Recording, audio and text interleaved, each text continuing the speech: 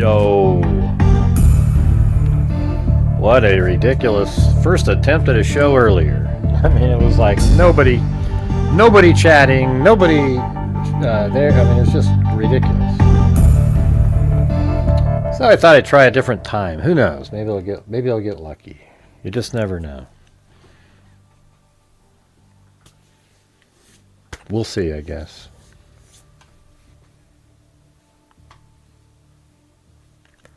Yeah, so I mean,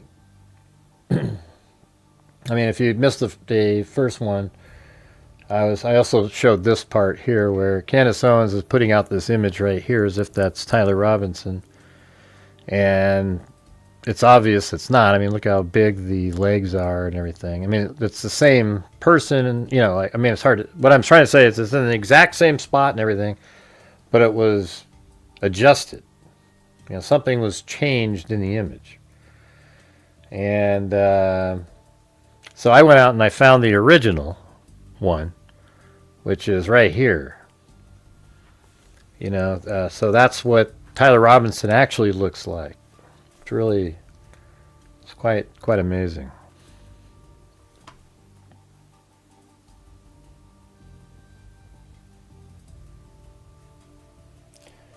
Ding ding ding ding ding ding ding ding ding ding ding ding.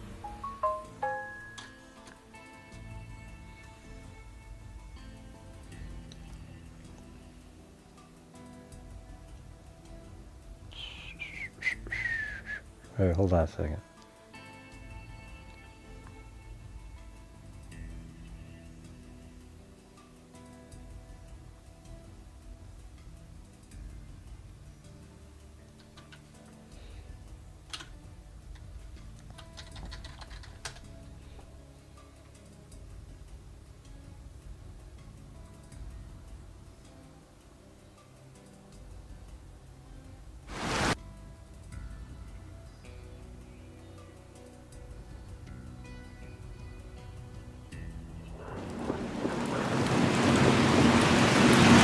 There he is. Yeah. Just a second.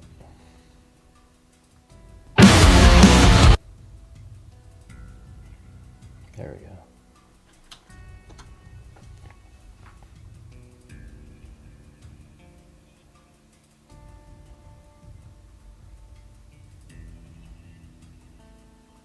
All right, there we go.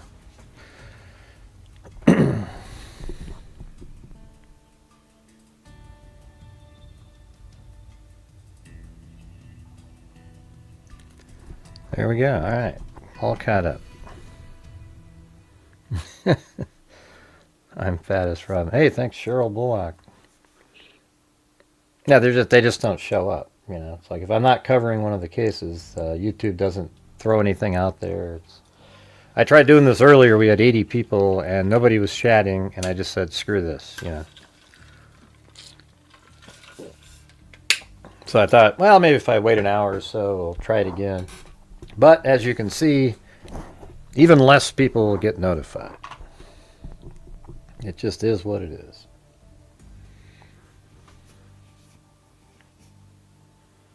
Yeah,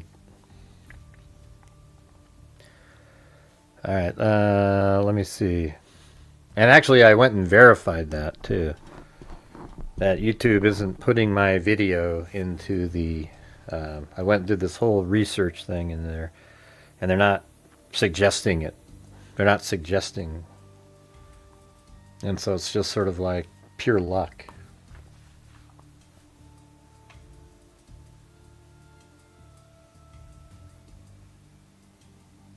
All right.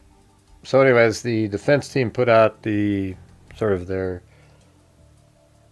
a briefing from the probable cause hearing, and they're trying to make it sound like probable cause wasn't met for the the factor that Tyler Robinson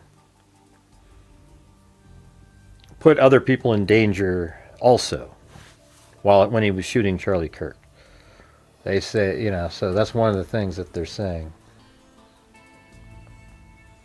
And then earlier on the show, what we were talking about, it has the timeline in here, precise timing. You know, so we have, like on my footage here, if we go to my footage, we can see, go to that portion that they're talking about. It has to load up in here for some reason.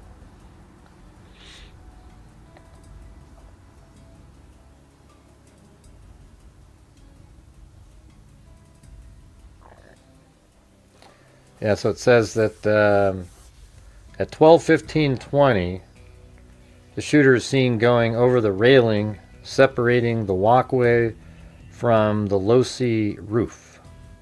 They're saying at 12:15:20. So I have it like right here, it's 12:15:13, and then you can literally see him.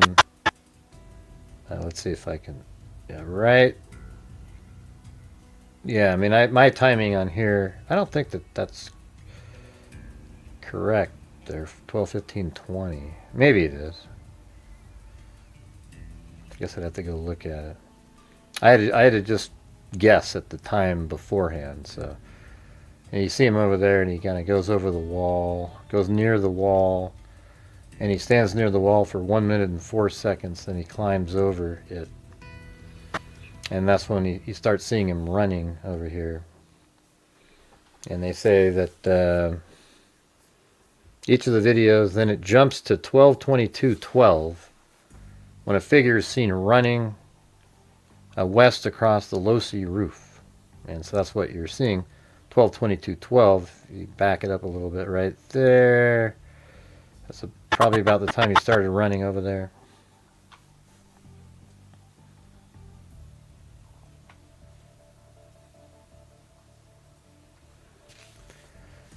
And then it says, 12:22:44, the shooter reaches the edge of the roof, but then he keeps adjusting himself until 12:22:56.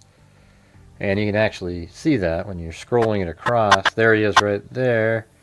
And he stops moving right around that time. There he is right at the edge of the roof at 12:22:55 right there.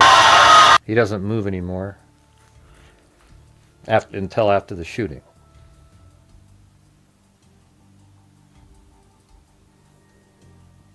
And then it says at 12:23:28 p.m., which is the exact time that I figured out using Bartholomew's video. I even had people going, I don't know, Gray, let me try to, and it's like, dude, I know what I'm doing, I figured it out. It's like in between 12:23:28 and 29.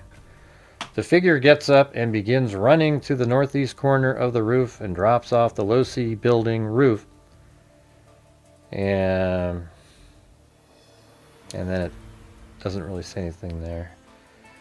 And Exhibit 7 depicts the shooting of Mr. Kirk from behind the individual, asking him questions. Immediately prior to the shooting, the questioner is separated from Mr. Kirk by a barrier, a patch of grass of unknown dimensions, a table, and the space behind the table. In front of Mr. Kirk is sitting in a chair on an elevated platform that is centered in the backdrop. The shot occurs 32 seconds into that video. There is one individual seen to Mr. Kirk's right and behind Mr. Kirk under the tent. This individual is on the opposite side of where the bullet struck Mr. Kirk. The Exhibit 8 begins with Mr. Kirk in the courtyard throwing hats to members of the crowd. The video has no timestamps, beginning at 32 seconds.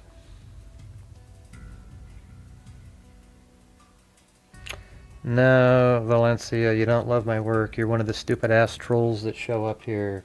We already know it, so get the hell out of here. Don't pretend that you give a shit. You don't. Alright, let's see. There are what appear to be two security personnel in front of the diagonal to Mr. Kirk standing in the grass area by the barrier. The camera recording Mr. Kirk is visible above and behind Mr. Kirk in State's Exhibit 7, meaning the camera is angled downward. The shot occurs at 48 seconds in the video. One of Mr. Kirk's security guards comes into frame from the right of Mr. Kirk 3 seconds after the shot. State Exhibit 9 is UVU surveillance footage from behind the pop-up tent that begins at 12:21:14, so it's like 2.5 minutes before the shooting. Or actually 2.25 minutes. The moment of the shot occurs 2 minutes and 13. There you go. 2 minutes and 13 seconds in the video. Confirmed in testimony from Agent Hull, no one is immediately behind the center of the American comeback pop-up tent when the shot occurred. It is also self-evident from the video and State Exhibit 7 that no one can see through the back of the pop-up tent. You would not be able to see through it, Agent Hull testified, that he can't answer what would have been visible to the shooter on the Losi Center roof. He just had a clear shot of Tyler Robinson. But hey guys, if you're out there, if you have the ability to help support the channel, so far today we had Richard Watts do $2 and we just had 5, so we're currently at 1/60th of a nightly goal. So if you guys have the ability, that would be great. And depicts finally, State Exhibit 6 depicts 22 seconds of the event from the perspective of witness AW. There's no timestamp on the video, but based on the content, it appears to be taken close in time to when Mr. Kirk initially sat on the elevated platform under the pop-up tent. The state forensic investigator, Agent Jennifer Famina, testified that the distance of the slope between the rooftop vantage and the pop-up tent was approximately 415 feet. I think that's the same number we always had. Except I think we had it in meters, so I think if you went like, I think it was something like this. And of course it's elevated. But, yeah, it's 414 feet right there.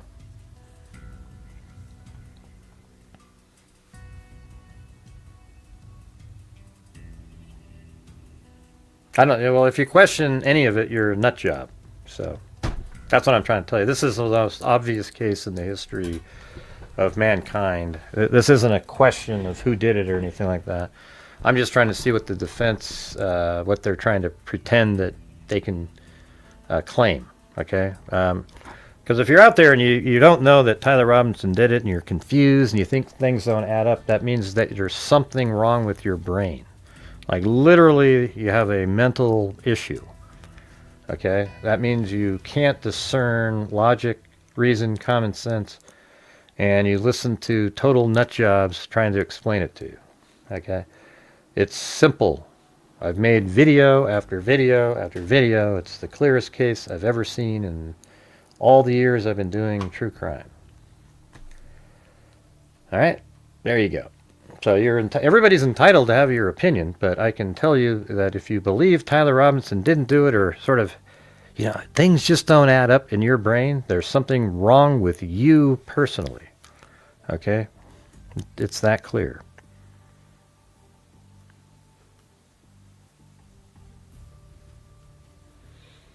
Let's see.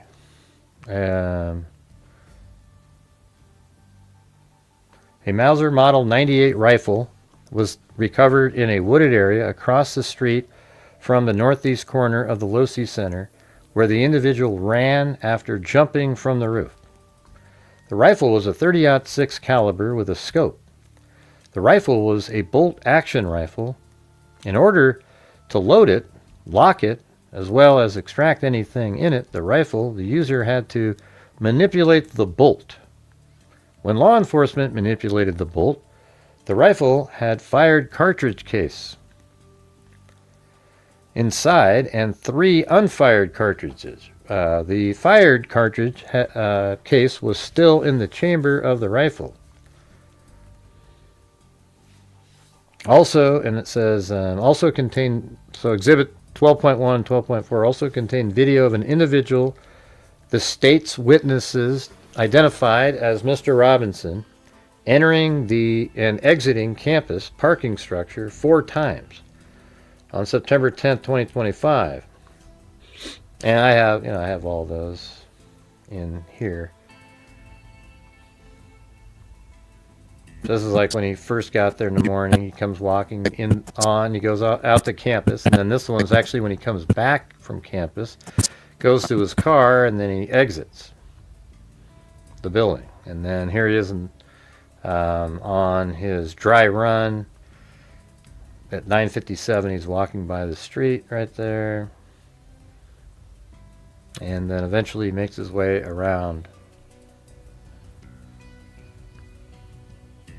But hey guys, any chance you could help support the channel tonight? I don't know how to make more people show up, you guys, so it's going to be up to you guys. So if you could help out, that'd be great. My channel relies on you guys.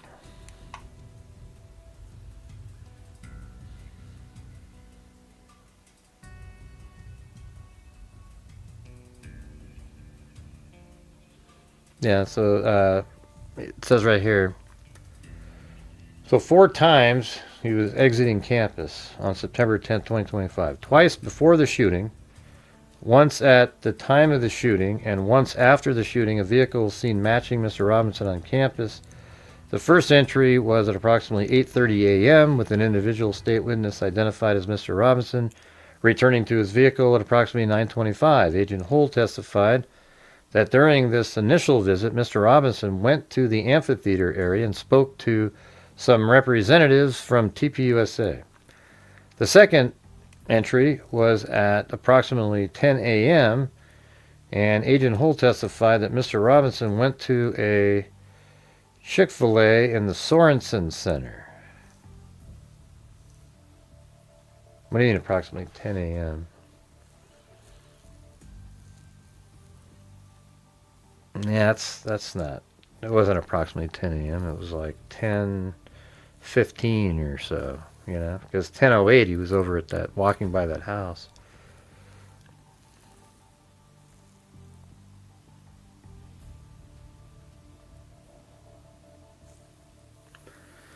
Hey James, it just didn't, okay? Bullets don't always do what you're told they do from Hollywood, okay? And I don't care what you're stupid, these special forces people, they all say the same damn thing over and over and over and over again, and guess what? They're wrong, okay? The bullet just didn't do what you think it should have done. All right? He was shot with a 30-06. Sorry for your confusion. You know what's weird is you want somebody to explain to you why it didn't do that, and yet we know that it was hit by a bullet. But you want us to explain why, but when Candace Owens tells you something, James, you don't give 2 shits. You don't question one thing she says. It's all accurate. Oh, it's so meaningful. Ooh, it's Candace Owens. And she is a lunatic. Candace Owens is an embarrassment to mankind. Her coverage of this case is absolutely disgusting. She is now a disgusting person because of what she does. And I think she is a horrible person. And the fact that people actually listen and give a shit what she's saying shows you that you also are an embarrassment. Okay? It's ridiculous.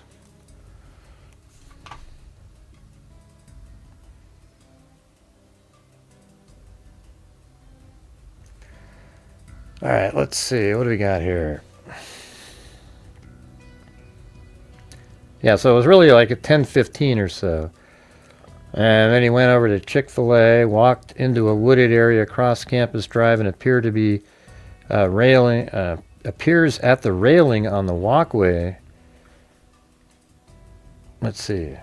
Testified Chick-fil-A and then walked to a wooded area across Campus Drive. And then after that, he appears at the railing on the walkway between the Computer Science Building and the Losi Center Building. So what they're saying here is he was over here at the Chick-fil-A, which is right down in this area, in this building here. And then from there went over to the wooded area And then he came back, and then he was walking on this area here. And remember, the shooting took place there. There's a little railing to step over here.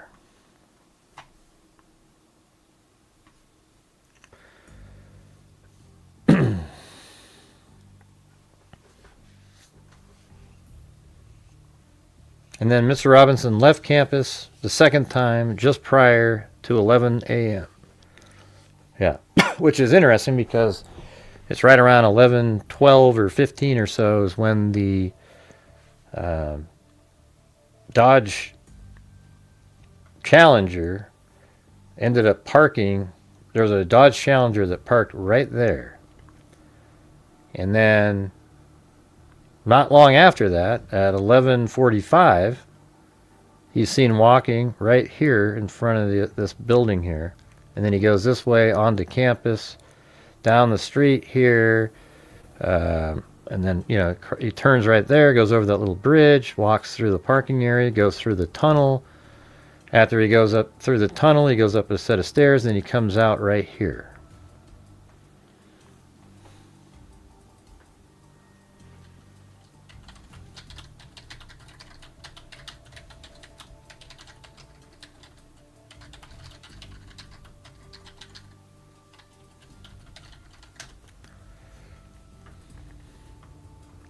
Alright, so we got that.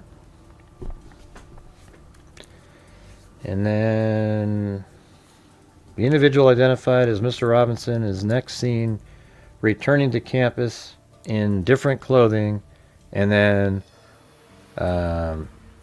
next returning to campus in different clothing and walking with a limp. Right, so he walks down.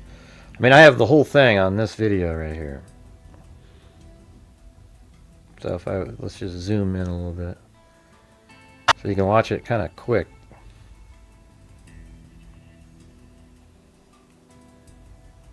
So he walks down the street. There he is walking. He's limping right there. Then he goes down the street, turns here, comes down, and then he's picked up walking on surveillance right in that same spot. Then walking by this. Then at the end here, turning, going across the grass, and then into the parking. Shit, I got too quick there. Go back. So he turns, goes over the little bridge, and then he goes into the parking area, and then at the top here he stops and pauses, and he's on his phone.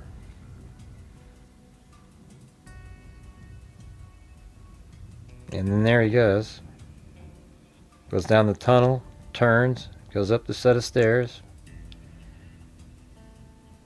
Right there. And then at the top of the stairs turns left. And then goes out onto this drive in the middle of the campus there.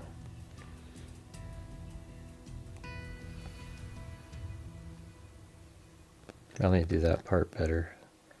So there he goes. I think this is like pretty much exactly how he went. Just like this.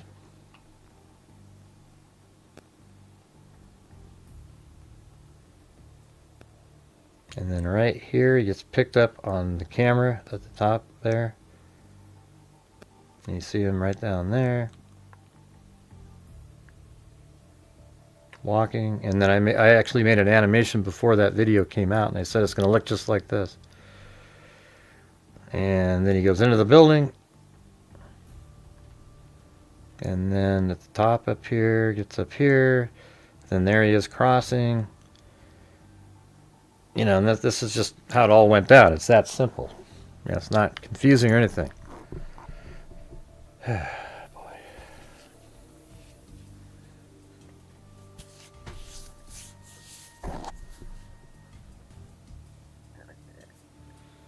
Yeah, so he left campus at 11, and then he did all that. The individual identified as Mr. Robinson is next seen returning to campus in different clothing and walking with a limp.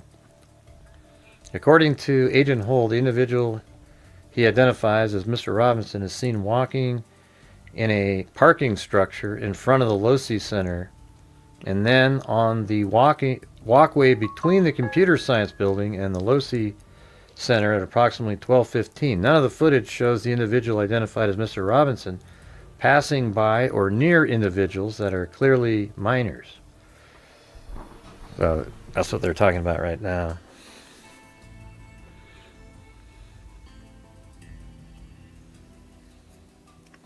A search was later conducted of the residence Mr. Robinson shared with Lance Twiggs in St. George, Utah. In the closet on the first floor of the apartment, law enforcement found some shooting targets, perforations on it. Agent Famani testified that perforations were consistent with bullet holes. The target shows perforations outside the target, closer to the target, and then even closer with perforations in the center. The communications the state admitted between Mr. Robinson and Mr. Twiggs indicated Mr. Robinson's intention to kill Charlie Kirk. I had the opportunity to take out Charlie Kirk, and I took it. There's no mention of any threat or intended harm to any other individuals. Okay, well, at least you're admitting that. I mean, you're using that to say that he didn't mention that he was going to try to shoot anybody else. He was just intending to kill Charlie Kirk. Well, I'm glad you're admitting that he's just there to kill Charlie Kirk. Thank you so much. But hey, guys, if you're out there, if you could please help support the channel. Again, my channel relies on the people watching. And we've already donated $500 this month. I donate a large portion of the income that comes in. We're only able to do that if you guys are supporting the channel. And tonight, for some unknown reason, we have almost no support at all. So if you guys have the ability to, I would appreciate it. There is no ad revenue to speak of on these live streams. It really just comes down to you guys. If you like the way, that I cover cases, the way I cover cases, with the facts, etc., I would appreciate your support. I don't know what else to tell you. That's all I got.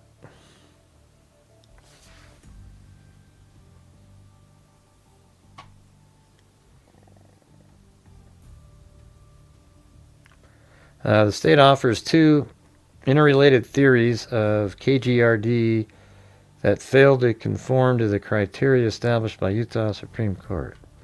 First, the state has propounded a line of sight theory which is based upon out-of-state authority that has never been adopted in Utah. It is primarily based upon the decision of courts in Pennsylvania before that state enacted a moratorium. Maybe like if somebody's in the line of sight.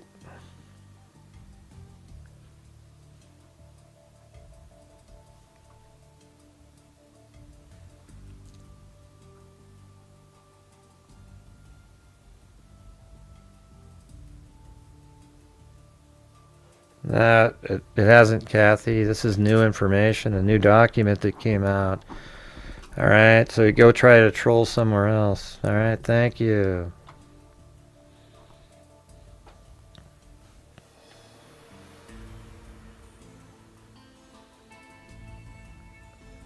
I mean, we're at $7, you guys. I mean, that's just insane.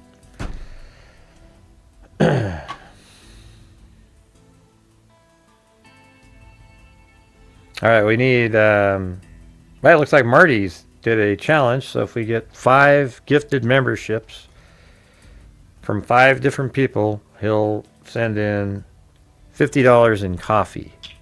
All right, so if 5 people do either a $5 super chat or a coffee, that'd be great. Not looking good.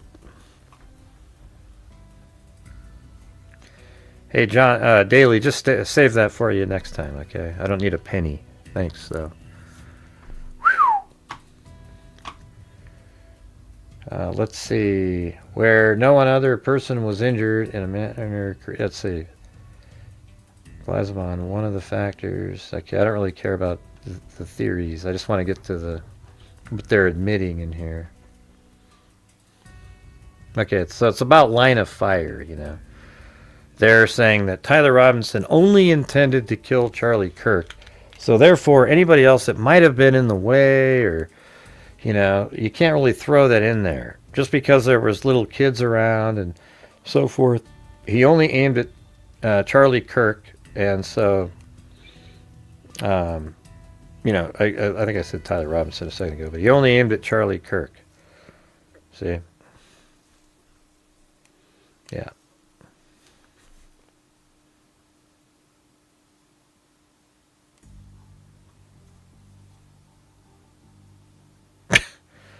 Free gems. A penny worth of gems.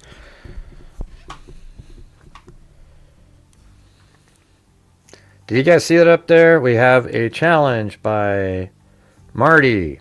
If we get 5 gifted memberships, he'll donate 10. So we need 5 people to donate $5 to get that to kick in.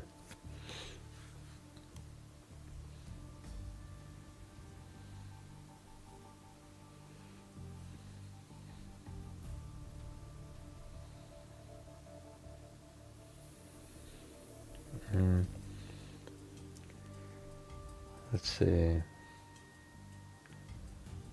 Okay. The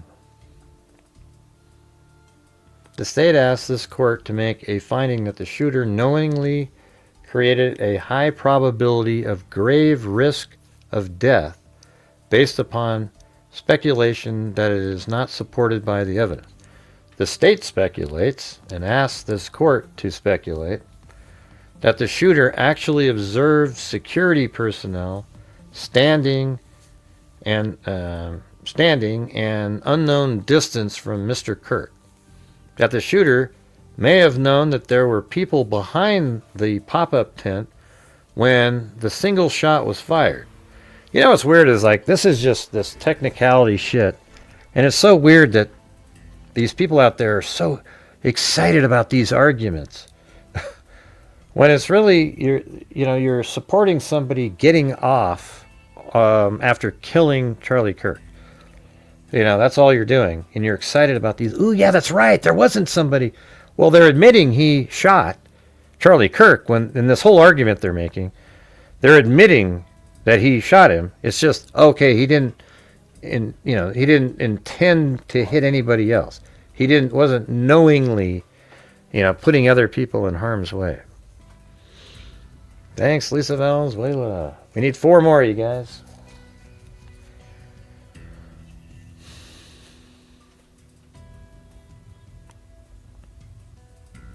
That the shooter knew that they may strike someone other than the intended target because there were 4 cartridges found in the rifle. That the shooter knew that they may strike someone other than the intended target because targets with bullet holes in them were recovered from Mr. Robinson's shared apartment. I don't think that was ever... I don't remember that being mentioned as anything. That the shooter knew they may strike someone other than the intended target because the rifle may have been taken apart and put back together. That's irrelevant. I'm not sure what this attorney's writing. Makes no sense. What are you talking about? This isn't what the state said. They didn't say he created a probability of great risk because he took apart the rifle. That's the dumbest thing I've ever heard in my life. These attorneys are just as stupid as the Tyler Robinson fan club out there. These assertions are not reasonable references from the evidence actually presented, and in one instance are actually inconsistent with the evidence before the court. The evidence does not support that the shooter acted knowingly. That is, that the shooter was aware that there was a high probability that someone else may die from his single gunshot that hit the intended victim. The state evidence shows that the presumed shooter was on the Losi Center roof in a prone position for approximately 35 to 44 seconds before firing their weapon once. According to the state evidence, I think the one shot, though, put other people in danger if they just moved or something, got in the way. I mean, I think it's obvious, you know. And it's knowingly, too. You're shooting at somebody in a crowd of people. So this means that the shooter had approximately 40 seconds after coming to rest to get to ready their rifle. Well, you've already admitted that it was your client, right? Because other than that, why even argue this? To ready their rifle, acquire the target with the scope on the rifle, steady their breathing, and fire the weapon. The state asked the court to speculate about what the shooter saw through the scope during this limited window of time while focusing on these tasks. However, one of the state's case agents, Agent Hull, testified that he could not testify as to what the shooter saw. Indeed, the only reasonable reference from this limited time window and the fact that Mr. Kirk was shot was that the shooter observed Mr. Kirk through his scope. As to be the state assertion that the shooter would have known that there were individuals behind the pop-up tent is not a reasonable inference supported by his own evidence. In fact, State Exhibit 9 shows no one directly behind where Mr. Kirk was located when the single shot was fired. There's no one stood in the middle behind the tent. Moreover, the shooter could not, of course, see through the tent, and again was on the rooftop vantage for only 35 to 44 seconds before taking a single shot with a high-powered rifle with a precision scope attached to it. Hey guys, we need 4 more gifted memberships in there. Can we get that done, please? We're trying to get that to $50 in coffees.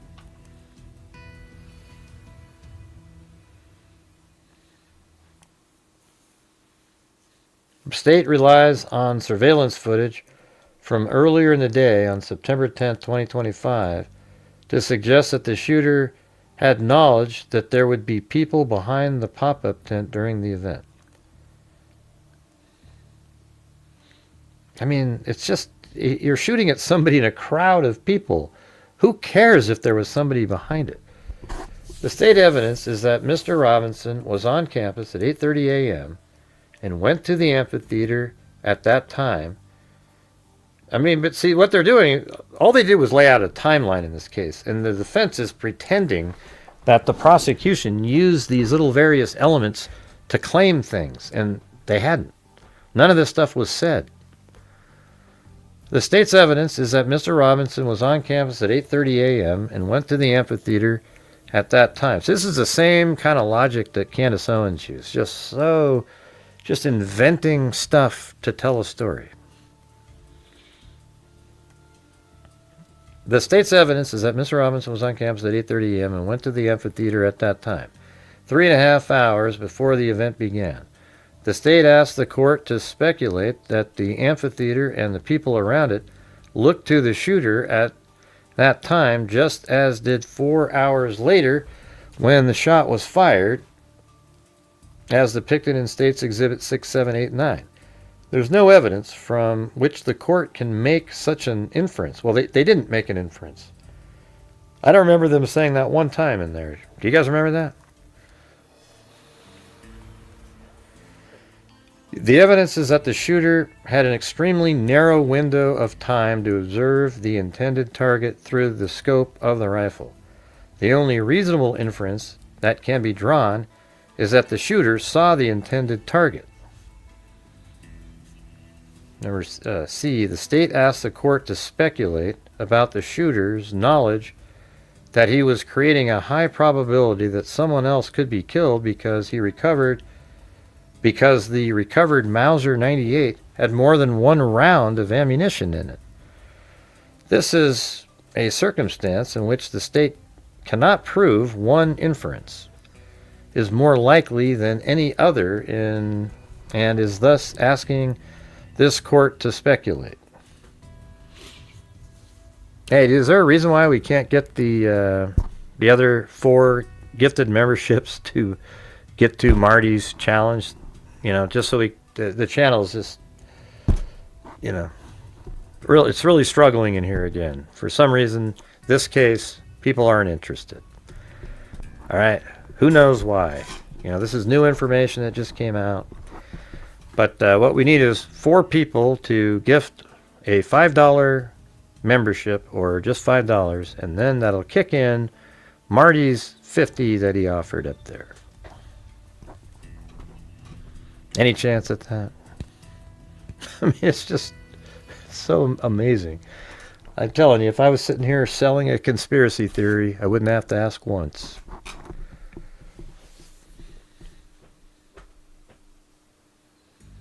Creating a high probability. I mean, I don't understand that argument. Why would they say, oh, because the Mauser had other bullets that other people could have been shot? It's like, this is a circumstance in which the state cannot prove one inference is more likely, and they never even suggested that. I don't remember them saying that. It is just as likely that the shooter did not believe he would miss as it is that the shooter believed, as the state speculates. Having a loaded weapon does not mean that the individual believes there is a high probability of missing and killing someone else. It only means that they have the ability to fire more than one round. Yeah, I mean, I agree with that. Yeah, the state never mentioned that. I don't remember them ever saying. The facts here are that the shooter did not miss his intended target and did not chamber another round, leaving the spent cartridge in the rifle. The state argues that targets taken from Mr. Robinson's apartment support an inference that Mr. Robinson used the targets in connection with the shooting at UVU and therefore knew of a high probability of risk of death to others. However, this court cannot reasonably infer that Mr. Robinson alleged use of the targets at some point in time in the past with some unknown weapon led to such knowledge on his part. The state presented no evidence of when the targets were used, what weapon was used with the targets, the conditions under which the targets were used, or even that Mr. Robinson was alone in shooting at the targets. That all the targets shot were fired by him, without any evidence tying the targets to the seized weapon, the relevant time frame, and the conditions under which the targets were used. The targets are not a basis for any reasonable inference about the shooter's state of mind.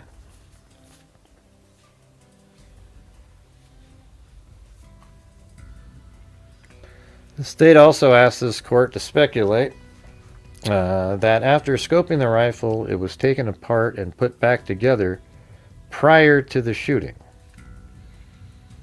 and that therefore the shooter knew that a lack of accuracy created a high probability of risk of death to others. The state presented no evidence to support any inference, but they didn't even infer what you just said. To infer that the rifle was in pieces at any time. The state presented no evidence to support any reference that the rifle was in pieces at any time. Yes, they did. Because if you have the full rifle, you could see it sticking out. Like when he walked down the stairs, you'd see it underneath his shirt. Okay? It wasn't there.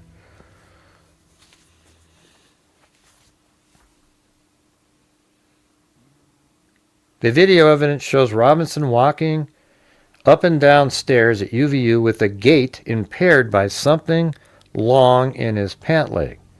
The reasonable inference from the evidence provided is that it was a fully assembled rifle. So what they're arguing about right here is if you have to assemble the rifle, it's not going to be as accurate. So you might reasonably believe that you could hit somebody accidentally. So the defense is arguing, no, it was always together. Therefore, it was a really accurate gun. So that means he knew that he was only going to be killing Charlie Kirk. This is so stupid. Jesus.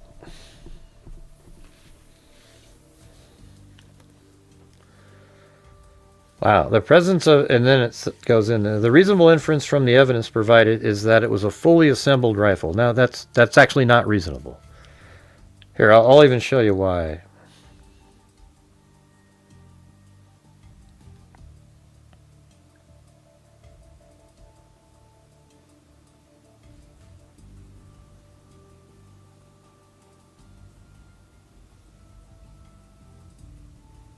Where is it? Okay. He's got, it's in two parts. One's down this leg, and then there's might be another part where the upper part is behind him over there. There absolutely is not a full rifle. You know, it's pretty amazing, though, how he got that in there. I think some of this is what that is. But yeah, he's limping around there, and then see him walking there. If you go watch that Matt Kester video, he showed it exactly how this is. Yeah, so what he probably does is use the backpack to block the butt and then the other part. And the scope was literally on the other part, on the barrel, I think. I'm not really sure how that goes together, but it was already connected. So he wouldn't have to like re-sight it or anything like that.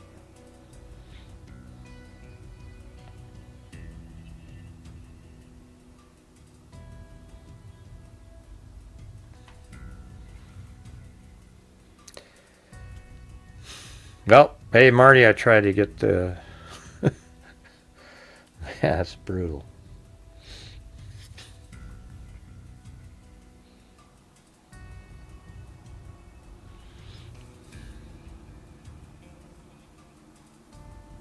Now, the presence of the screwdriver on the roof does not establish that the rifle was taken apart and put back together any more than it establishes that the screwdriver was intended to take the rifle apart after the shooting.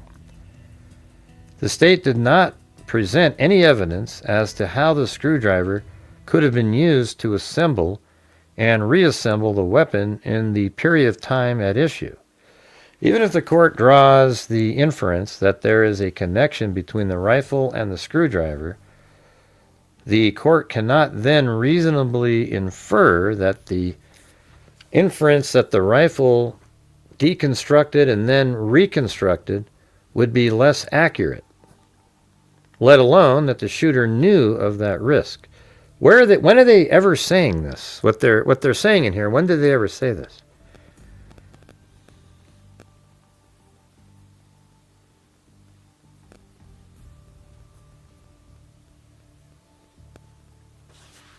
I don't get it.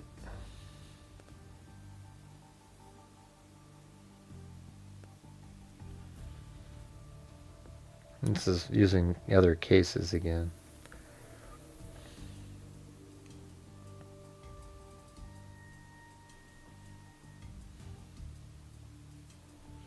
I hope the judge doesn't sit there and spend time reading all this crap.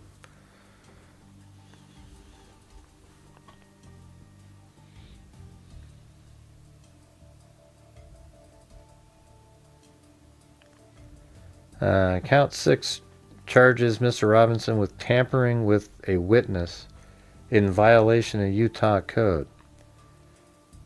They're saying count 6 must be stricken because the evidence does not establish that Mr. Robinson's statement to Mr. Twiggs to ask for a lawyer and stay silent was intended to obstruct any investigation. Well, I mean, I don't know. That seems pretty... I mean, you could pretend that he was trying to just protect Twiggs, but that seems pretty clear.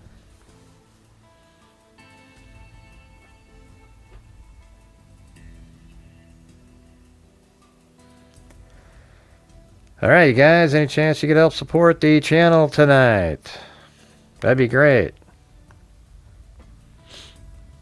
Okay, well, if you don't make it clear, Jay, then that's what happens. You make a lot of strange comments in here. The state alleges that by telling Mr. Twiggs to exercise his right under the Fifth Amendment to the United States Constitution to ask for counsel and to remain silent, Mr. Robinson attempted to induce or otherwise cause his roommate to withhold testimony or information with the intent to prevent an official proceeding or investigation. When he said, don't say anything, ask for a lawyer.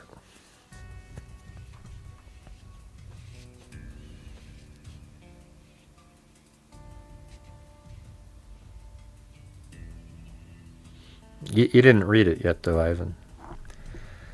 Count 6 must be stricken because Mr. Robinson's advice to Mr. Twiggs is consistent with the long-standing constitutional principle that every person in the country has the right to remain silent in the face of government interrogation, because the context in which the allegedly improper statement was made demonstrates that it was purely altruistic. Yeah, because that's what Tyler Robinson is. And for Mr. Twiggs' benefit, rather than for the purpose of obstructing, you don't know. I think it's just as plausible, or even more plausible, for him to just say, hey, don't say anything, Got to protect yourself. That seems more likely.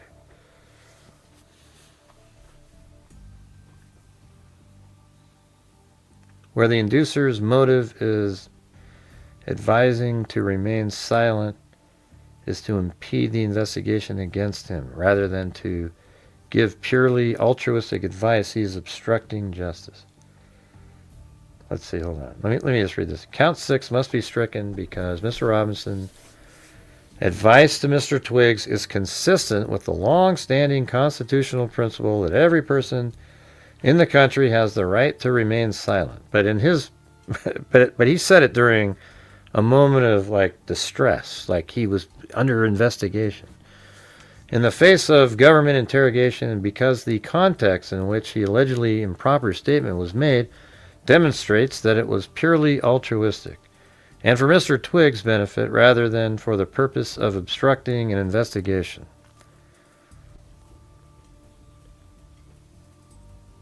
Let's see. Where the inducer's motive in advising another to remain silent is to impede the investigation. Yeah, well, the thing is, this judge is kind of an idiot. So, I used to like him, but the fact that he's waited this long to rule that it was probable cause, he's a moron. I mean, this is ridiculous. But he might read this and go, yeah, that's a good point. And just to, make it, I gotta, he's just sucks.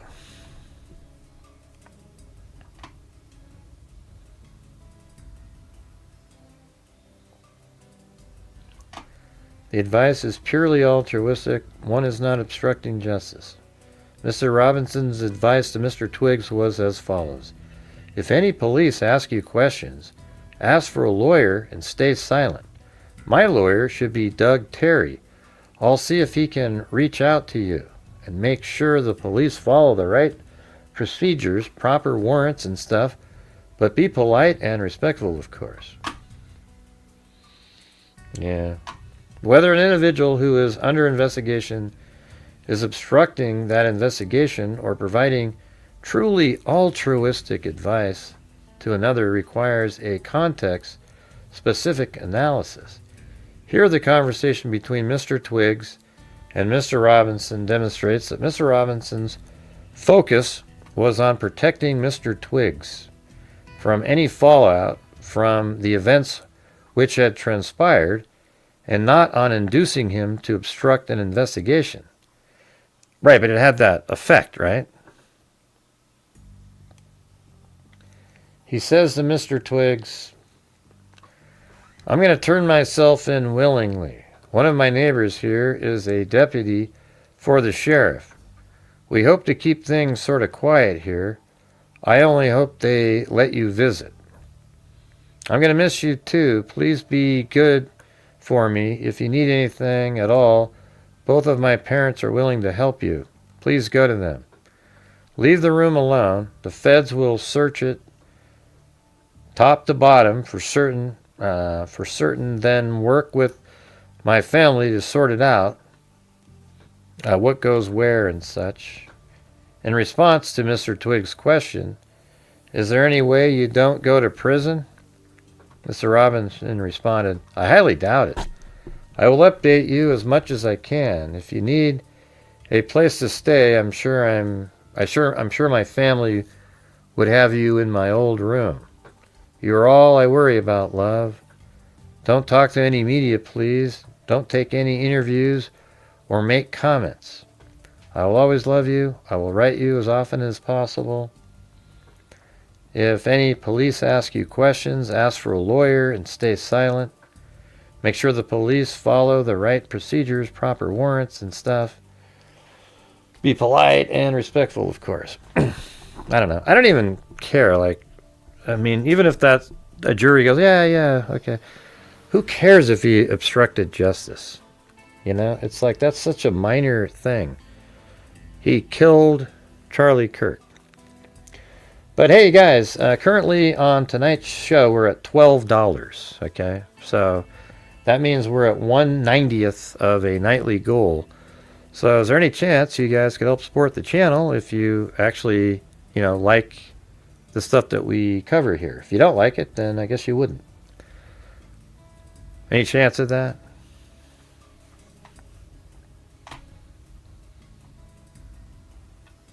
This is why I didn't even no, excuse me, we're at $9.99.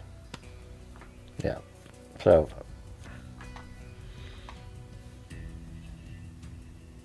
I didn't see that. I just looked now.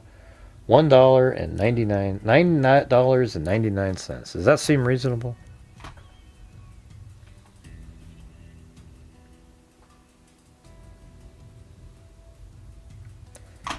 These statements by Mr. Robinson contextualize his altruistic... it's so dumb to call Tyler Robinson altruistic.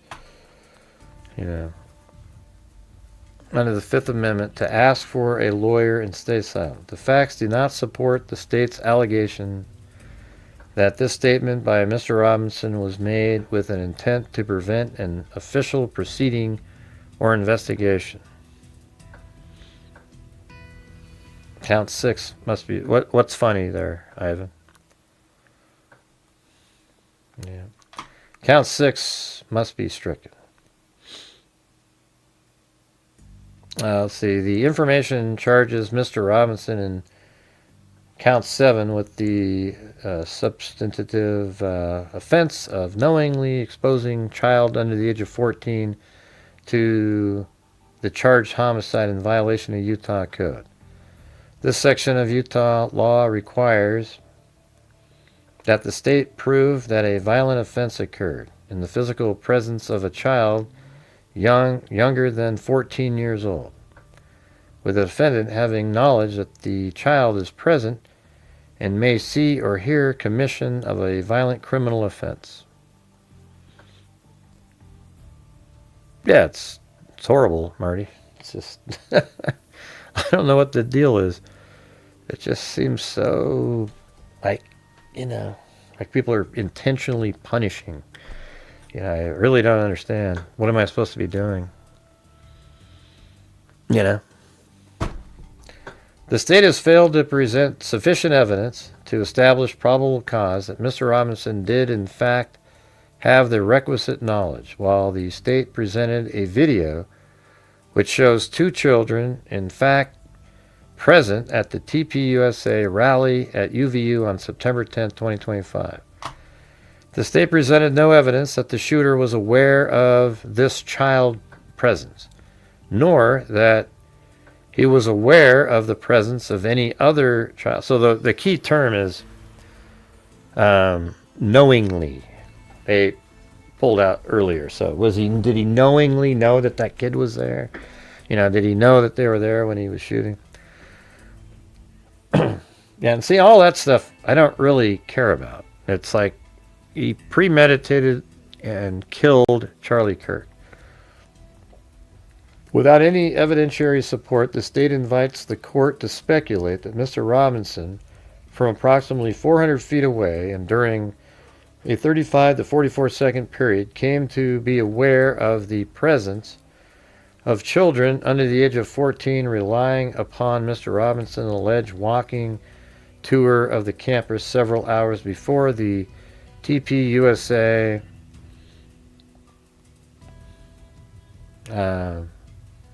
TPUSA rally began.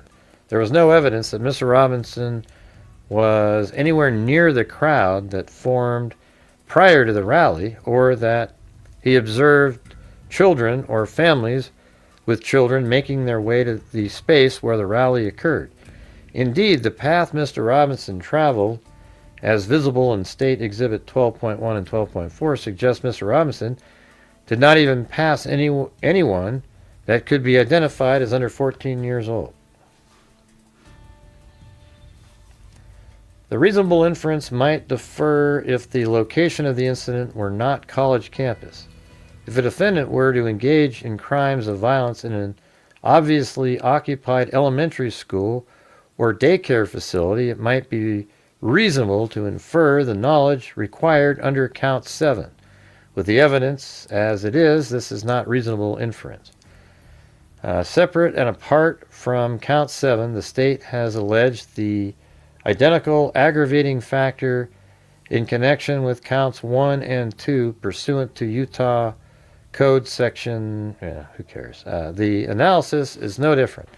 There is no evidence that Mr. Robinson had the requisite knowledge, and the state improperly invites the court to speculate. An inference is conclusion reached by considering other facts and deducing a logical consequence from them. And speculation entails the act or practice of theorizing about matters over which there is no certain knowledge at hand. You guys, I need your support on the channel tonight. Is there any chance you guys could support the channel?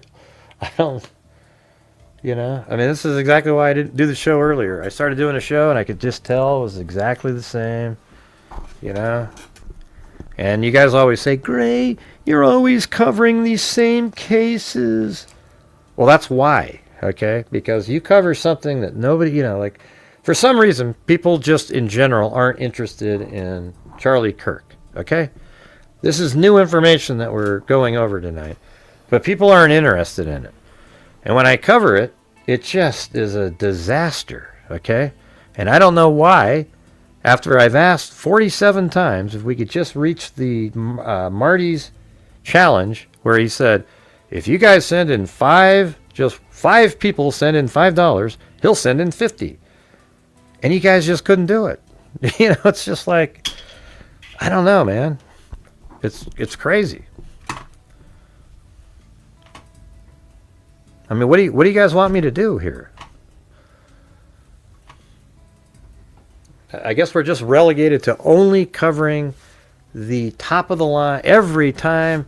Maybe when he goes to trial or something like that, that might be good. But in the meantime, it's just nuts, really. Honest to God.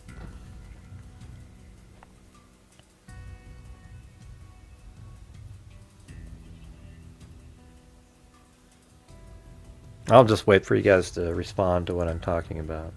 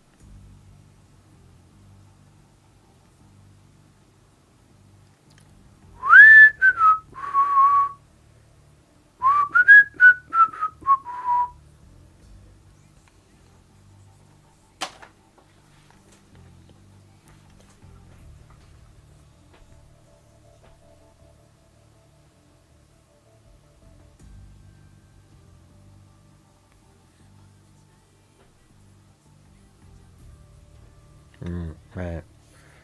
The state is incorrect about the important matter and relies on. It says the state asserts that the enhancement alleged in the information are not subject to this court's review in a preliminary hearing.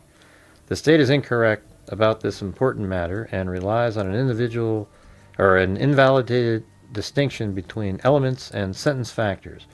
While the Utah Supreme Court did so hold in cases in 1970 and 80s, in the year 2000, the United States Supreme Court squarely held that any fact which increases the potential punishment in a case other than criminal history facts are elements of the offense which must be proven to a jury beyond a reasonable doubt. In fact, the court wrote it is unconstitutional for a legislature to remove from the jury the assessment of facts that increase the prescribed range of penalties to which a criminal defendant is exposed. It is equally clear that such facts must be established by proof beyond a reasonable doubt. Here, see what the defense is just trying to like whittle away at different things, you know, and then you get that. See what it would do is cause pressure on the prosecutors if you got it down just to like one or two things, then a deal might happen.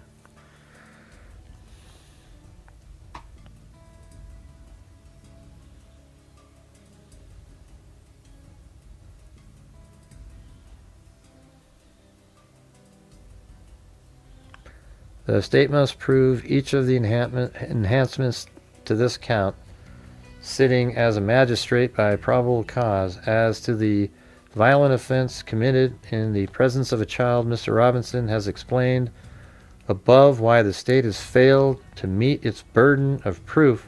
Mr. Robinson now turns to the second enhancement alleged in the information, the allegations that Mr. Robinson selected Mr. Kirk based upon Mr. Robinson's views of Mr. Kirk's political expression. The state has failed to produce reliable evidence that the victim targeting enhancement applies here. Yeah, but there's just so few people Juju positive. Or Juju Bean, I mean. Juju positive. What a loser that person was. Yeah, but hey, thank you. Yeah, the victim targeting enhancement set forth in Utah Code Section 76.3 is focused on the defendant perception concerning a personal attribute of the victim.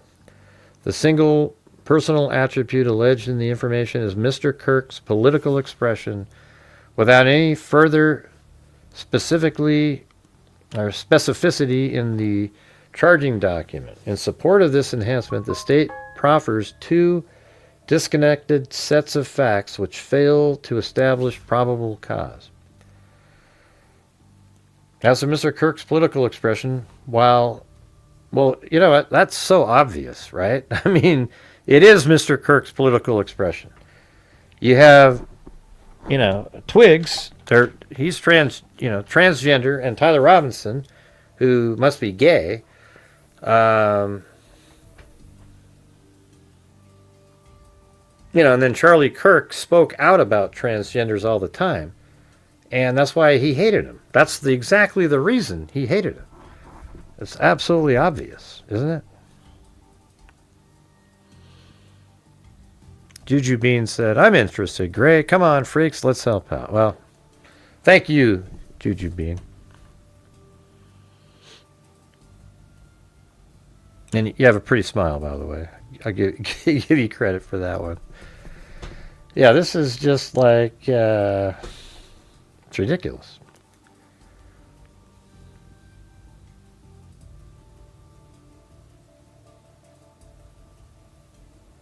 I know, it's weird, Marty. And then when I cover, like, I almost did Nancy Guthrie again tonight, but I thought, man, okay, people always say, Gray, there's nothing to do. And so I cover that, they bitch about that too. It's just, I don't know, man. I don't know. I don't get it at all, to be honest with you. And so this will be another night where we just get creamed. We're already way behind for the month. We actually literally haven't made the number after YouTube takes its cut the entire month. Every single day has been a little short, which is crazy, but that's just the way it is. Yeah, they're just basically trying to figure out a way to get the death penalty off the table. Then they can do a trial without any fear.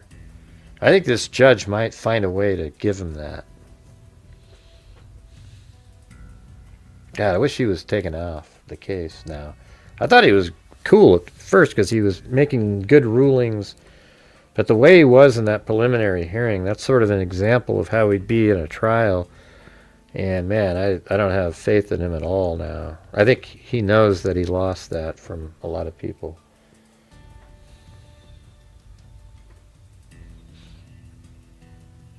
You still there, Juju Bean? He's disappeared.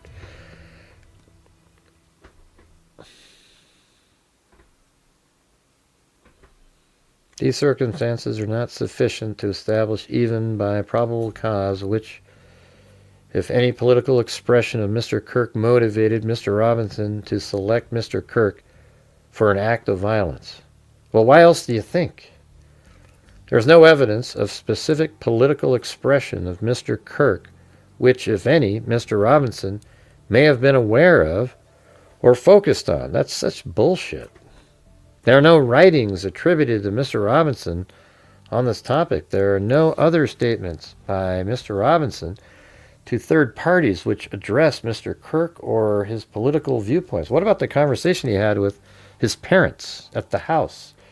Remember how he talked about Kirk and his different viewpoints, and that he was stupid that he was going to be showing up at UVU?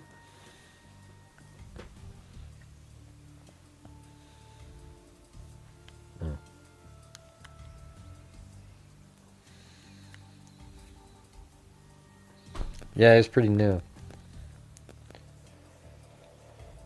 In the face of the absence of evidence, the state focuses on Mr. Robinson's sexuality and Mr. Twig's gender identity, if only because those are two topics in which Mr. Kirk was, in fact, widely viewed. Well, that's exactly the answer, though. Okay, it's obvious that's, I mean, and, you know, however, that's not an evidentiary substitute for proof that Mr. Robinson targeted Mr. Kirk because of those expressions. It is the state's speculation that he did so. The victim targeting enhancements must be stricken. The conclusion, in relying largely on hearsay deemed reliable by rule, the state has failed to prove probable cause by reliable evidence that satisfies each element. What do you mean probable cause?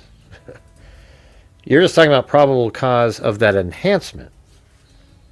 Obviously, probable cause was met for Tyler Robinson being there.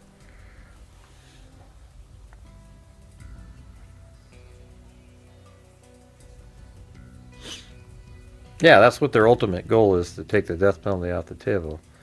They're not doing it here, though, but they're gonna try to pressure the judge into, you know, make him feel like he's got to take it off because of this or that.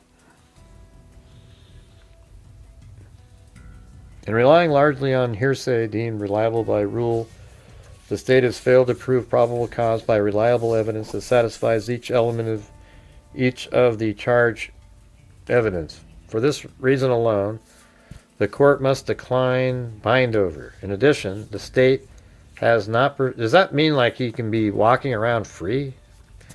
In addition, the state has not provided this court with sufficient evidence as a matter of law to satisfy the sole alleged aggravator in the information. Under controlling constitutional law and Utah Supreme Court interpretation, the court cannot find, based on the state's evidence, that the circumstances presented a great risk of death to another other than Charlie Kirk and himself, and that the shooter knew of this high probability of death of another. Finally, the court should declined the bind-over on the state's alleged aggravator, and counts 6 and 7, where the state requires the court to speculate in the absence of evidence to establish essential elements.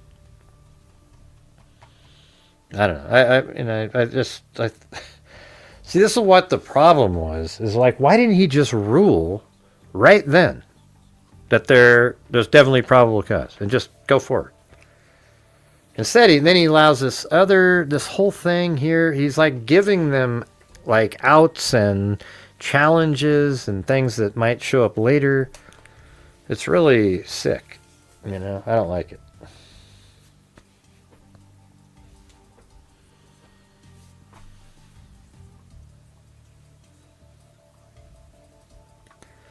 Alright, I'll try one more time. If you guys could help support the channel, that'd be great.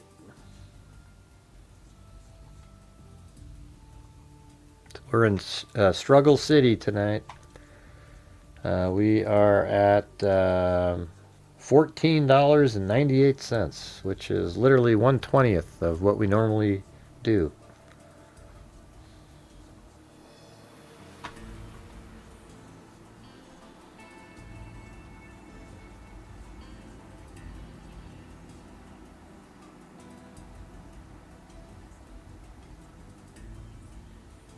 Memorandum support of the binder.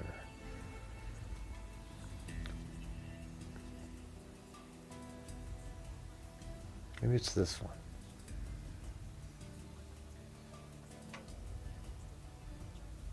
That's the same one. Hold on a second, I gotta go look.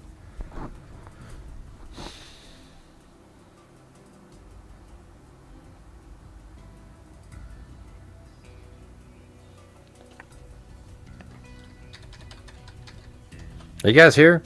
Last comment was 5 minutes ago.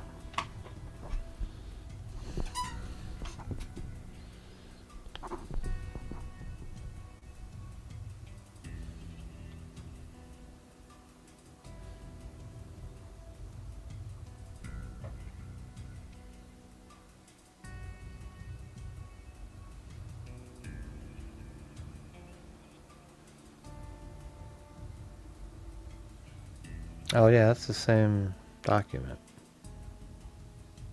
Defense, probable cause filing.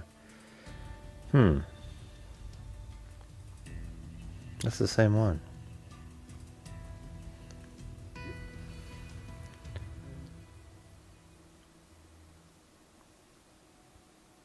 Preliminary hearing briefing. Yeah, I didn't see that part. Okay.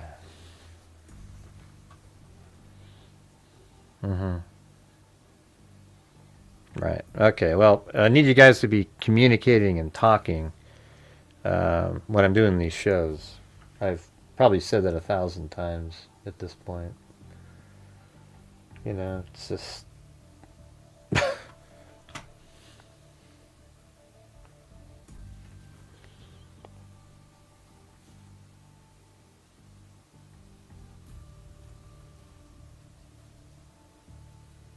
Where was that page that she was looking at? Was it right here, 28?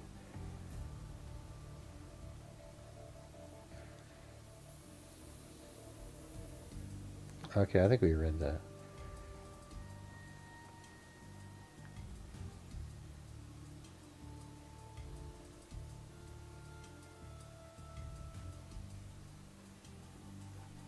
Okay, yeah, I did that. I thought that was new information. I know, it's crazy, isn't it? Marty, it's like, I don't even know what to say. It's embarrassing.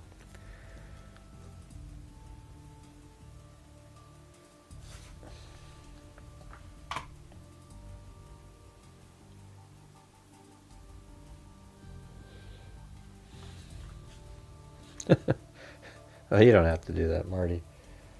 We'll just chalk it up to crappy night that's telling me you got to get right back to Guthrie and, that stuff every single day, or you just get stomped on. I even did, I spent all day, uploading all the documents from YouTube and putting them in and having a conversation with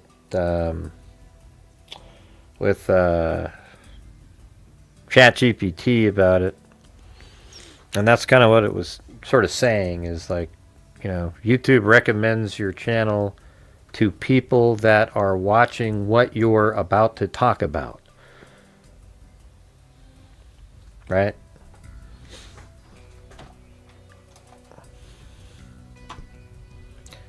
Oh, well, thanks, Marty. Marty's Bar and Grill. Anyways, what would you guys want me to be talking about? I don't have any more to discuss on this. I mean, I think I've made the best videos that there are on this case. It's not even close. And, you know, if anybody just sat and watched one of these, you'd know the whole thing in 2 seconds. You know, this is exactly what happened right here. You know, it's literally right there on camera. He walked up easily, jumped over there, crawled over, shot right there, and then boom, he comes running off the edge of the building over here, climbs down, runs over, and then he runs across the street. And then I have everything that's after that. I have everything before that. I have all of it. I don't watch any of those people, just me.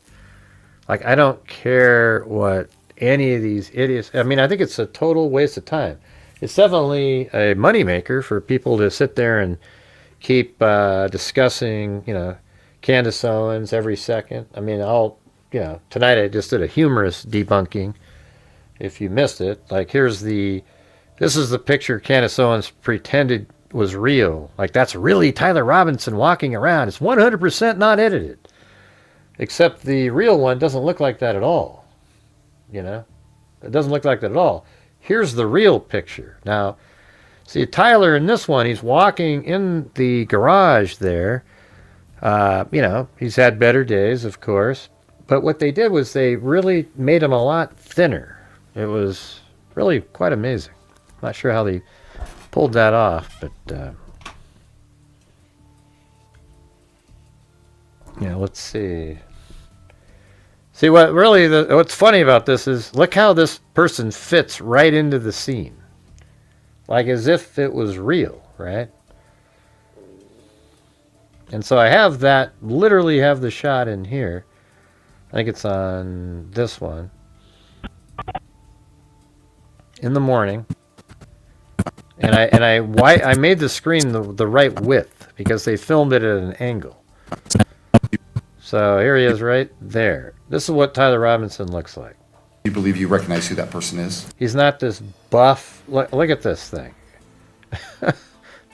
That's not what he looks like. He doesn't look like that. He doesn't have a leg that's so fat it rips open the pant leg right there.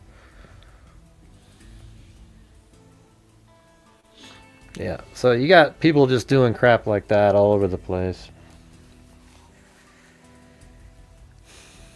Yeah, so it sounds like the defense team is trying to... I'm not even sure when in that hearing that the prosecution ever implied any of those things that they were talking about. Oh, well, because there was extra bullets, he therefore meant to shoot a whole bunch of other times and put other people at risk. Oh, well, he must have, you know, because the rifle was separated... They're trying to imply that because it was separated, he should have known that putting it back together would make it less accurate, and then the bullet could have hit somebody. Nobody ever said that. Did you ever hear anybody make those claims in the hearing? I never heard any of that. Like, they just invented an argument, a straw man. Yeah, that's what everybody says, just me. Starting not to believe it.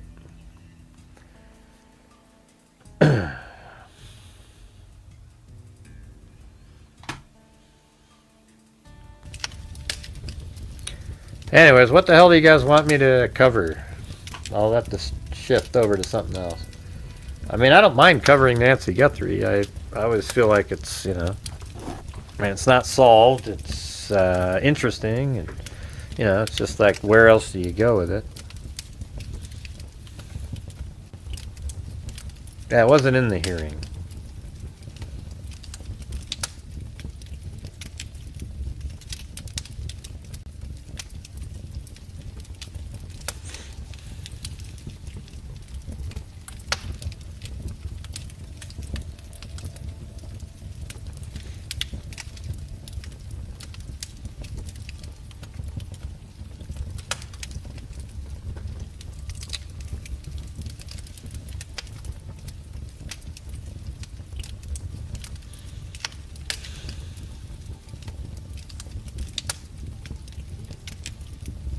Oh, wow. Haley, hey, thank you. I actually thought you left. I didn't even see you. I mean, I just barely saw you show up on the previous stream, but, you know, I don't know, man. Well, thank you. We'll pretend that did Marty's. It matched Marty's finally. Yeah, it's been quite the day. Oh, by the way, okay, so check this. Want to hear something, you guys? This works. You guys, you got to listen to this. Listen to this. See, I bought this, I don't know, a year ago. I bought this little Bixby electric motor for my kayak. And then first I bought this rudder that goes with the kayak. That didn't work at all. What a waste of money. And then I ended up buying this rail blaza thing where the motor can be on the side. But then the battery's so damn big, I was like, forget it. And then they came up with an adapter over at Bixby Motors where it's an adapter that allows you to use any 24-volt motor. You can use any 24-volt motor. So, you know, I got the 24-volt motor. I got the adapter. And then it worked. I was like, wow, this is sweet. So I put it on my boat. My kayak, and then I went out to the water, and it didn't work. It went beep, beep, beep, beep, beep, beep. And then I was just so frustrated. I still went anyways because it's got pedals on it. So it still works. And then I took it home, and I just kept trying all these different things, and it wouldn't work. So then I got hold of their customer service, and they started saying stuff like, well, you know, I had to show them what lights were on and so forth. It turns out the lights that are on are something that shows that too many volts are coming in from the battery, but that's totally bogus because it's the battery at the most was putting out 26, and that can go from 24 to 30 volts. This is actually an interesting story if you guys want to. And then, you know, we're so slow to respond, and I showed them the photographs, I sent them videos, and they were slow to respond. And then they said, well, it could be you, because, you know, you took it apart, and then I mean, not took it apart. You tried to, you started it, and then you disconnected it, and then you put it back together. Maybe you bent one of the pins, and and then I filmed the pins, and they're all there. Everything's normal. And then I sent it to him, and then I waited all day till about 2 o'clock, and I hadn't heard back from him again, of course. And then I sent him a note, and I said, and I mean it too, what I told him, because my mom always told me to do it. She said, well, what I said was, if you guys don't respond to me, I'm going to send a letter to the Better Business Bureau.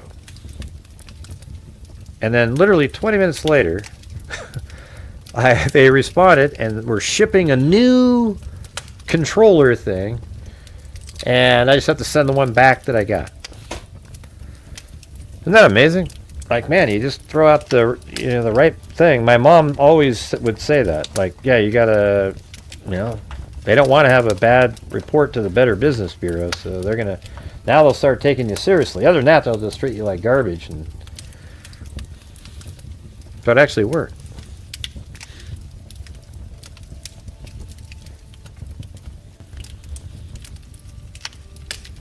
Yeah. So there you go. That's your advice of the day. When service isn't working, that's when you say, yeah, I'm going to go ahead and give a call to the Better Business Bureau. Yeah, it's such bad service. Yeah, just brutal.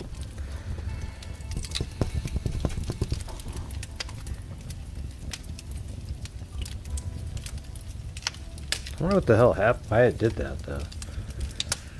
Yeah.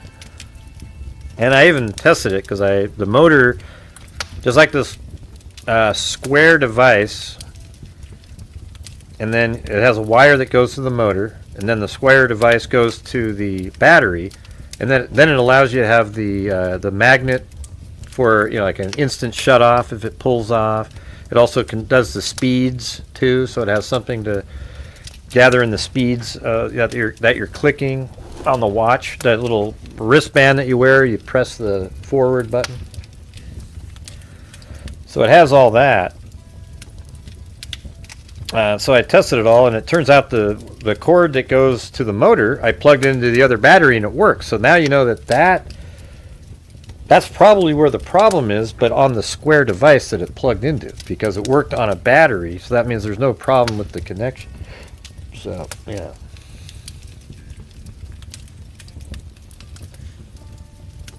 Yeah, it sucks. It's funny, but becoming more and more common. Yeah. Yeah, man, I think we did get to 50% today of the goal because of Marty and Haley, and then we had a few other people. I think we've only had 7 people support the channel tonight. We usually have 35, 40. And so here we must be doing something, covering something that just doesn't, doesn't get people excited. Yeah. Well, me too, Haley. I do the same thing.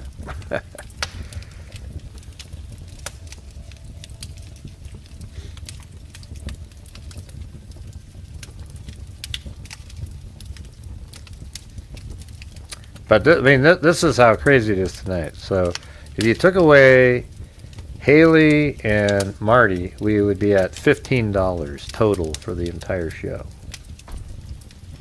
That's it's not good.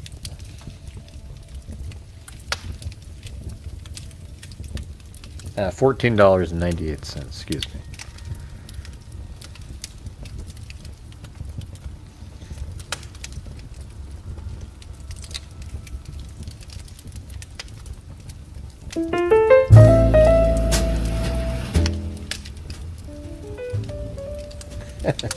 Now we're just sitting in a lounge. I'll turn it down a little bit though. Not many on. Yeah, that sucks. 100. We only had 80 people. I did a show earlier with 80 people, and nobody was typing. Nobody was saying anything, and I just said, "Screw this." And it didn't get any better when I came to another one. Yeah, maybe a few more people, but wow, whoa.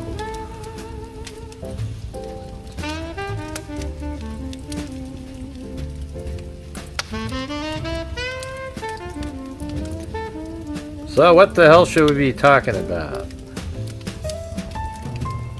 What do you guys want me to cover? Is there anything that's big that's going on right now? I mean, it's just so bizarre,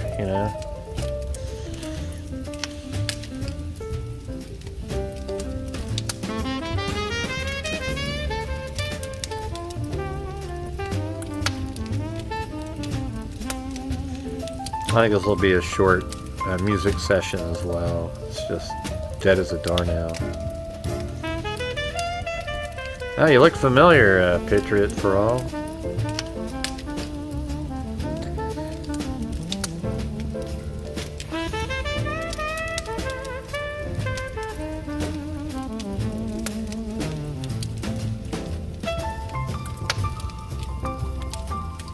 Yeah, it doesn't really happen on these kind. Has happened before, Marty. That's true. I just think if you're already starting off with a topic people aren't really that interested in, then it's tough.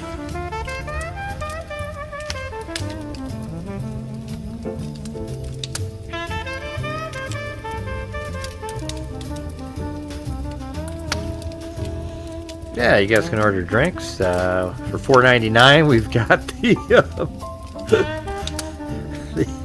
the whiskey and water, well whiskey, little Old Crow with some water,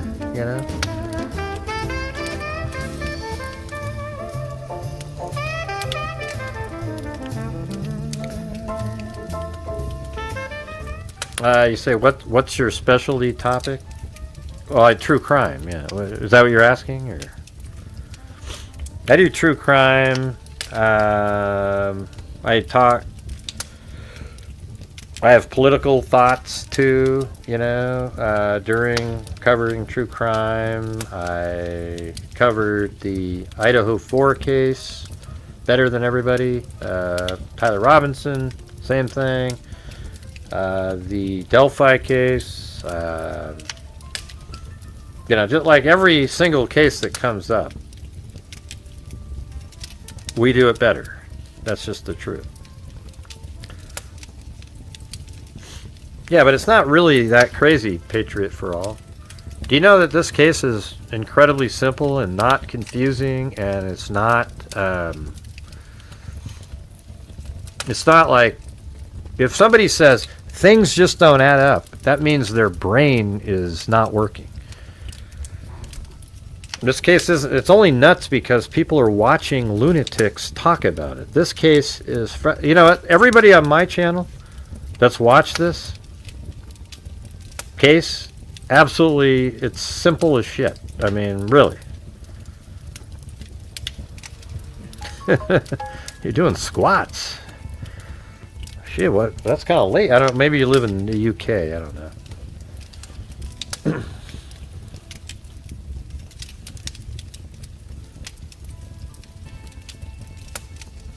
It's so simple. I've been there. It's the easiest thing in the world what he did. And he did it. There's zero doubt. Tyler Robinson is the killer, 100%. That might be right, Johnny. I think they're into the trial part. Like, a lot of people showed up during the preliminary hearing. And you might be right. Like, for people with brains, this case is absolutely simple. No doubt at all. Just, out of all the years I've been covering true crime, this is the strongest case I've ever seen. And it's not even really close to anything else. It's literally a joke. How absolutely, it's, I mean, his cell phone, his physical body, his car, the rifle, the DNA, I mean, it just goes on and on and on and on and on. Well, why don't you guys buy me some, you know, I'll be the bartender at Marty's, and you guys buy some drinks, and we'll pretend that those are, we'll make those into super chats to support the channel. Maybe I need to have a little drink menu up there, you know? Something that shows up. Maybe I'll do like super chats that are like a martini for 10, $5 for a rum and whiskey and water.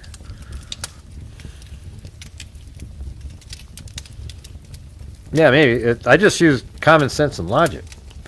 I mean, the thing on the screen that you were just watching a minute ago, where Tyler Robinson was up there, I have a whole video of everything that went down. I actually found, or somebody else found it, aerial photography where it shows his Dodge Challenger. Hey, we got Chicken Wing buying a Coke Zero.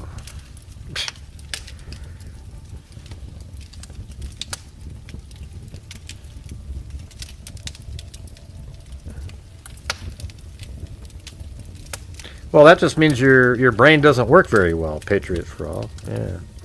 That's what I'm trying to tell you. Tyler Robinson, 100% is the killer. There is no doubt at all. Yeah. Zero doubt. Yeah, I could sit there and, I mean, problem is you're one of those people that if I explained it to you, you just wouldn't listen, and you would say that, you would just say that Tyler didn't do it regardless of a mountain of evidence put in your face.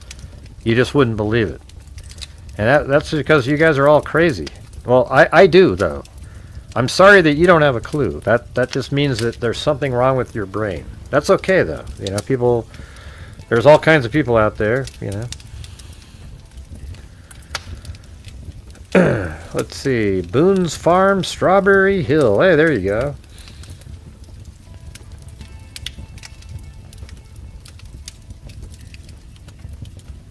I don't know how, when you say you have no clue, that just means you don't know the case. People that know the case, it's so simple. If you don't know the case and you're only watching nut jobs talk about it, then that is your problem. Okay, you can listen to them. If you want to listen to Candace Owens and Baron Coleman, the dipshits of YouTube, then you go right ahead. They're embarrassing. Yeah, I covered Angelica Brophy for like 6 days in a row, okay? Yeah, there's nothing new there.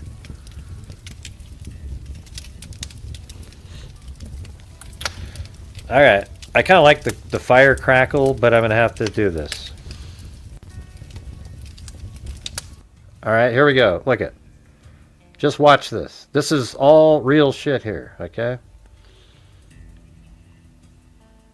I'm gonna turn off the audio from it. I'm gonna play it double speed on this one, right here. And if it doesn't make sense to you, then that just means there's something wrong with your brain. I don't really know what to tell you. Oh yeah, I was gonna show you guys this. So this is at 4. What's the clock time on this? There's actually a shot of Tyler Robinson's vehicle parked right there. This is my 3D model of a Dodge Challenger. Notice how it is exactly the same shape right there. And it was parked there at 11:10. And so that's there, and then immediately after that he's walking right here down the street, and that what I just showed you was this is where that Dodge Challenger was parked, and then he walked down the street here and he turned this direction, and we pick him up when he's right there walking with the limp leg.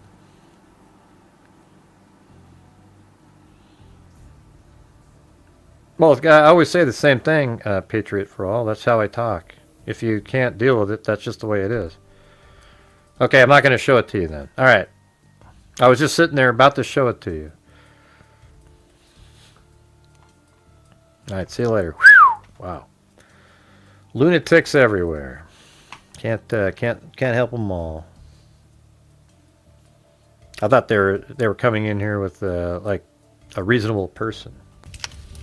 Because the thing is you're not reasonable if you believe that Tyler Robinson didn't do it. There's absolutely nothing reasonable about any thoughts or anything like that. So let's get back to the drinks. Now, what else do you get?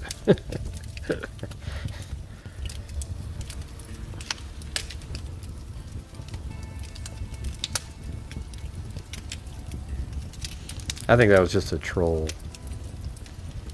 to be honest with you.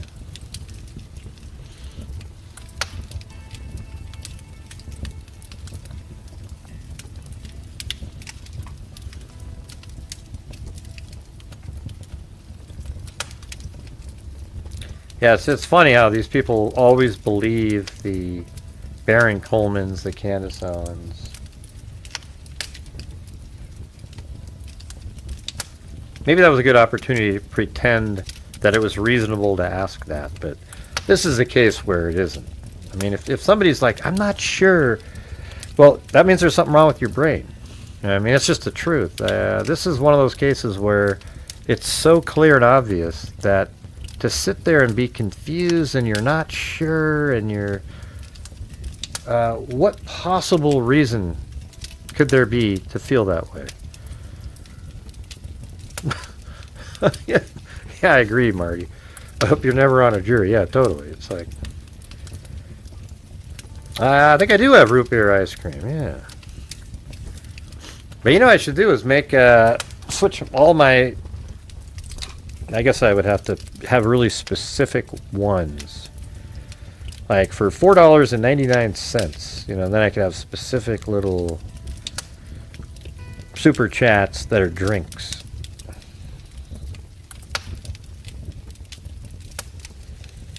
And then she started talking about AI. Yeah, I mean, yeah, so the whole thing, like law enforcement's using AI to put a person in it. Give me a break.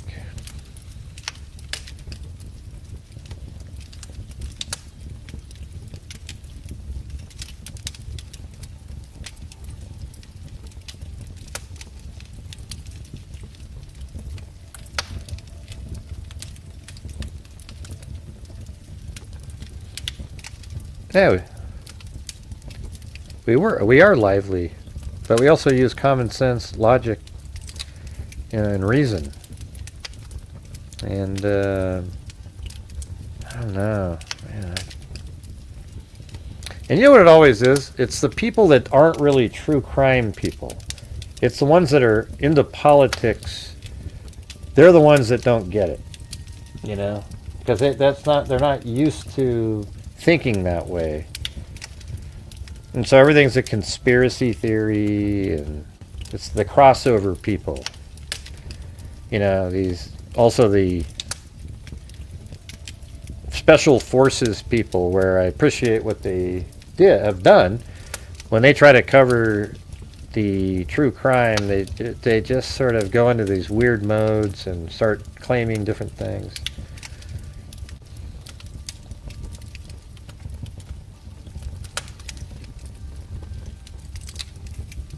Yeah, that's exactly what it is, Johnny. Yeah, they're the same. Mangione, Tyler Robinson. I think Thomas Crooks is the same. I think they're all like that.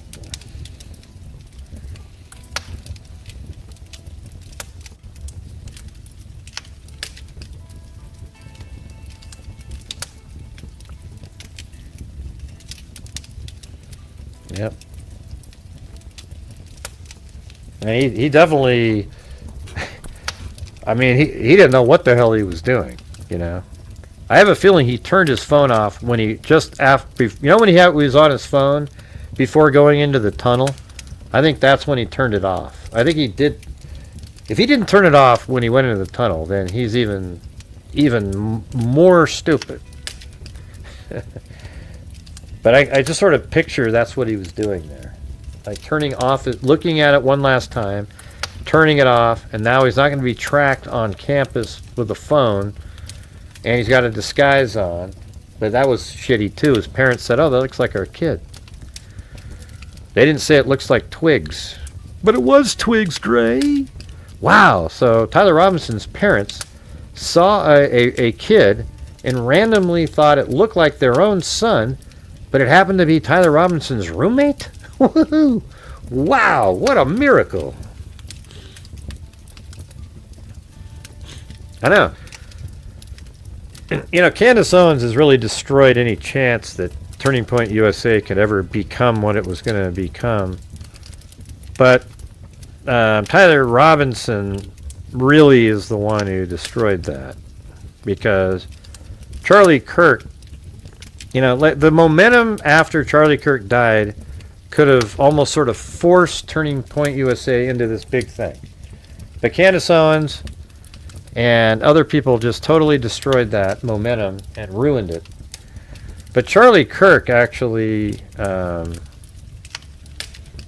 you know, Tyler Robinson is the one, though, who actually killed somebody that you can't replace. Like, he isn't somebody that you go, oh, there's somebody else, you know.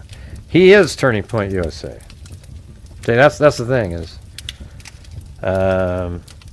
Charlie Kirk was Turning Point USA. He was the whole brand, that his way of talking, his belief system, everything like that, that was Turning Point USA. It's like, you know, let's just say Michael Jordan got killed, and then you're still trying to sell Air Jordans and saying, oh yeah, these Air Jordans, yeah, look at this. Or, you know, I don't know if that's a great analogy, but his whole brand is him, and then all of a sudden he's not there, and then you're still trying to... Now, there's probably a better example than that. Or like Elon Musk or something, you know? Like, he is Tesla. He is SpaceX. And if he's not around, then all of a sudden, like, I mean, he's the whole asset. You know, the way his mind thinks, etc.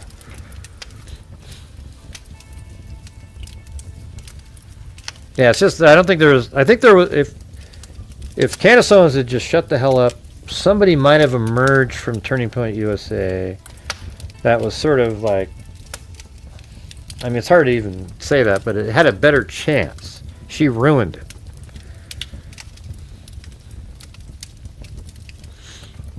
Yeah, that's what we said. Originally I thought that, the left was trying to take out Charlie Kirk so that, because he might have ran for president someday and he would have kicked ass. He had this huge youth movement behind him. And now those youth don't like Turning Point because Candace Owens made him think something else. It's just sick,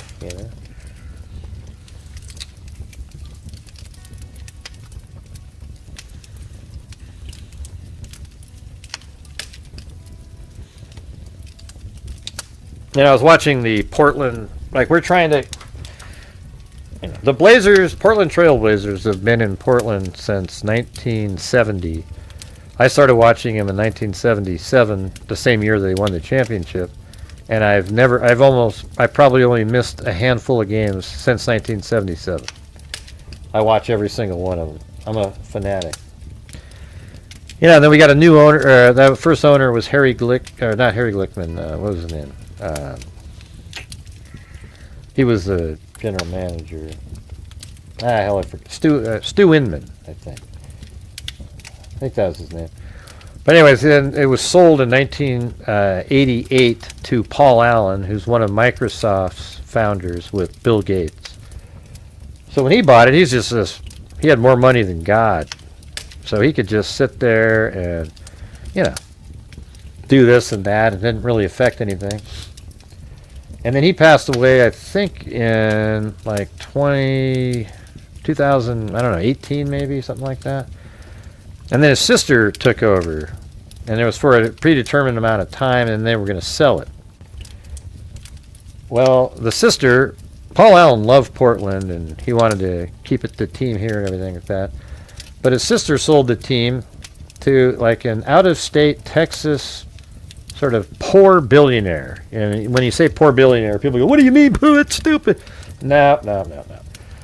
There are poor billionaires if they buy sports teams. Let's say you only got $2 billion and you buy a team that's $4 billion, and you had to put most of your money in there, and then somebody else. You're not one of those guys that can sit there and have more money than God and blow money left and right. You can't be one of those people. He's looking at it as a business. So this guy named Tom Dundon, who actually his hockey team just won the Stanley Cup, he comes over here and he just is an asshole. I mean, just the worst person. It's incredible. He's trying to make it so that he can move the team. Okay. However, we've got the state of Oregon. When he bought the team, said, "We'll renovate the Moda Center, and it'll cost $588 million." And then once he took over the team in April this year, it was kind of this slow, all of a sudden things weren't moving along. But then just recently, the state of Oregon gave $360 million to renovation. The county of Multnomah County has put in $100 million, and then the city is supposed to do $120 million. But they sat there and they bitched and moaned. They have 12 city councils. They're all hard lefty nutters. I mean, just stupid people, and they're just saying stuff like, "There's no bailouts for billionaires," and it's not a bailout. You know what? Guess who? Who do you think owns the arena that the Blazers play in? It's the NBA. Adam Silver has come forward and he told the Portland and the Blazers that the arena needs upgrading and is not up to NBA standards. So who do you think owns the arena in Portland? Come on, you guys, get some guessing. Hello, come on. Are you guys even paying attention? God, there's no comments again for 20 minutes.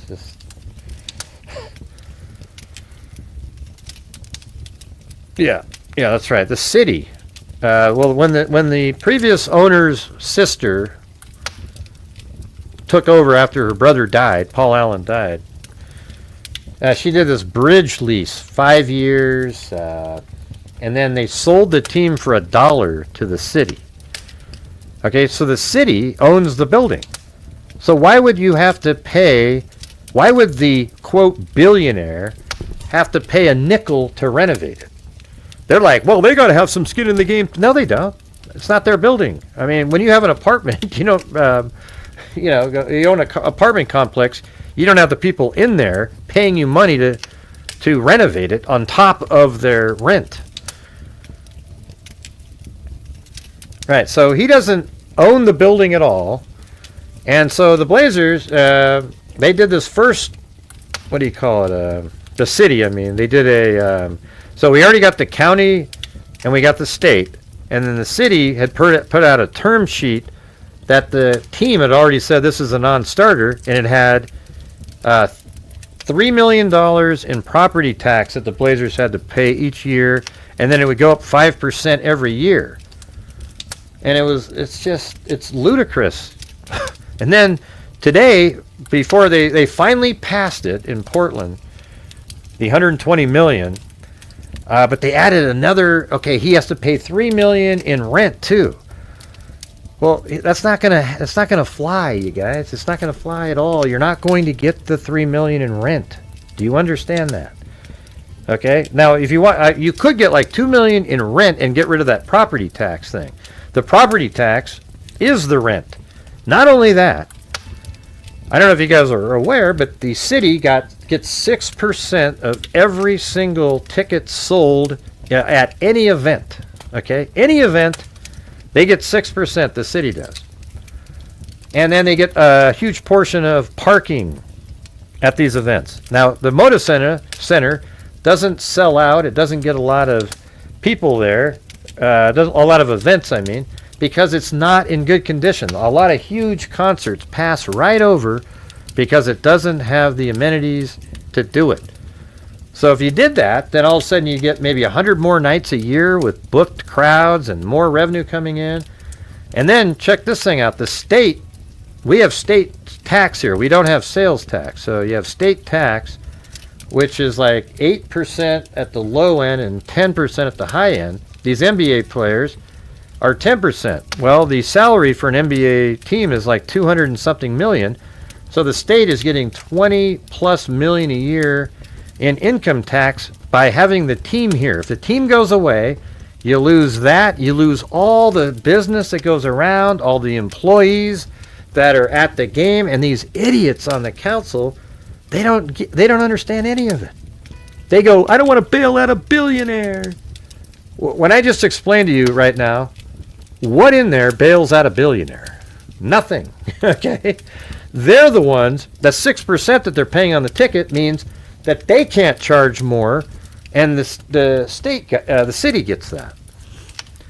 What I think a good workaround for some of this might be that the state gives 25% of the state tax from the players and the team to the city to recoup, and maybe even maybe a portion of that to the county. I think that's a good way to do it. That's just, man, I'm so frustrated. It'd almost be worth going back and trying to find the way these people talk in there. It is such a stupid. We have a 12-person. It just started. I mean, what a bad timing for this. A 12-person council from all the little districts who sit around and argue politically over and over and over again. Well, I can't do it unless he has some skin in the game.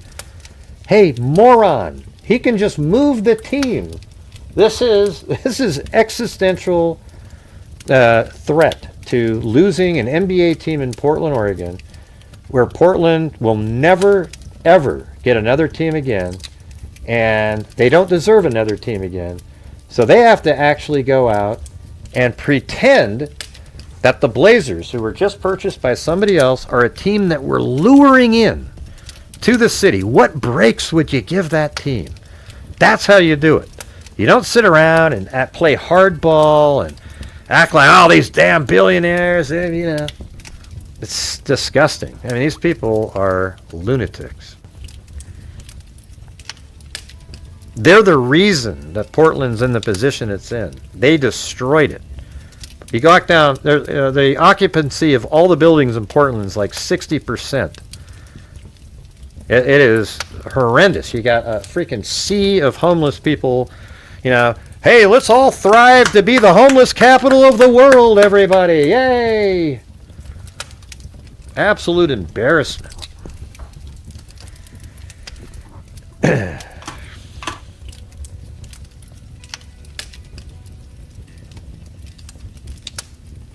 I don't know what that means, Frank. So they're making it a triple net lease. Well, they're trying to get the property tax, rent, and they also get 6%. I think it's, but here's the thing. I mean, you can look at it like this too. The council tried to add more things in to just have a higher starting point of the negotiation. They are not going to get the $3 million rent nor the $3 million property tax. As a matter of fact, I would get rid of the property tax and just call it a $2 million a year rent and call it good on that one. And then they also, the city, guess what? They want union employees. So the team has already said we are okay with having union employees to renovate the arena. Because and another thing, the Blazers are they run the arena, right? So they're the ones that do all the, book it out and stuff like that. So the city doesn't do that part. So the team actually can make money on concerts that come in and all that kind of stuff.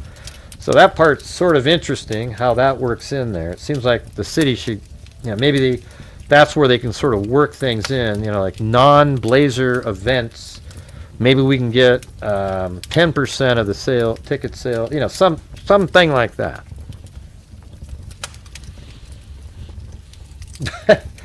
I mean, I don't know. I feel like I want to go out like it's a true crime story. This is just sick.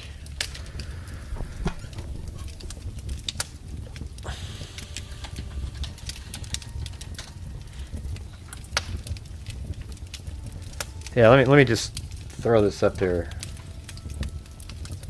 Our next item, the challenge that I financial officer and the city administrator to give us a this lady right here is an embarrassment. Let me show you. Look at this lady. What the hell's her name? Angelita Murillo. report 15 days before council has to make a decision by the renovations under PSEF. We still need to know which programs are going to be defunded in order to. Yeah, she's acting like all these programs are being defunded to build the arena. And no, it's not. They're just taking money from existing funds that are just sitting around to do that. And then who the other idiot? I mean, this lady here. So if we don't explicitly lay out our demands for a process. I think I heard Council President say that is very reasonable. See, these are just like regular schmoes that are sitting on the city council making huge decisions, trying to be cool. Oh, yeah, man, let's stick it to the man, that billionaire. Let's screw him over, man. Yeah. You mean you want to lose the Blazers? Is that what you're saying? Well, man, we can't have a billionaire coming in here. And it's just so classic. They ruined it. Oh, yeah. Yeah, it's brutal. It's a little different with the Blazers, though. We've had them since 1970. We're talking about 56 years straight, and an incredibly loyal fan base. As a matter of fact, the Blazers last year made more money than 10 other teams, including Oklahoma City Thunder. So it's like they're not really doing terribly. They have a really good turnout even when they suck. But the truth is also, I can ask, and it is also important to get something in writing. And I would say, while it is ideal that we can ask and tell our constituents, we've asked even begin. the Blazers make as part of return to the city, which obviously is different from a return of tax there are smart, good people in here. I'm not sure this is one of them. Let me see what he said. Hold on. And this guy's name is Dumphy. Fits his name perfectly. He's the council president. But he says stupid shit, man. You know, he says, you know, even if the Blazers leave, this state's going to do great. No, it won't, man. If you lose the Blazers, it's the death nail in Portland. You'll still have your little, you know, you'll run out of other people's money to fund the your programs for sure. But Let's have some discussion, some final discussion here. just look at these clowns up here. Just To get back from taxes on player salaries. So Yeah. do know that the state didn't collapse when the Supersonics make a case for, you know, one position or another. As far as the economic impact of the okay. I want to hear. Let's just Let's have listen to some this discussion. guy. He talks about when the Sonics left. It didn't really screw up there, but they also had the Mariners and the Seahawks, for God's sakes. Some final discussion here.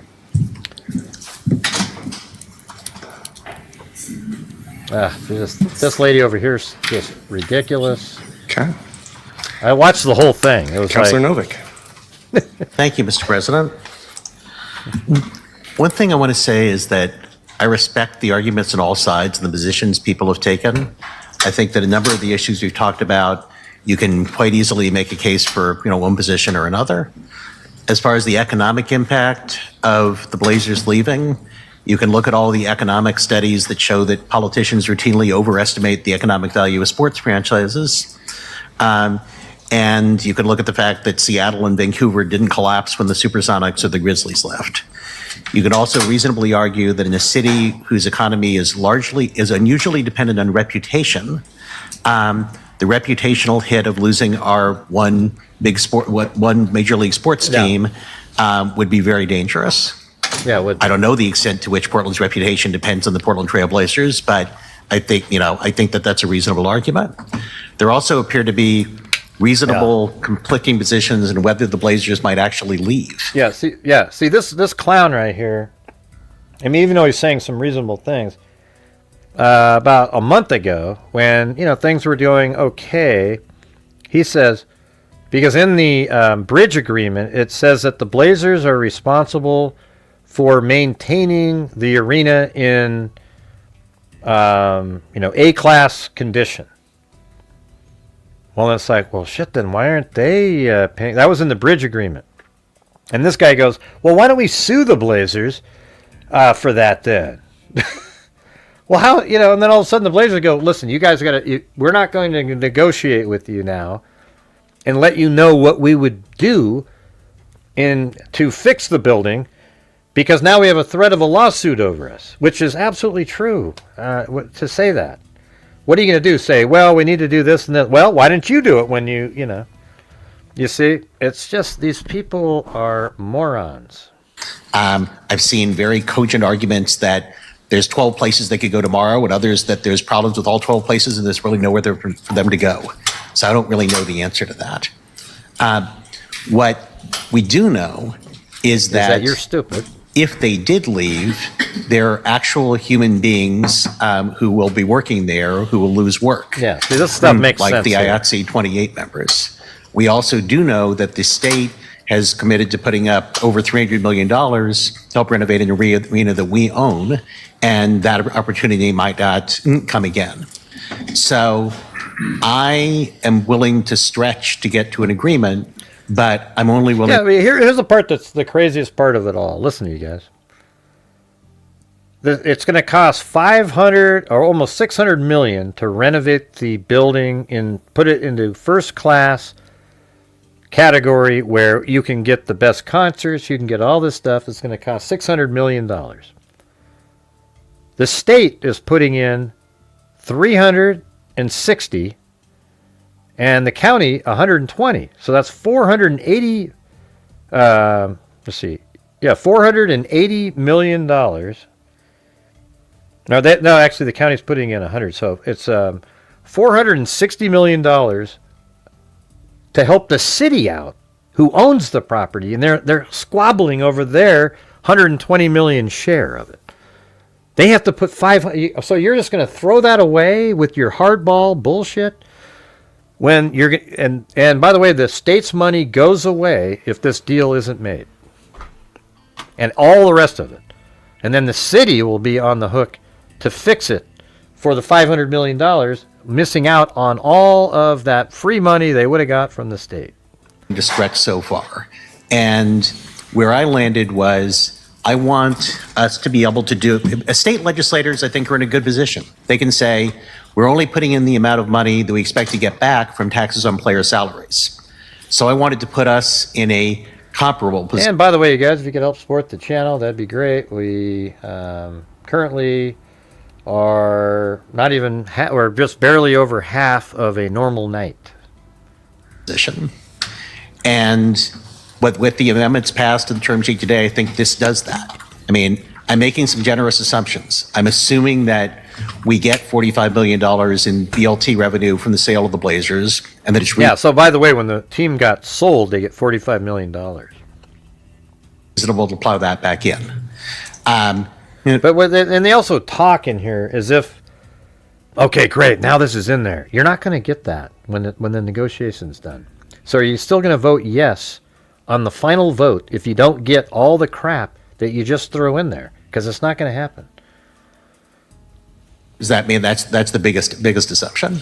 But with that, and with the payment in lieu, and with the rent, we get to a point where we should be able to pay ourselves back for $175 million plus borrowing costs equaling $117 million over 20 years.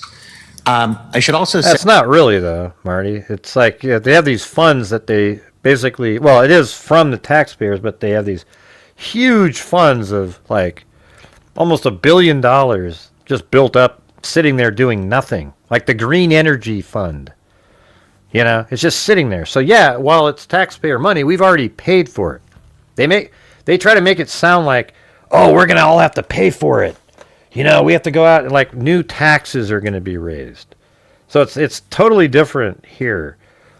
This is money that's already out there. There's a sale of the team they got money from. They get 8% sales tax from people on the team and the team itself and the players. Yeah, so yeah, sure, we've paid taxes into it, but it's not like we're, oh my God, we're gonna have to go ahead and get taxed a whole bunch more to pay for the stadium. It's already been sitting there for years, the Green Energy Fund. that to me, this is a strong opening offer, but I've already signaled that I'd be willing to accept something that's arguably less. I mean, last week, I proposed an amendment counting charitable contributions the Blazers make as part of a return to the city, which obviously is different from a return of tax revenues or rent or what have you. So having said that, if there's a proposal that comes back in December that uses that to some extent, I'm going to have to look at it. I've also said repeatedly publicly that... Yeah. Well, what I'm referring to, Marty, is the city is its own... it's its own entity compared to the state. So they're not by them just sitting there squabbling, and at the very end, if they don't get the deal done, they lost out on the state contributing $360 million to the renovation of the Moda Center, which then the city would then have to come up with the money for, and they don't share in state taxes or anything like that. So they're just idiots. I mean, it's just crazy. I'd be willing to consider business license tax payments that the Blazers make on an annual basis as part of what we get back. We don't know what, if anything, what, if any, amount that is, but I'd be willing in December to consider a proposal where that's factored into account. So I'm pleased where we are today. I'm going to vote yes. There's a couple of other things that I want to say. One is that based on what Mr. Hankins was saying a couple of weeks ago, you might get the impression that Portland is the weakest NBA market in the country. That's not true. Well, no, I don't know. We can't really. That means we'd lose the team, Marty.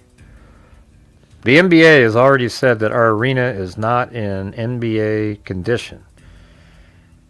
So the only way to put it in first class condition is to pay to renovate it. That's it. I mean, the taxes were collected for whatever, green energy fund. They're just sitting there, or something else. So they can use it. You know, if you can make an argument that, oh, we're going to build the Moda Center using green energy. I don't know what you mean. What do you mean by they don't want anything to remain standing when they're done? In 2024-25, the last year for which they've seen complete data, the Blazers were not in the top half of teams in revenue, but they made $361 million. That was more than the Thunder, the Bucks, the Kings, the Pacers, the Jazz, the Hornets, the Timberwolves, the Magic, the Grizzlies, or the Pelicans. No, you don't know if they're leaving, Marty.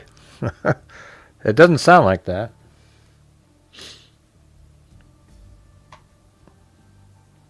I mean, if they leave, sure, then why not give it back to people? But I think they're not. I don't think they're going to leave, actually.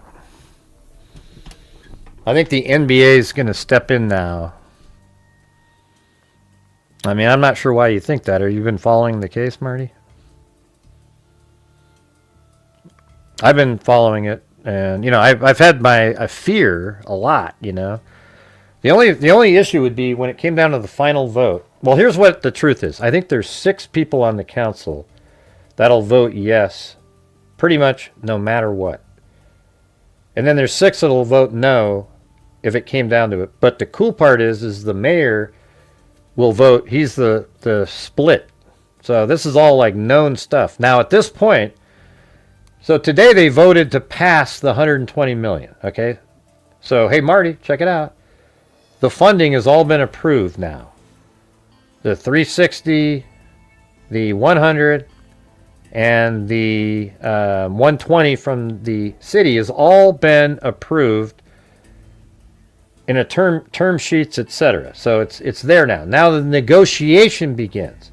Thank God, though, these 12 morons here are not part of the negotiation. There's a whole team, just 3 people, that are negotiating on behalf of the county, state, and city with the Portland Trailblazers directly.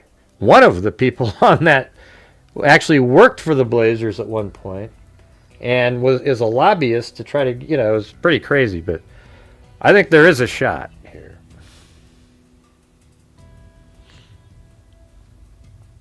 There is a chance they'll be here. Pelicans. I think that's something to keep in mind. And finally, to the extent that NBA officials or owners of the national sports media are listening, I have 2 words for them: Clint Capella. The amount that I'm asking for the city to get back over 20 years is about $6 million a year. That is less than the salary of Clint Capella of the Houston Rockets. Now, Clint Capella is, no disrespect, he's a good rebounder, but he's 32 years old and he doesn't score. And I would ask you, what would you rather have? An established fan base and an arena newly renovated to a first-class standard, or Clint Capella? Thank you. Yeah, that's a good argument. Yeah, I mean, I agree with you on the leftist part. Here, listen to this, though, Marty. Does this make you feel a little bit better? See, this is what the response after the vote today from the Blazers was. I want to thank Mayor Wilson, Council President Dunphy, and the City Council for their efforts to this point. We appreciate today's action. So this is actually written. Let me, if I close it down. Here's the team's reaction to the term sheet vote from team president. I think they went out of their way to try to get no votes. But now, and I think the NBA has probably said, hey, if they get the funding, you're going to stay there. You're not going to get the votes. So now they have to change their tune. And listen to this. I want to thank Mayor Wilson, Council President Dunphy, and the City Council for their efforts to this point. We appreciate today's actions and acknowledge there is still meaningful work ahead as we continue negotiations. Our goal remains the same, to reach a deal that allows the Trailblazers to succeed on the court and as a business supports a thriving Portland economy and creates to reach a deal that allows the Trailblazers to succeed on the court and as a business supports a thriving Portland economy and creates a path for the team to remain in Portland for decades to come. We look forward to continuing to work with the city's negotiating team in good faith, addressing the issues that remain and finding a resolution that allows all of us to move forward together. So I know what Marty's saying. He's saying that even despite this right here, the lefties will, like, I think I misread what he was saying. They'll let it burn to the ground because they're willing to sacrifice great things for ideology. Like, I could see this completely making it all the way to the very end, and these lunatics saying, nope, I just can't do it, man. You know, you took money from my TriMet bus. You know, that kind of thing. Is that what you're saying? But this sounds pretty good from the Blazers side, though, right here, doesn't it? I mean, it sounds like a reasonable sort of statement. Some of this stuff here saying it creates a path for the team to remain in Portland for decades to come. You know, a path, you know. We look forward to continuing to work with the city negotiating team in good faith, addressing the issues that remain and finding a resolution that allow all of us to move forward together. So that's pretty positive. What do you think? Hey, thanks, Haley. What do you think, Marty? Hey, Marty, why don't you call in?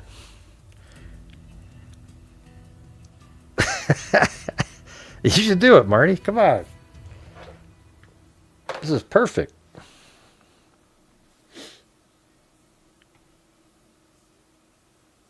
Anyways, that's just so I know what you're saying, though. I think I misunderstood. They don't want anything to remain standing. Yeah, like a pack of locusts. These lefty nut jobs. Yeah. Gray, that's mean. I didn't come here for politics, you bastard. Thank you. Thank you, Council. No, here's her again. Relinquishing our ability to get information that we desperately need to make decisions. I'm afraid that today we are proving them right about that. I want everyone here to remember their vote when budget season rolls around, and remember that the reason that we are going to make cuts to parks, cuts to public safety, cuts... Imagine what the cuts you'd have to make if you didn't have the Blazers here anymore, though. You ever thought of that? Because once they're gone, then you don't bring in any of the income that you were making before. Homeless services is because we gave away 400... See, this moron right here is, like, all she cares about is her political future. She just sits around and just every single time, it's always these buzzwords, you know, bail out a billionaire. There's absolutely nothing. There's nothing that makes sense about that phrase when people say that in this case. If he owned the building and he required the city to renovate it, I would agree that that's not happening here. $100 million to a billionaire when we didn't have to. See that? We gave $400 million. This is $400 million over the life of 20 years loan, or 20 year, because they have to keep it up to date. Are you still there, Marty?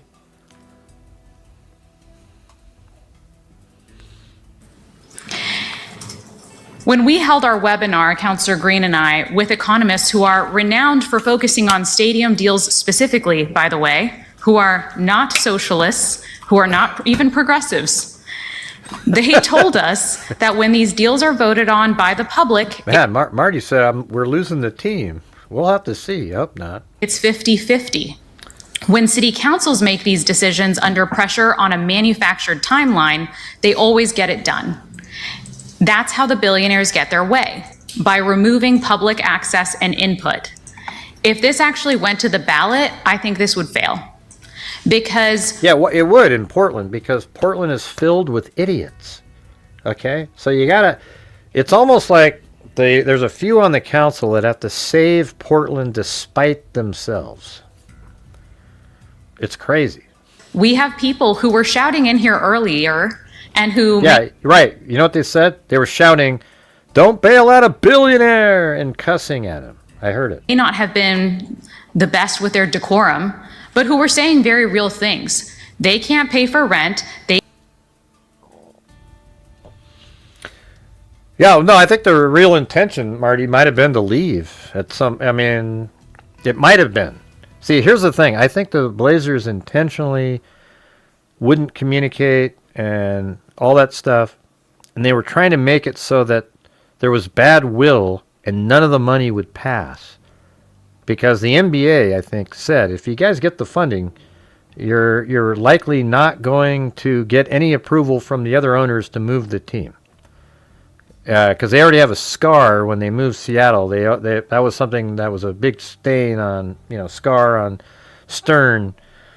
So they don't want to do that. And I think the NBA has probably communicated, hey, listen, if you guys get the funding, then you got to work out a good deal, and then you're going to be staying there because you're not going to get support from the other owners in the NBA. So that's kind of where the hope is at this point. It's a horrendous thing for the Blazers to move out of Portland. And, this guy, he's sort of a predator. He came in here. He had he doesn't even like, I totally get it. Like, he doesn't like the people in Portland. And, I totally understand why. I'm not even saying I like the people in Portland. Yeah, I've had days where I thought, just like Marty said up there, where, man, they're out of here. But I feel better now, They did show up to a city. Okay, here's something to think about. The Blazers showed up to a city council meeting a couple weeks ago. And, went okay, but, they were saying stuff like, hey, we aren't really going to be able to share anything until you take that phrase out of that. And the Blazers, because in the like I said before, in the bridge agreement that they had to maintain the arena in first-class condition. And when they asked, is it in first-class condition, they said, yeah. Well, then, why do we have to renovate? But it needs renovation. The NBA's been there.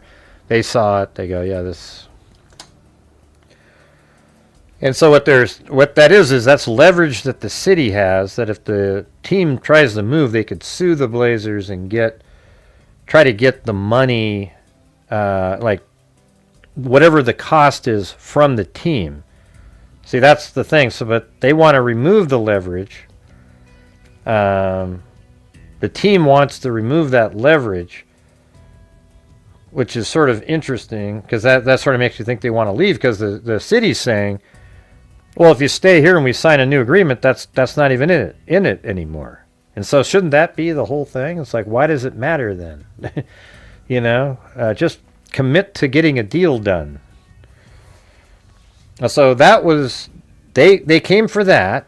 And then on Friday last week, the Blazers and the city sat down with the architect and looked at plans.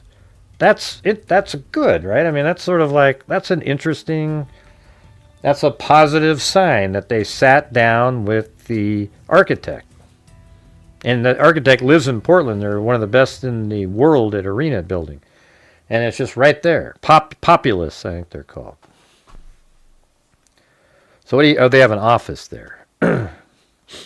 So what do you guys think? Does that sound at least a little bit positive? They can't pay for food. A few of us up here are starting to knock doors for re-election. Okay, well, yeah, right. Of course you are. That's why you act the way you're acting. Course of 5 weeks, basically said, this guy is an absolute dipshit here. Mitch Green. you need $600 million, we got you. We're good for 365. Didn't tell us about a study that they commissioned from Echo Northwest that made the case. If they would have shared that, Yeah. depending upon the interest. Buddy. All right. Pay for this renovation. Whether or I not like this we get a lady. deal, we have to decide what the future of MODA is. And I want to name the options that I see before us there.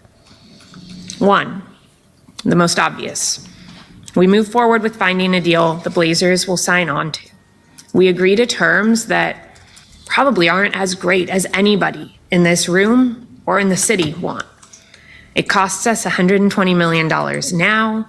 We use the I know the Lloyd Center is right there. It just seems like there's a gap in there too. It's not really connected. They're going to tear that down. revenue that comes in from the arena to cover the rest of our investment, as has been laid out in the term sheet before us. We might get some funds back. I mean, why would you meet Probably with the shouldn't depend architect on if it. you aren't We gonna- hopefully receive some of the rent and in lieu of tax funds that we have put into the term sheet today. That's yet to be negotiated. It's, you know, it's hard for me to. This sucks for me though, because I've been a lifelong fanatical Blazers fan. Okay, and I actually miss some games live just to do my shows. So you know that's pretty crazy. But I'd watch, I record it and then watch it later. But I mean, I've watched literally. I would say in reality, in my entire life, I've probably missed maybe 20-something games. Like I just watch them all. So it's hard to enjoy days like just every day. December's the vote, the final vote if they get a deal, and it's just hard to really, like I spent a lot of my time, the extra time that I've got, looking up any updates because it's so horrendous. It's a terrible thing, and I think the NBA needs to they don't want to ruin the leverage of the owner, but I really feel like behind the scenes they're saying, hey, listen, we need you to make a deal here. They're coming up with the money. Their state isn't even doing well. They're coming up with the money anyways, so you find a way to make this work. We're not going to approve it. And so maybe it's going to turn around here. But they're not going to ruin his leverage and say, hey, everybody, we've told Tom Dundon he has to stay in Portland. They want him to get the best deal possible, but they've told him that a vote won't be in your favor. That's what I'm hoping. We've got the other funding on the table from our partners here to...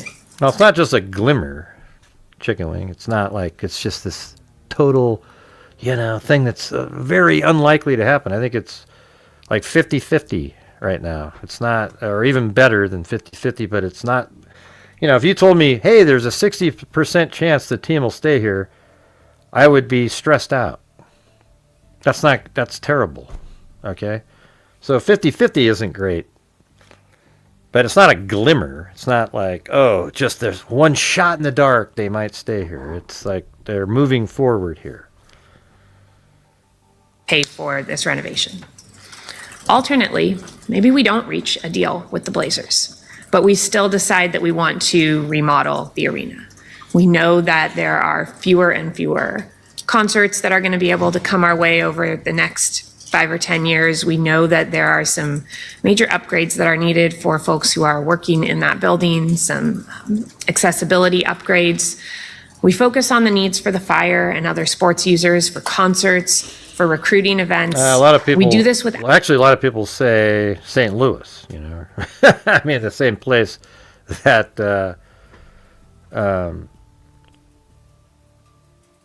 No, it was Phyllis who said that up above. Yeah. It's like some people say that maybe. Out state and county funding. Yeah, I love Bill Shanley. He's the one that 198 Portland by 2. They got the ball 35 seconds to go. Calhoun on the inbound play. Give it to Bobby Gross right in front of us. Bobby takes a look. Hands back to Lionel Hollins. They're playing the clock down. 25, 24 seconds. They're working for a good shot and hopefully go in. Hollins works the clock down to 9, 8. Around the Robin Jones pick from the circle. He scores! Lionel Hollins. A perfect play, a pick and roll, one of the easiest plays in basketball. He got about a 17-foot jump shot and canned it. Remember, he also came up with Lickety Brindle right up the middle. Rip City. He came up with that one. Because the opportunity for those dollars has expired. It's all on the city. It's probably a remodel that has a slightly lower price tag, but a slightly higher cost for the city. Maybe a significantly higher cost for the city. The trade-offs are different. Another alternative is we don't remodel. We find a niche for now to put on other events for which the Moda is good. No, they'd still be a team. They'd just be in a different city and, called something else. Not as. Yeah, Bill Shanley, this is how we'd start all of his shows. He'd go, good evening, basketball fans, wherever you may be. Welcome again to NBA basketball around the Pacific Northwest, the West Coast, and across our satellite Trailblazer radio network. Tonight's game, that's how we would do it. Da, da, da, da, da, da. Many of them. And eventually that fades to the last option, which is we don't remodel They don't and the disband events Chicken Wing. decrease to nothing. Eventually we close the arena. There's a cost to that too, though. There's a cost to not activating this largest space in our city. There is a cost if we decide to tear it down. There is a cost to trying to retain events at Memorial Coliseum without MODA. And there is a cost, one I am completely unwilling to pay, to the Albina neighborhood for turning our backs, for refusing to reinvest in this part of town just as the Black community is buying back property and rebuilding community next door to it. We literally took property from families a decade ago See, that's to build it right this there. space. The theft of property value from their descendants would be a new data point in that unjust history. See, here's what's crazy. Look at this. This building right here is the Memorial Coliseum. That's where the Blazers won the world championship in 1977. And then they had this stadium built, which holds this holds 12,966. This holds like 22 or to 3,000. And so they have to renovate this building here. And I guess you could play some games over here while you're renovating over there, but, it's pretty brutal. So I want to be clear. I would love to be in a situation where we have an owner for our city's largest sports team who is actually invested. They were sold for $4.5 billion, so probably worth more than that. Yeah, Nike tried to get them for $2 billion, but yeah, if you move the team from Portland to, the Lakers, the guy that bought the Lakers, he bought him for $10 million last year, and he just sold him. 10 months later, he sold the team for $12.5 billion. So he made $2.5 billion, like in 10 months. And he sold it that quick. I think he was sort of pressured into selling it. My God, that's crazy. And so the Blazers, they're probably worth $4.5, $5 billion, something like that. They're not, they're not like the Spurs or somebody. You probably get 8. The expansion teams in Vegas are like $8 million.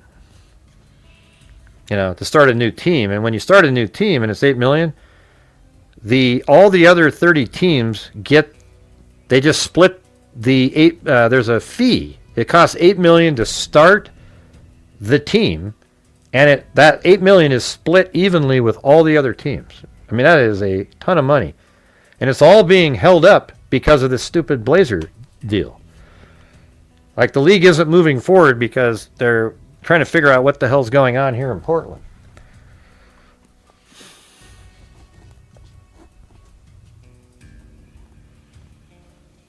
Yeah, what kind of hoops did they jump through over there, Phyllis? Did they get well, in our case, we've got the funding approved for renovation, and that was really the whole key there.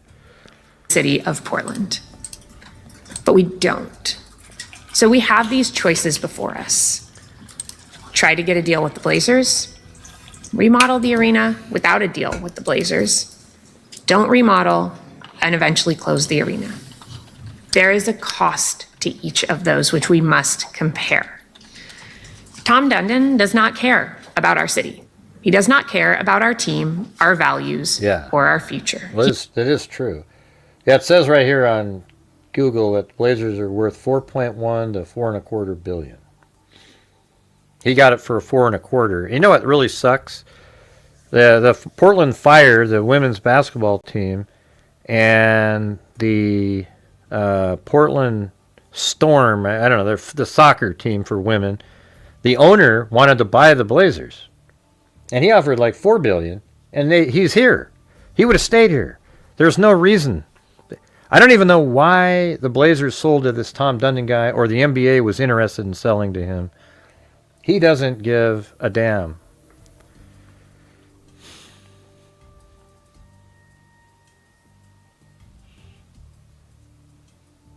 Yeah, wherever you move it to, it's worth more than Portland. Yeah, for sure. So here's the thing. Yeah, like you can move a team to another place and it's worth more. But if you can somehow make the environment a deal where you're at and you're making good money, it's like, okay,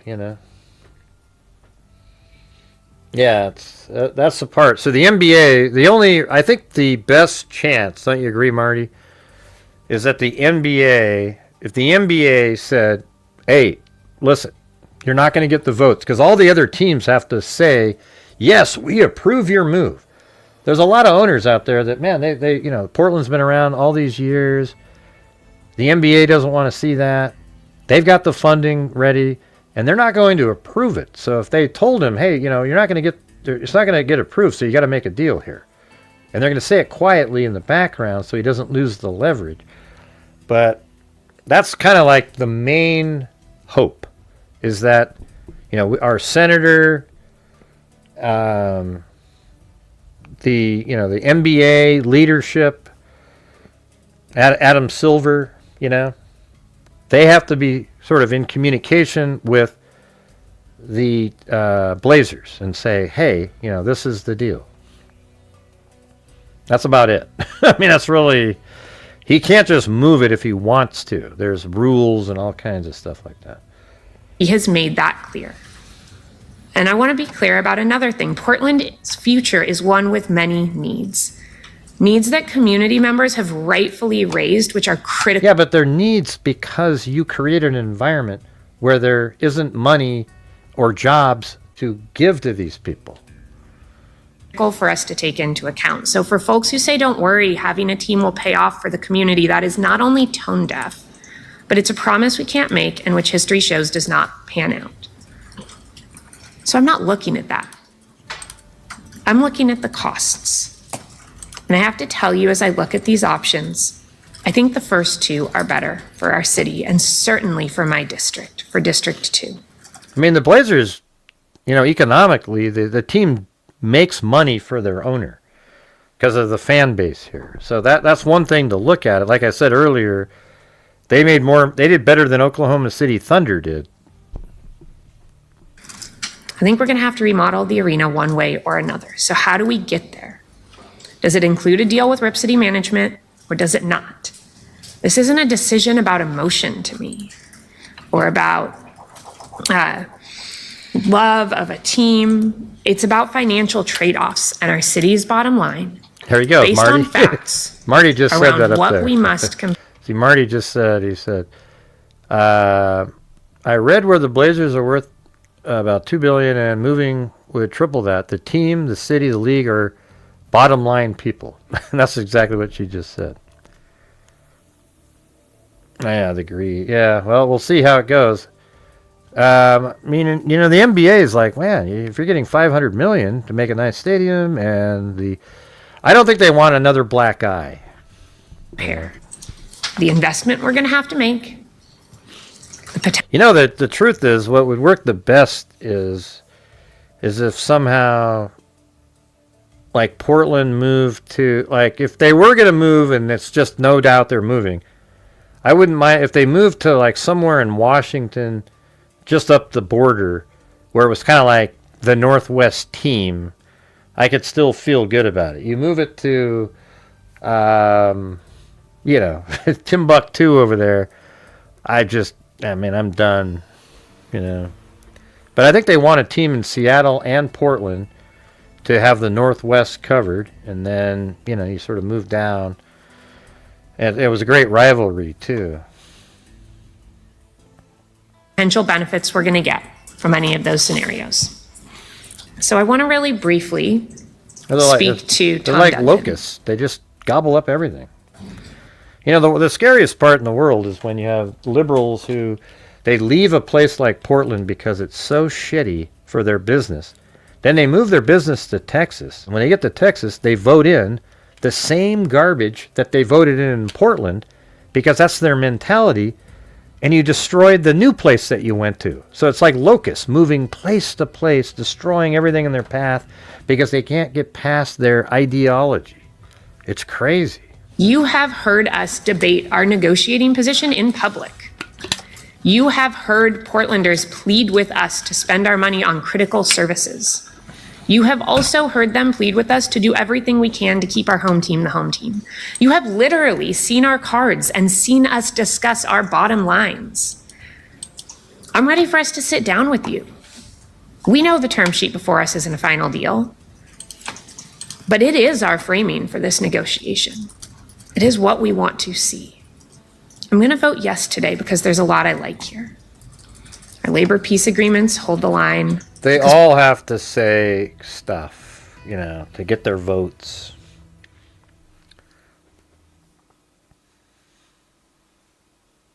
Yeah, eventually everybody forgets. Like, everybody was pissed off about the Sonics, but after a couple of years, oh, what? Oh, the Sonics, that's right. Yeah. Portland is a union town. The orange line. I think there's plenty of money available here for transit, and I think that we should consider going for PSEF for transit. I think there's plenty of money. But with that, I would just say that I think this is a very reasonable package. I appreciate the work that's been done, and I'll be very supportive of it. For me, this is it enough? Stupid. Did we move enough? And the answer is no. From the beginning, my concern has not been whether we should keep the Trailblazers in Portland. I want them to stay. No, you don't. I bet you've never even watched the game. My concern has been whether Portlanders are getting a fair return for what we are being asked to contribute. But you're not. It's your building. See, the weird part is you're not asked. You need to do the updates. That's the thing. You bought the team for $1. You need to update it. You don't get a return from the team for updating the building. You know, but you're going to get one though, anyways, because you get there's 6% of the sales on the tickets. You get the parking money. You have these employees that work in the area and spend money. And I think it'd be cool, though, if the state took 25% of the revenue from the team and distributed it among the city and the county. The new language makes clear that any future city contribution is going to come back through this budget process, and I do appreciate that protection, but let's be honest about what that means, because I've heard people say that this is not new tax money. Technically, it's not. Technically, that's true, but it is still public money. And every dollar that we commit here is a dollar that's not going to be available for parks and housing and public safety and climate investments and filling future budget deficits. Remember, we just closed a $170 million budget deficit, and we know that our fiscal challenges are not going away. That's because you guys spend so much money on the homeless, and you like welcome the homeless to Portland so we can spend millions and millions and millions and millions of dollars, and then you force everybody out. All of the businesses that actually have employees and make money, they leave, and then you have to, because you didn't give them a deal. See, when you have a great business, and let's say you have a company that has 1,000 employees, and you're the city and the state, wouldn't you just say, listen, we're going to cut your property, we're going to cut your property tax in half. We are going to only charge you 2% state tax, but and just keep your employees here. Thank you. That's 1,000 people paying taxes. But instead, they're so stuck on, that corporation. We're not going to cut a break for the corporation. Screw that. They're out of here. And then they leave. Then they move, and all 1,000 people lost their jobs too. These people are lunatics. So this isn't about whether this requires a new tax. Yeah, me too, Marty. Or not. This is about whether this investment is worth what Portland is being asked to give up to make it. And so for me... Yeah, you're asked to give up a quarter of what you would have had the state and county not jumped in. I still needed to see more. I fought for rent because I felt... Okay, let's see. Concerts and events. It draws millions of visitors to our This lady seems to be somewhat reasonable. city each year.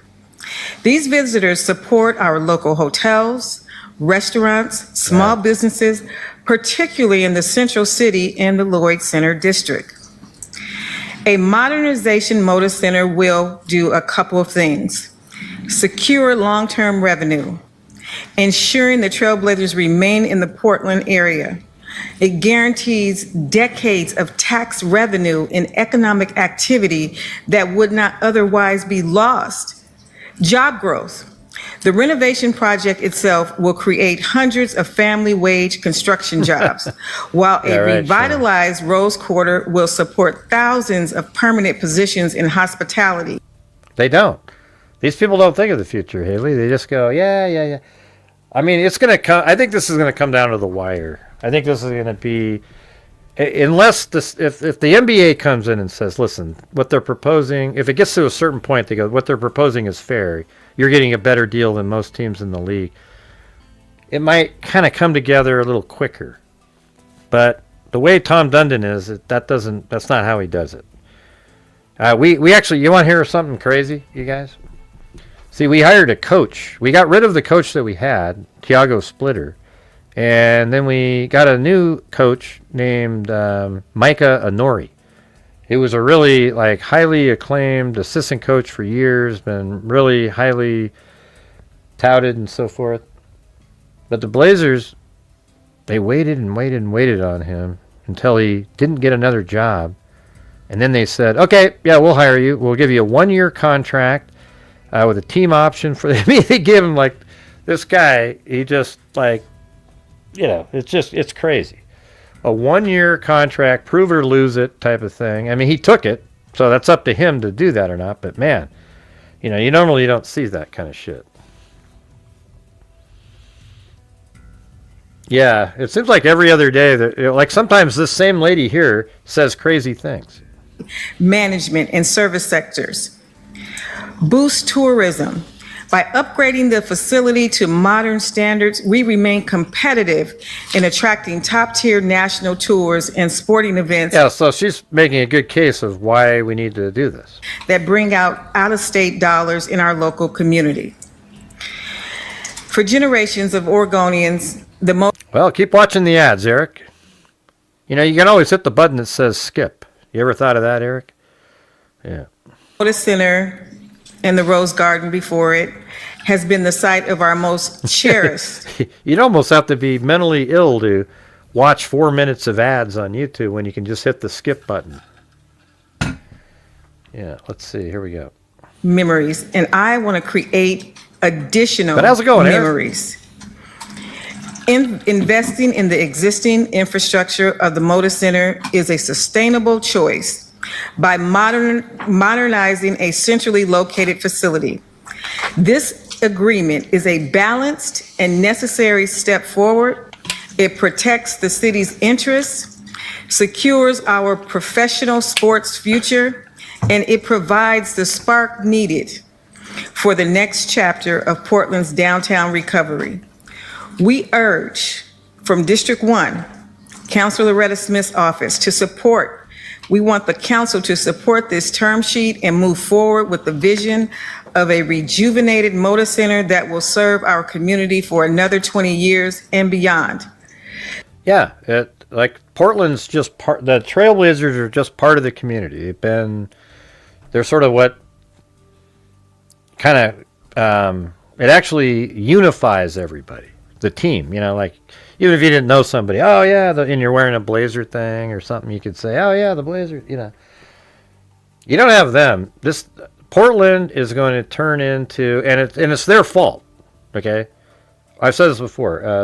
The state of Oregon, the city of Portland, is filled with absolute idiots, and beautiful state. Probably one of the prettiest states in the nation.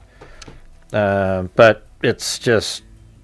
They have destroyed it, literally destroyed it over the last 6, 7, 8 years, just absolutely crushed the city. It's turned into just a shithole, and, now you're going to lose the Blazers, the one thing that kind of makes you still a sort of a major league city. Yeah. Thank you all for really coming with your best suit forward today. I really appreciate all the comments. Yeah, they fly right over. Thank you, Councilor Smith. The fly right Councilor over. Zimmerman. Thank you, Mr. President.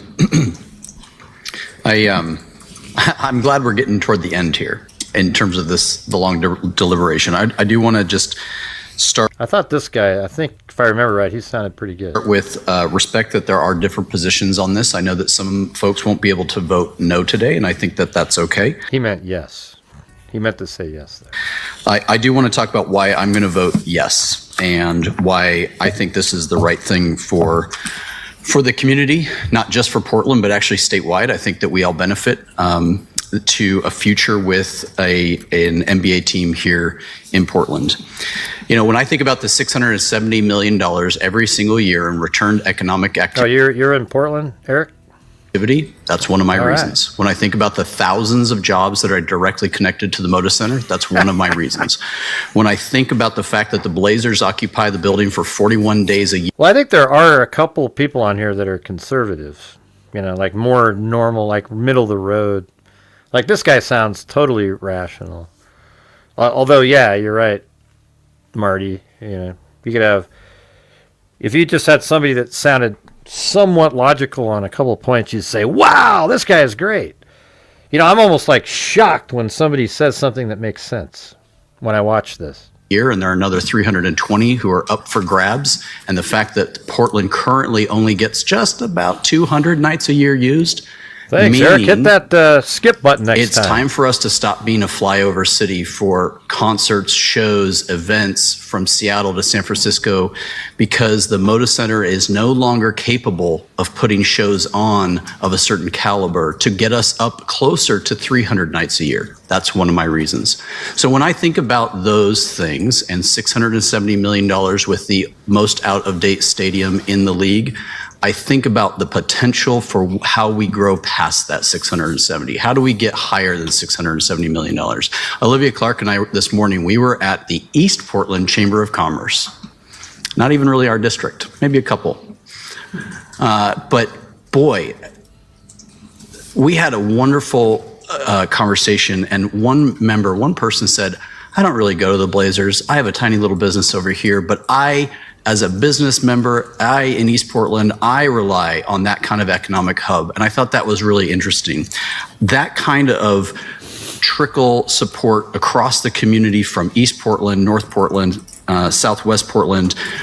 Hey, thank you guys for hanging out, just watching this shit. I mean, this is like such a big deal to me, you know, it's just identity here. So I'm okay with the no votes, but I do want to make sure that there are folks that understand that I'm one of the cheerleaders. I'm one of the yes votes. I'm not a Blazer dancer, but I am as into the Blazers, as into this deal as we can be. I look at this and I want to be really careful, right? I think that unfortunately, the way that things have been covered a little bit is that some reason, I think some of the news stations and others are putting this as a final document.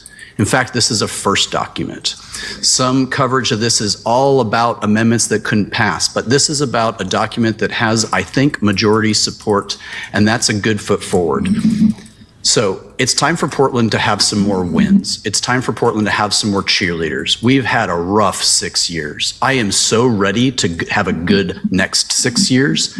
And so I look forward to the best deal that our negotiating team can bring forward. That has been my goal through this entire process, is that we put a good foot forward that makes us a serious contender, a serious party at a serious table in the eyes of the NBA, so that this choice is clear. Portland is in it for this market.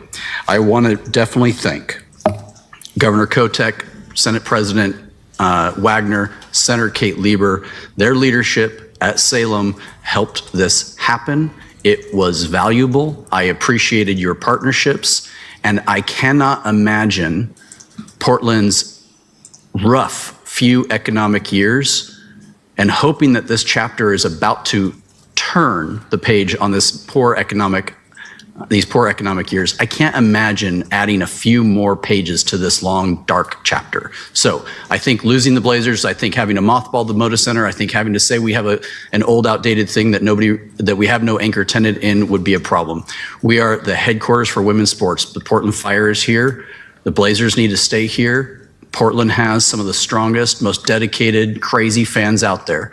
And I will also say, I know there's a lot of rhetoric out there about I hear from, or I'm hearing that people don't have trust in this. I just want to talk about my experience where I'm at in this world and in this city. I have had more conversations with people who have come up to me and be like, you cannot lose this team. You cannot lose these Blazers. What are you going to do to Yeah, that's what we all say. That's why this guy sounded more reasonable than everybody else. He sounds like how I would be talking if I was sitting there. make this happen? And I've said, I think we're Except going to I get would it. turn to the other ones and goes, do you know, you guys are lunatics. Do you understand that, right? And I would explain what the Blazers just being here does. I mean, it brings in millions and millions and millions of dollars. I think we're going to be there. And so I say that because there has been a very robust argument, and that has been healthy. But it doesn't speak for the grand majority of where the city is at. And I do hope, colleagues, that we pass this today, because the job isn't done. We, of course, eventually have to get to a deal, but our job today is to put our best foot forward and to make sure that the league and the owners and everybody knows that we are at the table to be a serious partner and keep this team for 20 years. I want to be an old guy looking at the next city council who has to decide what is the future of the entire Rose Arena area when this garden is dead and gone, and it's someone else's problem. But for now, this is our home for the next 20 years. Let's invest in it. Let's use the funds appropriately, and let's entice this team to stay with us because we want to stay with them. Thanks, Council President. I know. I Thank was you, actually Councilor thinking, Zimmerman. man, I'd love to Councilor be on Cleona there. Lane. Okay, I would just go up there and I wouldn't be anything like these people. Especially since there's 3 or 4 of these lefty nutters on here that are so rude to everybody else. I think it'd be great to just get in there and say, you know, you're one of the dumbest people I've ever seen. Literally. How did you get on this council? Now listen, here's what bear with me, colleagues. I just have a couple amendments. Just kidding. I know all 11 of you would lose it on me. That was genuinely. Okay. Finally, a real joke. I think the strength of our Portlanders is our biggest leverage in negotiating this deal. And the public opinion and public Like, pressure totally. and engagement is our best leverage for making sure we get a really good deal for Portlanders, to make sure that we have strong labor protection. we don't get a really good deal. That's the whole thing, everybody. Portland is not, you shouldn't be looking to get a really good deal here. We are trying to basically lure a team to stay here, and that means you might not get a really good deal. You'll just keeping, you know what's weird about this? If the Blazers had to pay nothing and you had to pay them $5 million a year to stay here, it's still worth it. That's how valuable it is. So for them to just keep sitting here over and over again and just, oh yeah, we need a great deal, we need to have this and this and that, it's not going to happen. Okay? To make sure that this is a good deal. Hell so no. I think it's in our strategic best interest. Portland is broke. We are a disaster. Portland. Yeah, we're not wealthy at all. So the fact that they came up with and approved this $578 million should really make the NBA go, man, come on, you guys, we can't do this to them. They got the money. To be as transparent as possible. Can you share what Portlanders can expect? Because they're stupid, Phyllis. That's the thing. It's Thank you for the question, Counselor. Donnie Oliver for the record. like look at these morons back here. Look at this. No bailouts for billionaires. There's no bailout for a billionaire. There's no billionaire being bailed out here. They don't own the freaking arena. Okay? What you're trying to do is fix the arena so that an NBA team can stay here according to the NBA. The NBA came forward and said, yeah, we'd love to have the Blazers stay in Portland, but you guys got to really get your arenas in bad shape. So you need to renovate it or build a whole new building. Okay? That's what they said. So then the city who owns the arena, it's their responsibility to put it into that shape. And they need to anyways. For other concerts, they need to build the loading docks bigger so that they can bring stuff in. There's all these different things. And the city's only having to pay $120 million of the the 578, because the state said, okay, we'll put in 365, and they'll make their money back just on the Blazers players' taxes. In 20 years, they'll bring back $400 million. or even more than that, because the salaries keep going up and up and up and up and up. So it's absolutely a no-brainer. And the fact that these idiots sit here and keep squabbling, they should have been 12 zip on this record. So I'll start by saying this with the significant caveat that the joint authority and the membership of that body will have an oversight. See, this guy's on the negotiating team. This is one of the people. Role of a lot of the details related to the renovation. So just acknowledging that they're going to have a functional role in this. But I think what's a fair and reasonable expectation for the next 4 months as we sprint towards December would be that, as the council president alluded to, a couple of work sessions that we have can daylight where we're at in the process. Like currently, I think right now they only have the Moda Center occupied like 200 days of the year, and they could put another 100 days with high-end concerts. Like if you brought in, like, what's Taylor Swift, for example. Do you know how much money that makes for the city on 6% of the sales on the tickets? I mean, those tickets are what, like $300 a piece, and packed in there with 20-something thousand people. But on a more positive note, and I hope we can get there with the Blazers, and there's a lot of hopes doing a heavy lift right there in this comment, that we'd be able to share with you all, the public, the renderings, the ideas behind the renovation, kind of do a more detailed analysis of what we can expect.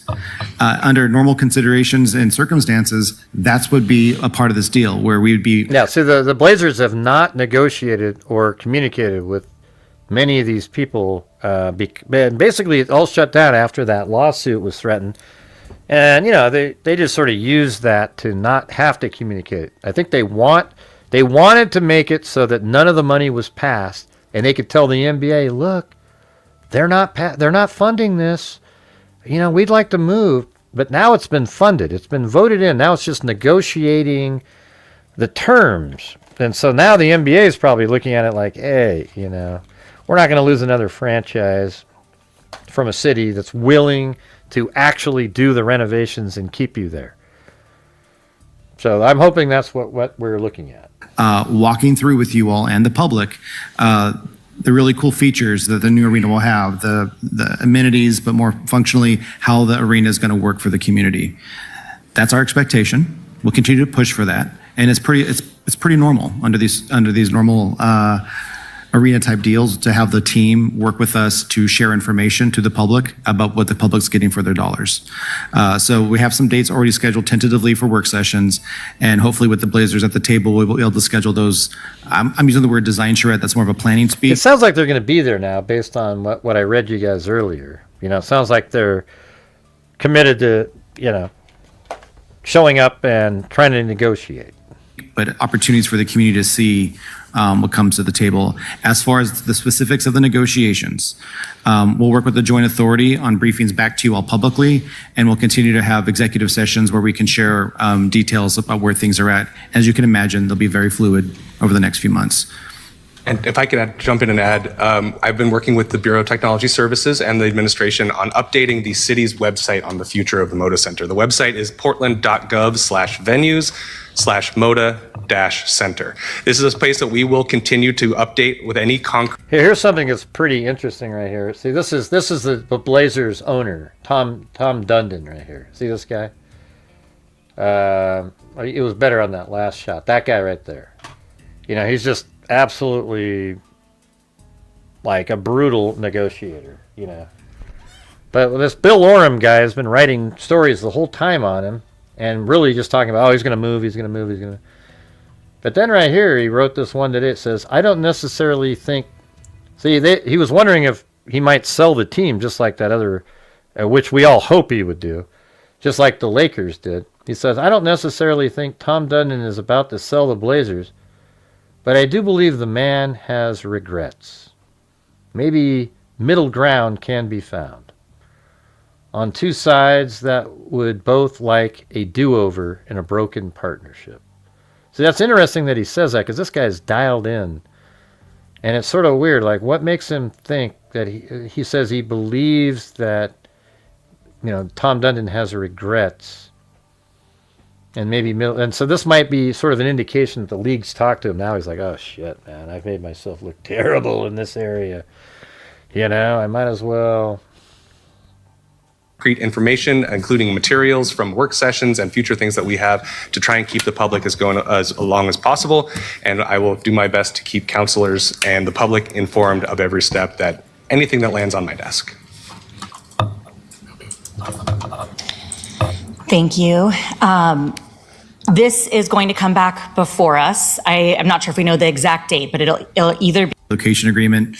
we'll vote for this. He just stays. I don't think that their yes vote today, if that happens, means that they care. I see the hours and hours that have gone into this, the late nights, the back and forths, the arguments, the uncomfortable conversations, and there's been a lot of effort to look for places where there has been some common ground, and I do respect that work, full stop. So to be very clear, this sheet has improved greatly. And I suspect that many of my colleagues, who I have respect for, will vote for this. I don't think that their yes vote today, if that happens, means that they care about their constituents any less than I do. I hold the belief that I can vote differently from some of my colleagues on this topic, But and why? honestly in other Why would you, topics. though? We can debate things and disagree, and I can still hold respect for you. My vote is about where the term sheet is right now, what it actually commits to. On paper, it's a starting point. It's not going to get better. It's not going to get better for you. So you're a no matter what, because it's going to get worse now. Version of this agreement returns to the body at least 30 days in advance of the final vote, and there's a clear commitment from the owner's side to add to the capital stack, I would be interested in reconsidering my support, but I want to explain why I'm voting no today. Thank you. See, look at these losers. What kind of a moron is this? I'm voting no today because the owner isn't going to...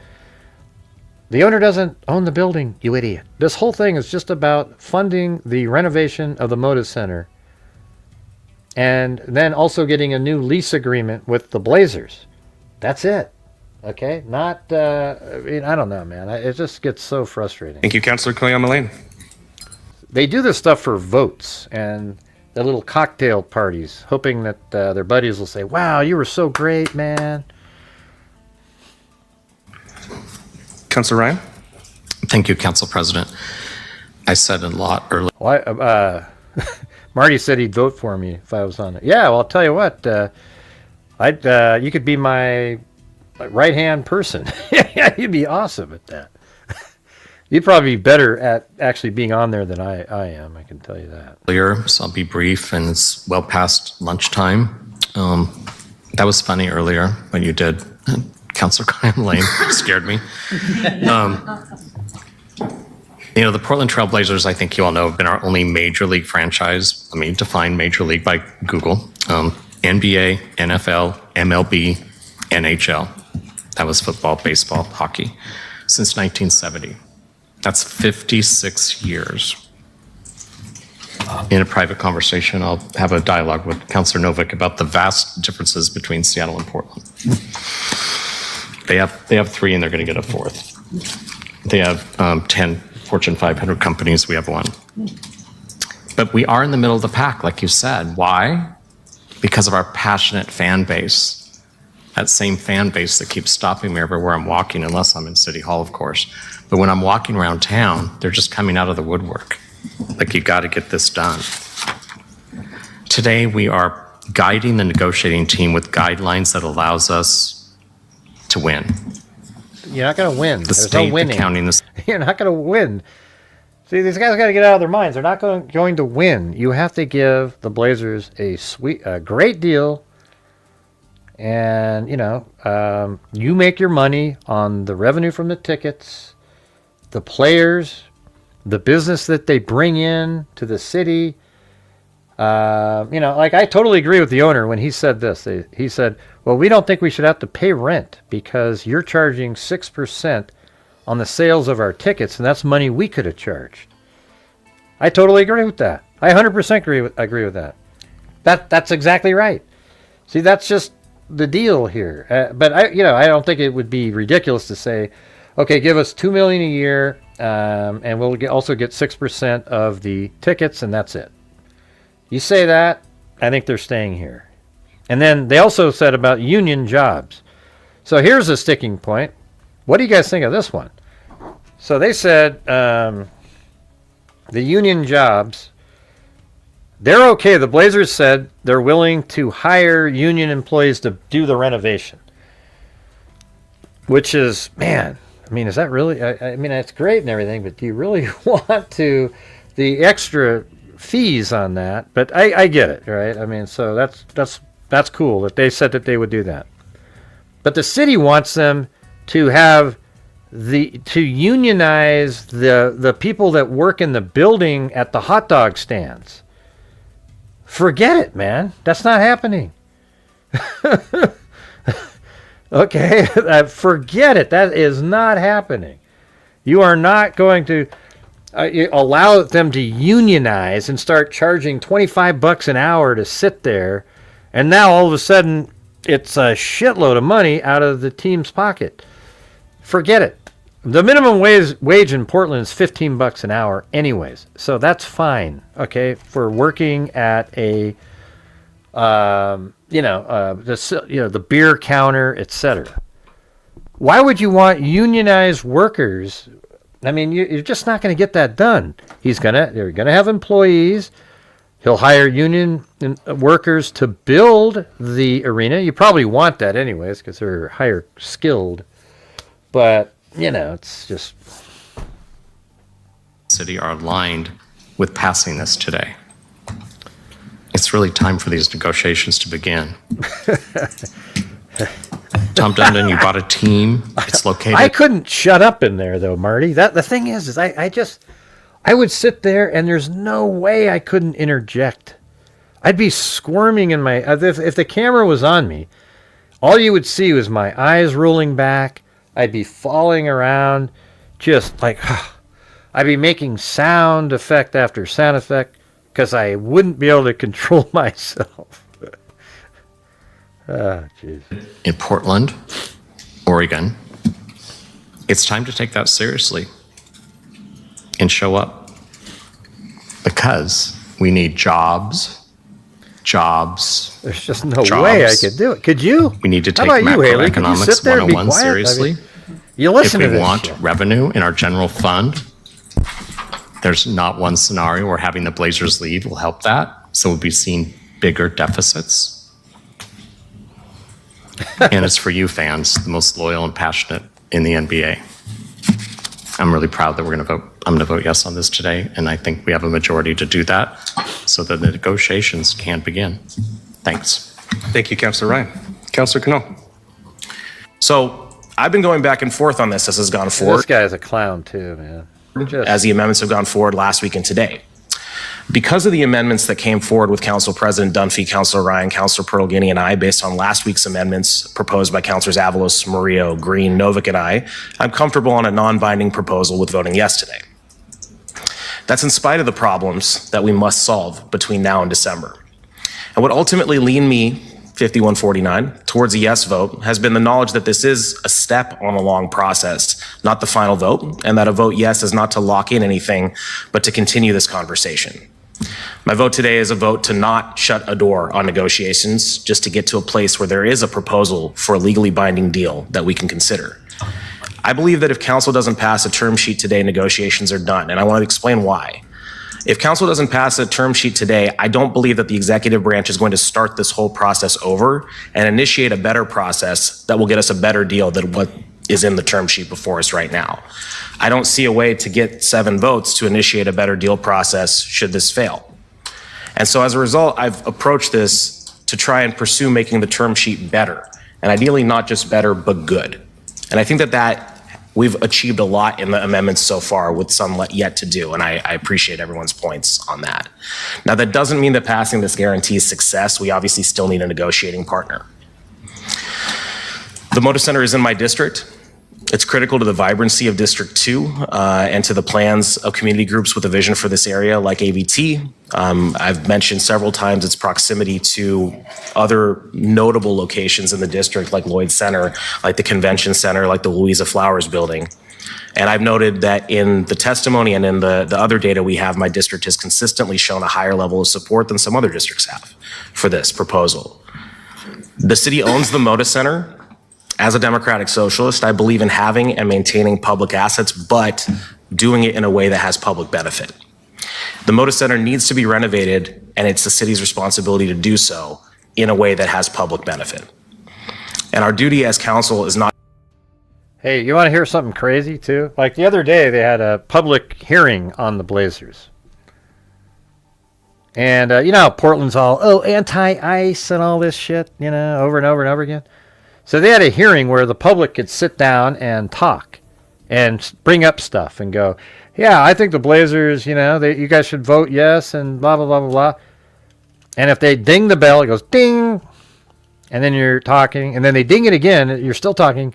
3 or 4 cops came around and stood next to you to get you the hell out of there. What a bunch of hypocritical dipshits these people are.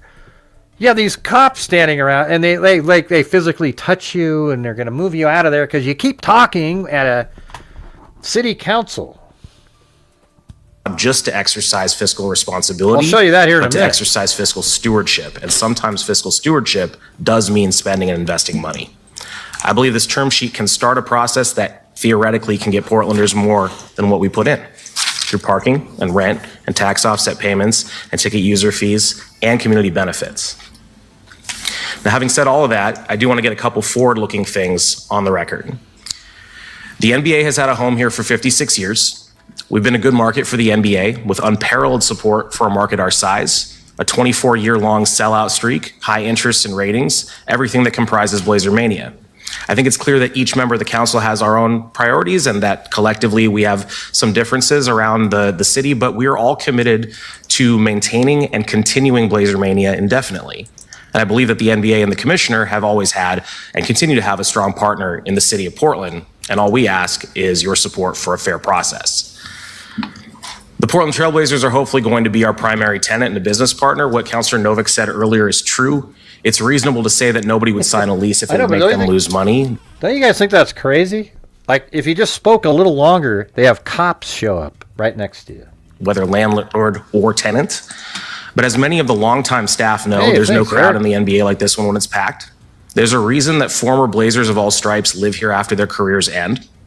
There's a reason that players like Maurice Lucas and Steve Blake and Damian Lillard come back even during their playing careers. This is a unique... Yeah, right. So here's the thing. You're talking about how valuable, how important it is to have the Blazers, but then you keep talking about how you want a great deal for Portland. I understand you wanting a great deal, but to keep them here, you're going to get a less than a great deal. Okay? Do you understand that, right? Market, and it's a unique... And the reason is because Portland is a shitty...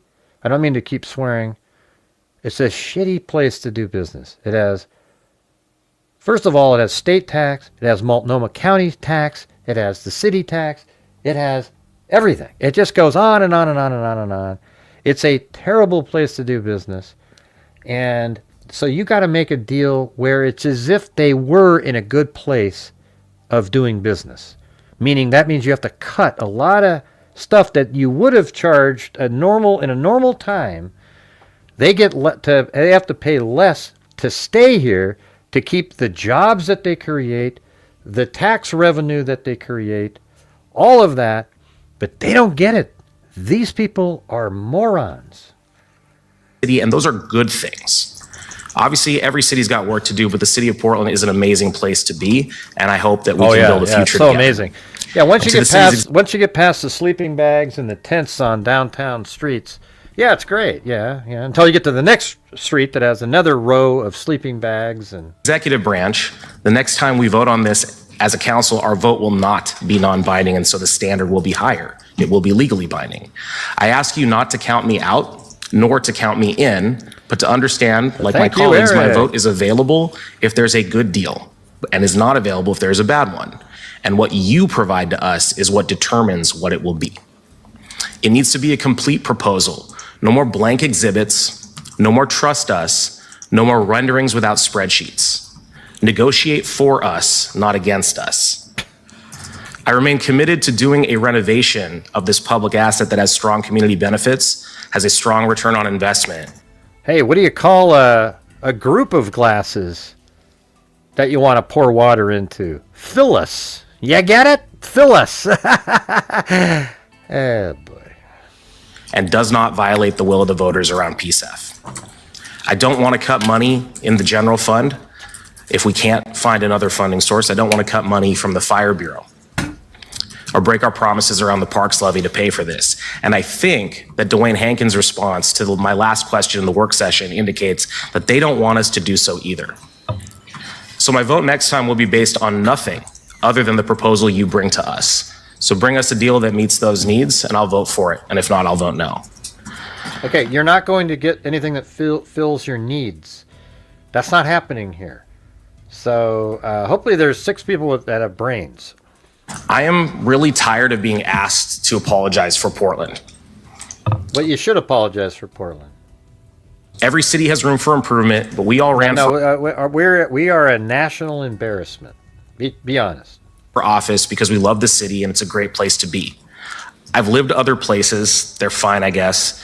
But it's a privilege to be here. And I expect that everyone involved in this... A privilege?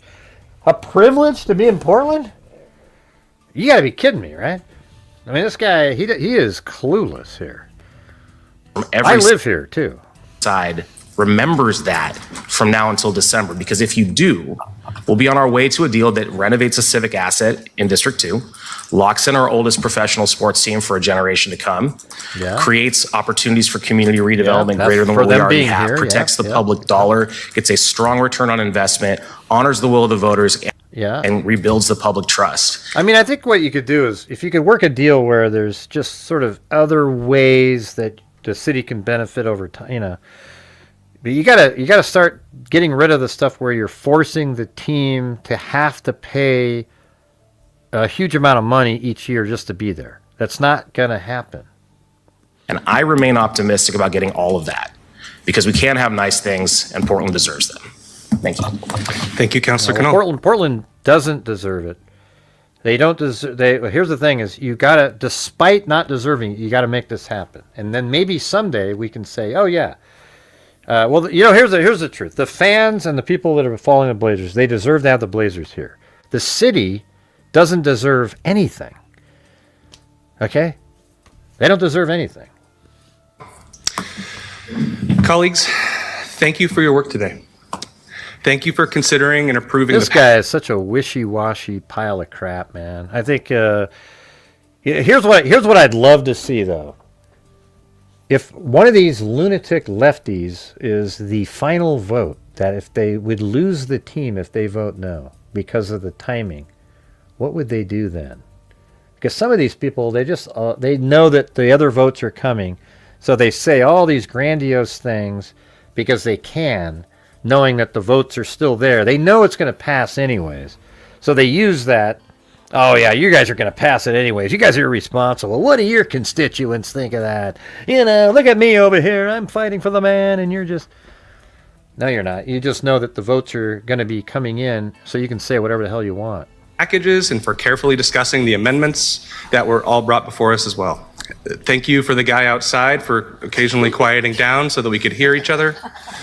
And indeed, thank you for everybody, the way that you contributed in your own way. As I said at the top of this meeting, this is the city's opening proposal. A very dense... Yeah, it's your opening proposal, but it goes downhill from there. He makes it, every time they say it like this, oh yeah, it's our opening proposal, as if it's going to get better. There's no chance it's going to get better. Okay? This is now you're negotiating with the team that doesn't, it already told you, here's the truth. They came up with a term sheet about 3 weeks ago that the team said this is a non-starter.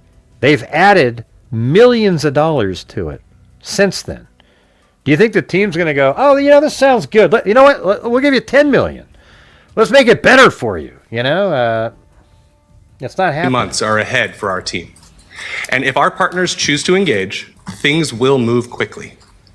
I look forward to continuing regular updates with council members, engaging... Yeah, you're totally right, Eric. I mean, it's sick. The sad part is people in Portland don't get it either. They think they're just so, these other people that have like sports YouTube channels, they're kind of like, they say stuff too about the owner and all this stuff. Yeah, like the owner, I don't know what he is really as a person. I know that his negotiations and he's really tough, you know. Like they had a see when he bought the team in March, he was told that the financing was in place and things were going to move forward. Then this 12-person city council was developed. It was a new thing here. This didn't exist. And then it just turned into this thing, and he had to show up to this meeting at the Moda Center to talk about it, and he was just like, God, he was wearing like casual clothes. He was just sitting there going, hey, you know, he just wasn't happy because the deals weren't working now. And he knew that these wackadoodle lefty nutters are going to be on this council, and you know, he had no faith in it. So it just kind of all went downhill from there. An executive and you know, they promised him something right at the beginning, and I think that went away. Sessions and updating the public with the best information available. I believe that there were folks who were counting on us to fail today. But this council and this new form of government. Yeah, well, it might have been even the Blazers were hoping that you would fail. Can do hard things. This work is supposed to be hard. It's supposed to be messy. This is the process of fighting for our city. Because Portland is an incredible city. We are culturally vibrant. We have the best audiences in the country, not just at the Blazers games, but in every venue in town. Our incredible natural beauty provides the backdrop for the best quality of life in the nation, and we are serious about getting things done. This city is a value proposition. It's also a place with values, both. We move forward from both. I am certain that our greatest chapter is ahead of us, and I hope that the Blazers are a part of that future. If they choose not to be, I have no question that our incredible city will still bloom, thrive, and make great places for cool stuff to happen. No, see, that's bullshit what he just said right there. See how stupid this guy is? No, it's not going to be a place to thrive if you lose the Blazers. This process has been... See, talking like that means that you're willing to, at the very end, if you don't get a great deal, you're going to say no. That's what this guy sounds like. And that's where Marty probably was, that's what he's referring to. Unprecedented. And I'm so grateful to all of our staff that have helped us to get to this place. We're counting on you to keep going, to bring back a long-term lease agreement that this body can support. And to my council colleagues, again, thank you for bringing your passion and your determination. More than anything else, thank you for staying engaged and at the table with each other, even when it would have been far easier to walk away. We have many challenges ahead of us, and today I'm just a little bit more hopeful that this group has what it takes to get there together. Keelan, can you please call the roll? Here we go. Here's the vote. This is the vote for document 2026-280 as amended. Koyama Lane. No. Murillo. No. Novick. It's been a great game. Both teams played hard. Aye. Clark. Wallace. Aye. Green. No. Zimmerman. Yes. Avalos. No. Smith. Yes. Canal. Aye. Bertolini. Aye. Ryan. Aye. Dunphy. Aye. The resolution as amended is adopted with a vote of 8 ayes and 4 nays. Congratulations, colleagues. This concludes all of our business before this body. There it goes. So, hey, 8-4, they pass the money too. Can I get a boob chakalaka?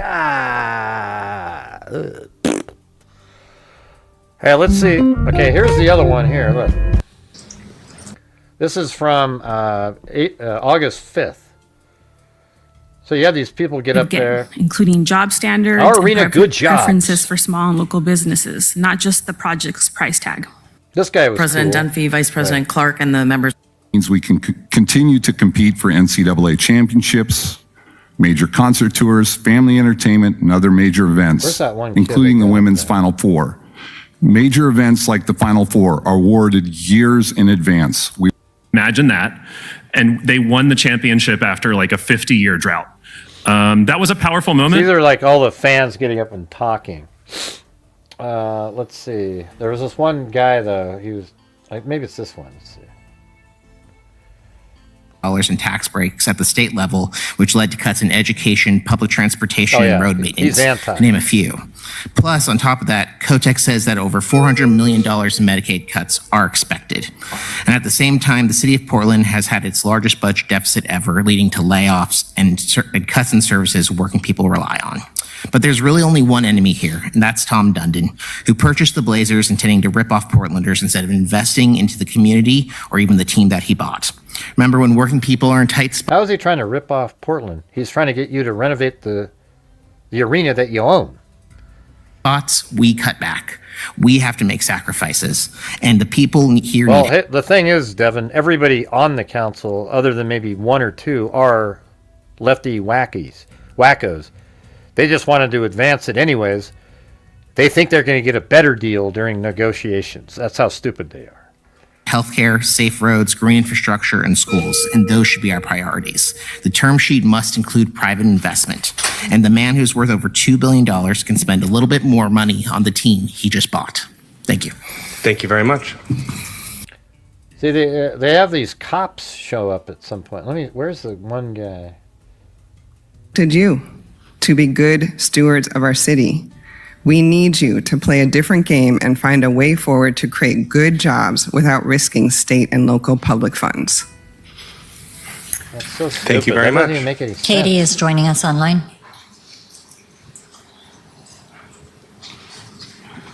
Katie, you're muted.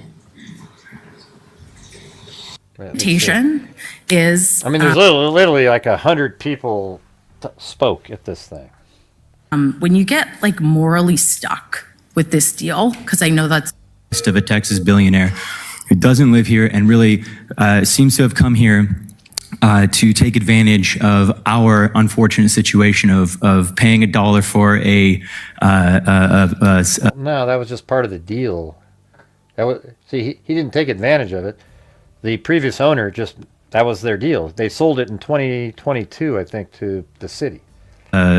a Moda Center that needs millions in renovations. The sad part is these people are so uneducated about the realities. Obviously, this is a cheap deal for him. You need to negotiate better on the behalf of... See, see how funny Phyllis is right there? Maybe he plans to move the homeless into the vacant arena. Yeah. Well, maybe move them into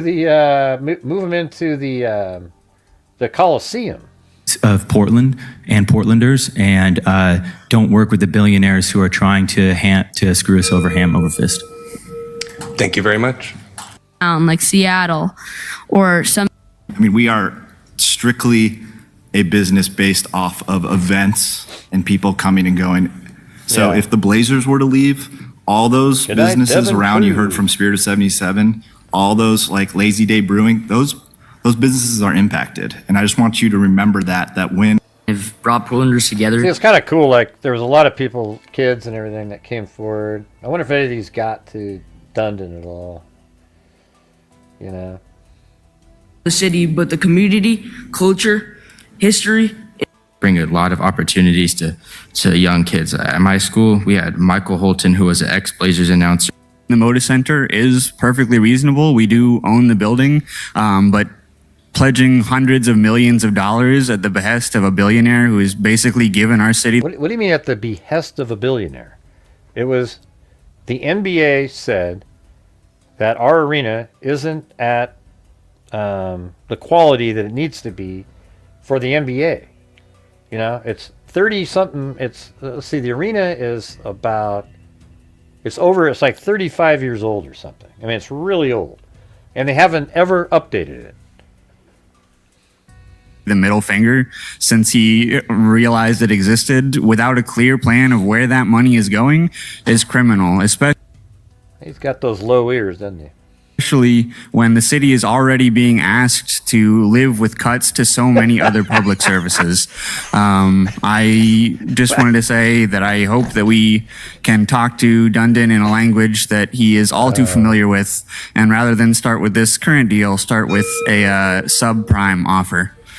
Thank you for your time. I yield the remainder of mine. Thank you very much. See, this is Portland in a nutshell, this whole situation you're watching right here. Thank you very much. Oh yeah, you know what the part? Oh yeah, let me move. Please go ahead. Start us At off the here. beginning here. Hold on. All Let me right. move it forward. Hello, I'm Emerson Odom, and I want to speak about why this. Taken time off of work today to speak to you today. For more than 6 months, the Board of Commissioners Where That's that one. Yeah, I'll tell you what. The part that was funny was anytime. See, Portland's just filled with transgenders and whatever. You know, keep Portland weird. You know, that's their motto. But like any time somebody sat up there that looked like you weren't quite sure, the Dumphy guy would say, "Hey, and feel free to say your pronouns." But he never said it when normal people showed up. So he was like profiling them. I mean, every time somebody showed up that looked like they could be, he'd say, "And you can say your pronouns." You know. Let me see if I can find one of those. I'm trying to. feels like it belongs. I'm of indigenous and I came from Mexico almost 30 years ago. That's why I accepted the honor of serving as one of the co-chairs of We Are Rip City. But today I want to speak from my heart. Do you know, as a business owner or community leader, I want to speak to you as a mom. My son that's here and he's gonna testify too, grew up in Portland, and like so many kids, delayed, potentially forfeiting the much-needed fiscal support. The proposed $600 million renovation project will for only $80 a month.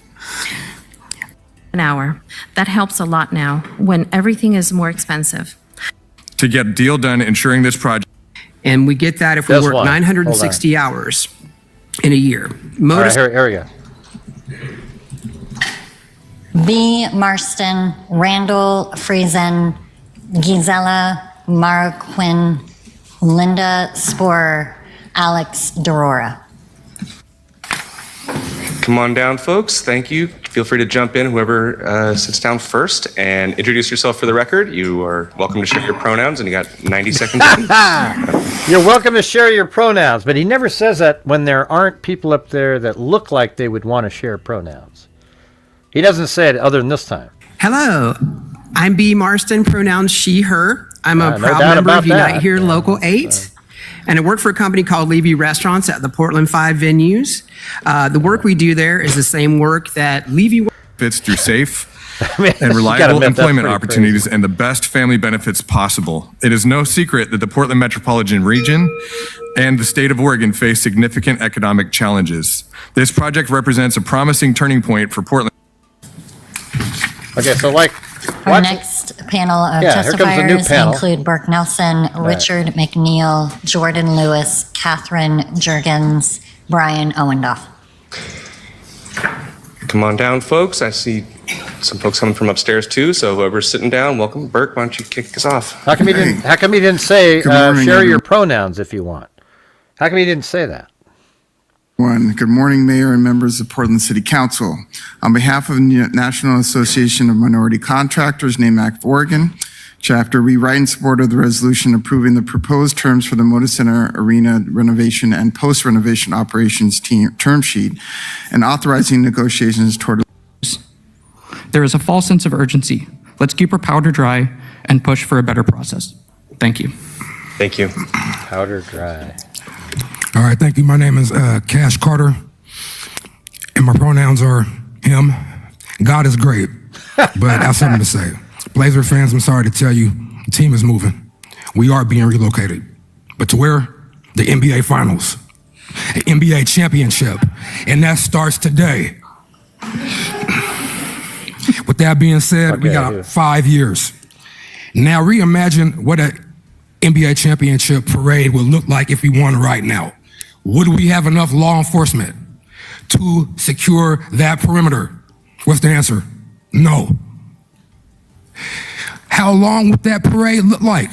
Look at our current big parade for the Rose Festival. It gets shorter and shorter and shorter every year. So that means our city is not in alignment to win a championship right now. But we have 5 years or less to get ready for that, to envision that, to see that. Go outside, see that route. See what empty building is sitting there. Envision what business is going to be there. Envision what food vendors are going to fill that parade route. And most importantly, envision what Portland musicians besides Damian Lillard are going to be performing at that parade. And I hope you vote for this next week. I really do. I know it's not perfect, but don't let perfect get in the way. It's non-binding. You move to negotiating the particulars of the lease, and even there, I would say whether it's a great deal, good deal, or even a below-average deal, like within a few months, certainly within a few years, no one will remember. On price and output is illegal collusion. Now, Congress carved out the exemption to the Sherman Antitrust Act for professional sports leagues in 1961. For a broadcast television world that no longer exists, before cable streaming, before the league's new. Have you got seriously this whole just the last 10 minutes? Like, is there ever how many normal people have you seen? I mean, it's like everybody in Portland is just like crazy. In your $76 billion national media deal, that pool bargaining power is what funds the NBA's leverage over every city that hosts a team, including this one, and exists only because Congress chose to exempt it from the law every other industry has to follow. Portland City Council can't repeal a federal statute, but you can lobby the people who can. I'm asking you to send the formal request to Oregon's congressional delegation. By the way, I like to play ball more than watch ball. What if we had Beaverton playing Gresham in the Moda Center? What if we had interstate? I always thought, wouldn't it be cool to make a new logo that says "Make Portland Normal Again"? And then the dope smokers would say, "You mean normal, like NORML?" That's their little normal, is that dope smoking. Or municipal sports leagues. Now, this corrupted high school athletics as well. I was a varsity athlete in high school, but what about sports players, not just healthcare for all in preschool? So the opposition needs to improve their game in opposing this. Thank you. Thank you very much. What a weirdo. Connor Cash. The New York Knicks or the Las Vegas expansion. And I just want to say, of all the stuff, like all the use of taxpayer money, there's a lot of, money that goes out to these nonprofits that their actual product is dubious in what they do. Yeah, totally agree. And I know those are your, constituents and your cronies and whatnot. But of any use of taxpayer money, this seems like the most obvious ROI of anything. Just take the economic stuff, but also, like, as many people said, the non-quantifiable aspect of what sports does to a city. Again, I think some guy said this earlier. What was I about to say? Thank you. Sorry, over time there. Sorry, last thing. No one's going to remember the little... Yeah, he wouldn't let the one rational talker say anything. That dumpy guy. Small thing. Thanks, brother. Damn, all right, Thanks, brother. Thanks. See, look at this. They got cops in here with guns. Thanks. Okay, We're good, guys. We're good. Yeah, we're good. Yeah. What were you going to do if he wasn't going to get up? Were you going to, grab him? And I mean, this is so ridiculous. They get mad when ICE takes a legal alien out of the city.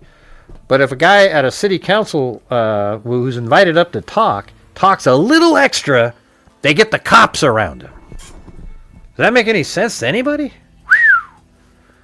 Cool. All good. Hi, I'm Marcus. I'm also a lifetime Portland resident, third generation. Have a jeez, heart of gold. And I am pissed off, and not at you. That's Portland right there. This is a decision which is like a pie.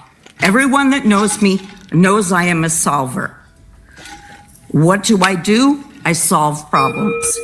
The fact is, when they are at away games, Hey, thanks, Eric. People in the building of Moda and your 3 other buildings are events. The buck needs to be passed to every darn event, not the Portland Trailblazers out of their pockets, but every event. Divided them up. You've got 3 buildings and the Blazers. Yeah, man, I thought that idea isn't too bad. Like, if you have all these different events, you divide. Why doesn't, like, the Portland Fire, the basketball team's playing there? How come people aren't bitching about that team and why they aren't investing in the renovation? They're there too, So yeah, she actually kind of makes some sense there on that one angle. So we go get it. Yeah, I mean, it's just crazy, the people that are in here. Oh, yeah, look at this one. Look at it. Prepared to lose the Blazers. You're not prepared to lose a basketball team with a 50. Okay. Adriana. Let me get. Do you think that what do you think the Dumphy's going to say when this group comes up? Do you think he'll say, use your pronouns again? Let's see. I'm just going to guess. Lock. So here comes Come the on new down, group, folks. but the one person isn't. You're not sure what they are. Okay. Whoever's sitting down, you're welcome to go first. Please introduce yourself for the record. You got 90 seconds. Aren't you going to say that? Please use your pronouns. Go ahead.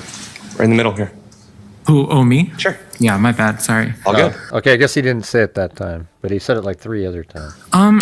Yeah, okay. So I'm all for sports and community events, and respectfully, those who appeal to the loss of a basketball team miss the point.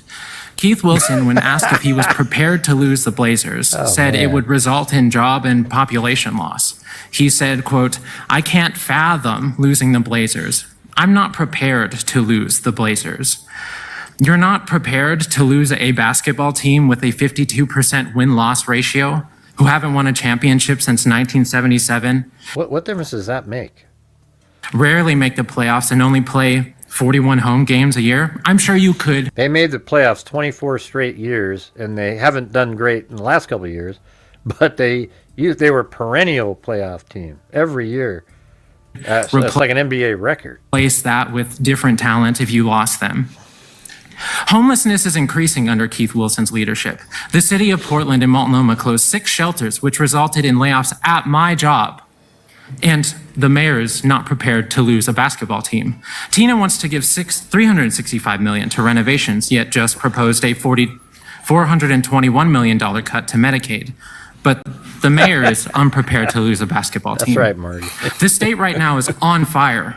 We are inheriting a world that's burning from climate change. And the mayor is unprepared to lose a basketball team. You walk outside and you'll see crumbling infrastructure in our roads and our transportation. Right, that's because people like you and the people you're trying to talk to have had all of the big businesses leave, and there's nobody there to fix it anymore. Like, there's no money left because of you.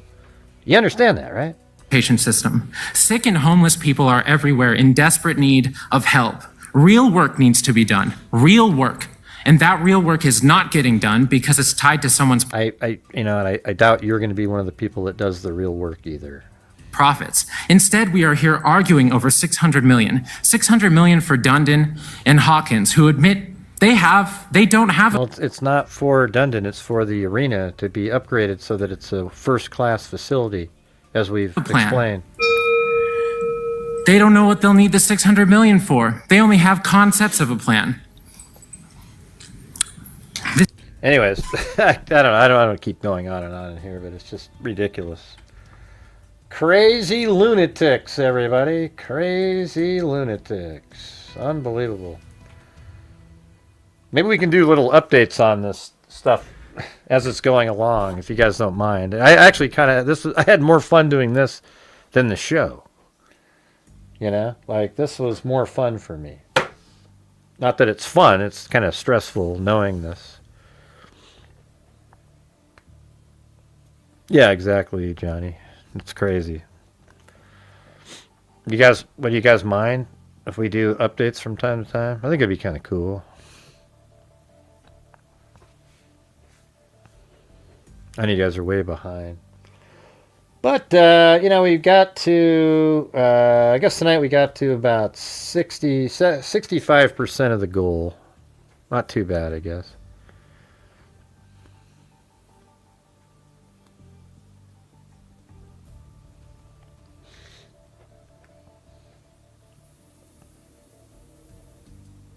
I really believe that, like, these kind of people, like, Michael Savage would always say liberalism is a mental disorder. I actually believe that. I think it's like you don't understand that your thought process. Like, I was coming up with something the other day. I was thinking, on your free time, it's okay to be liberal. Do whatever you feel like you want to do on your free time, okay? But if you want a state or city to thrive, You've got to be pro-business and pro-growth and all of that. But be your little liberal self, put on your little Birkenstocks, run around, get your little hippie shirts on. Do all that stuff when you get off of work, okay? We can't afford to be that way all day long. Isn't that the truth? I thought that was kind of profound almost. I was just sitting around going, that is exactly right. Have your hobby be liberal, Do whatever you want to do. Do your little lefty, oh, yay, we're going to go do a kapucha party, whatever the hell they call that crap. And it's just great. Do it when you get off of work, though. And you'll have this great job from the businesses that are attracted to your area because of the business climate. And then do all your little other things outside of that. It's great.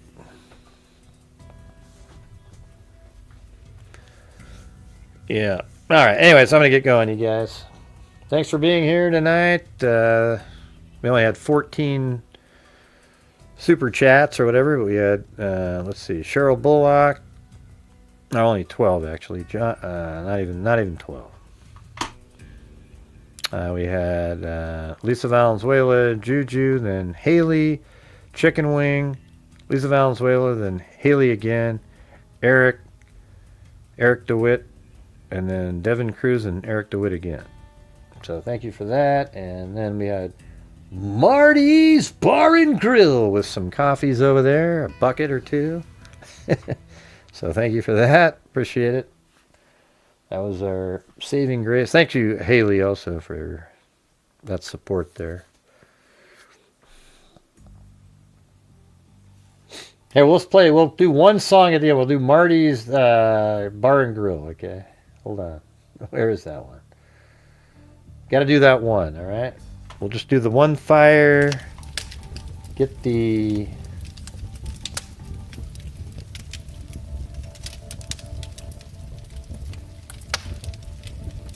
There it is.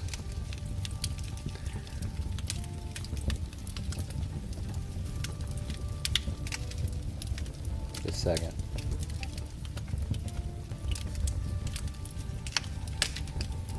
God, all this music playing in the back.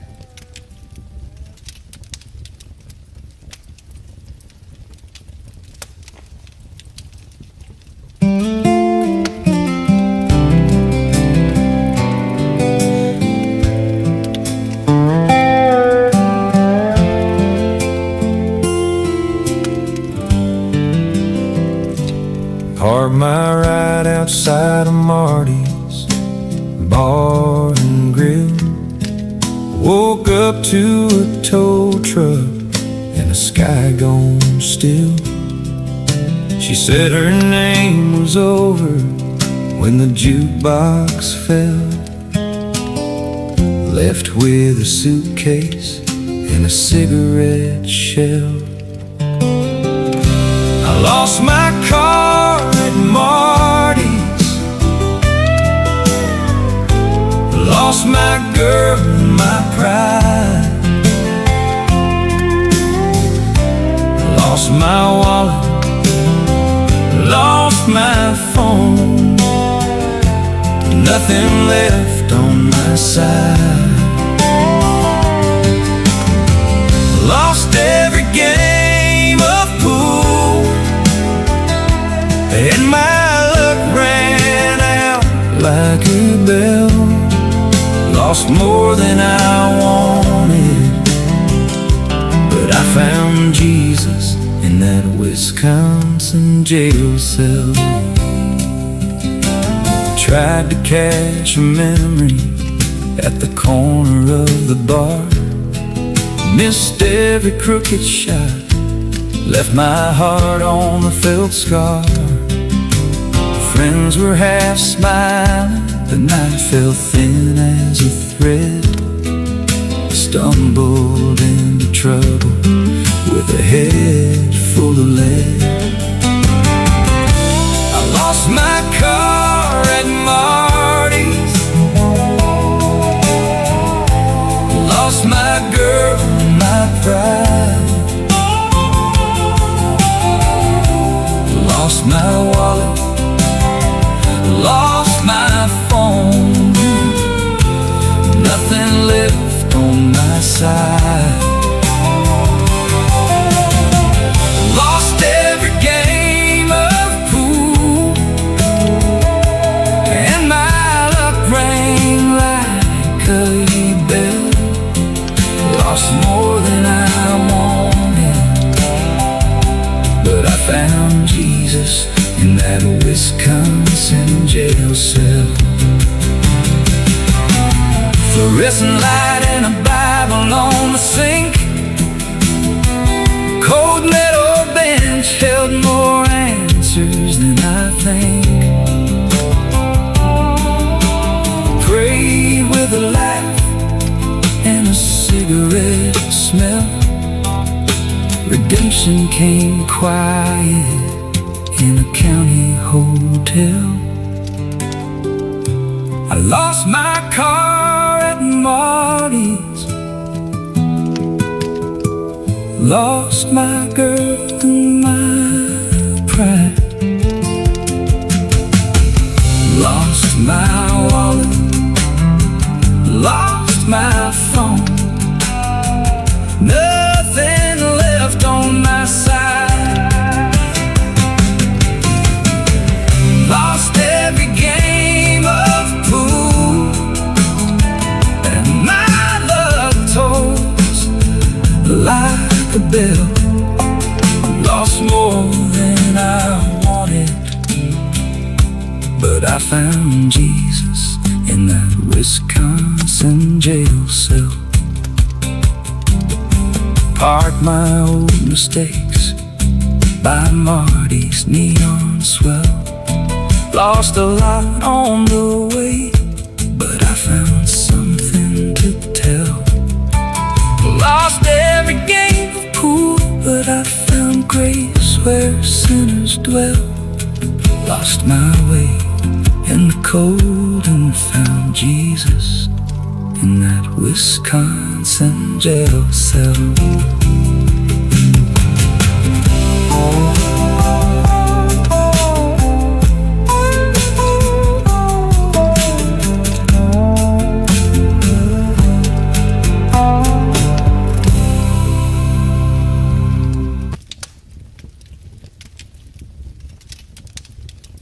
I gotta try doing the, I don't know where Jim was tonight. He doesn't show up every single night. I mean, I think we figured it out last night. I guess he couldn't read any of my comments.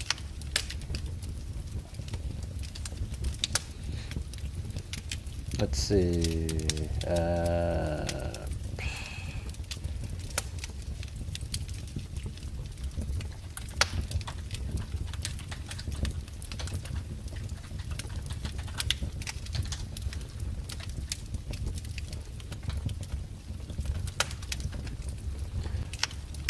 Alright, let me just throw that in there. I just want to hear the chorus sung. Yeah, I mean, I think on the show last night, he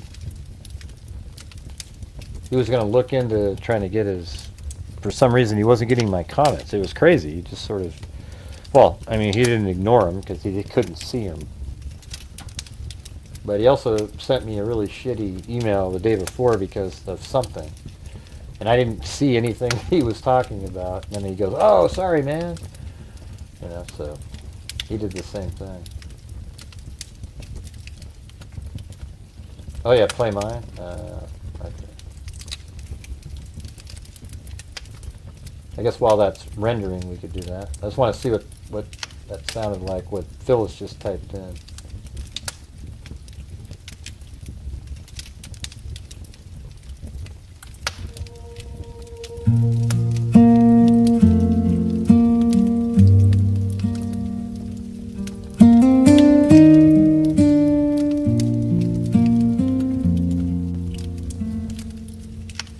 The street still smells like rain and rust. Jacket on the chair, your name in dust. I traced the hour where the light fell thin, and the man with empty eyes took the shape of him.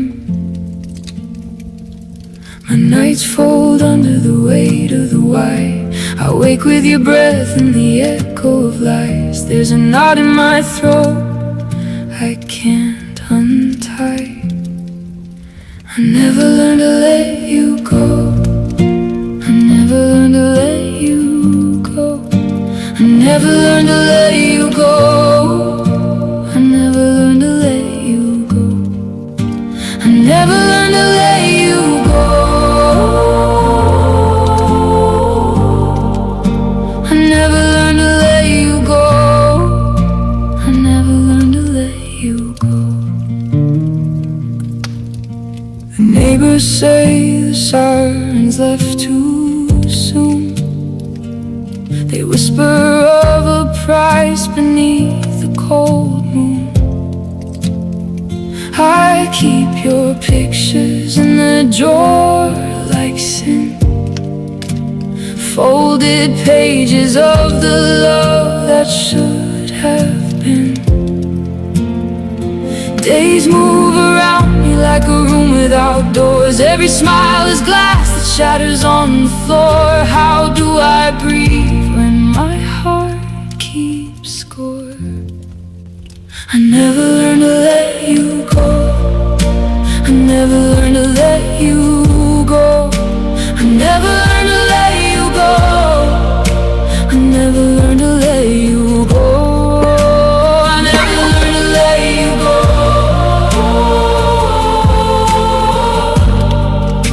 I never learned to let you go. I never learned to let you go. I pray sometimes and my hands feel thin. I ask the sky why evil took him. If mercy is a river, why does it run dry? I stand here asking God if he hears my cry. I keep your name like a stone in my mouth. I keep your name like a stone in my mouth. I keep your name like a stone in my mouth. I keep your name like a stone in my mouth. I keep your name like a stone in my mouth. I keep your name like a stone in my mouth. I never learned to let you go. I never learned to let you go. I never learned to let you go. I never learned to let you go. I never learned to let you go. I never learned to let you go. I never learned to let you go. Maybe I'll learn to carry you softer with time. Maybe faith will stitch the wound that's mine. Till then I walk with the shadow you left on my soul, praying to God to teach my hands to hold.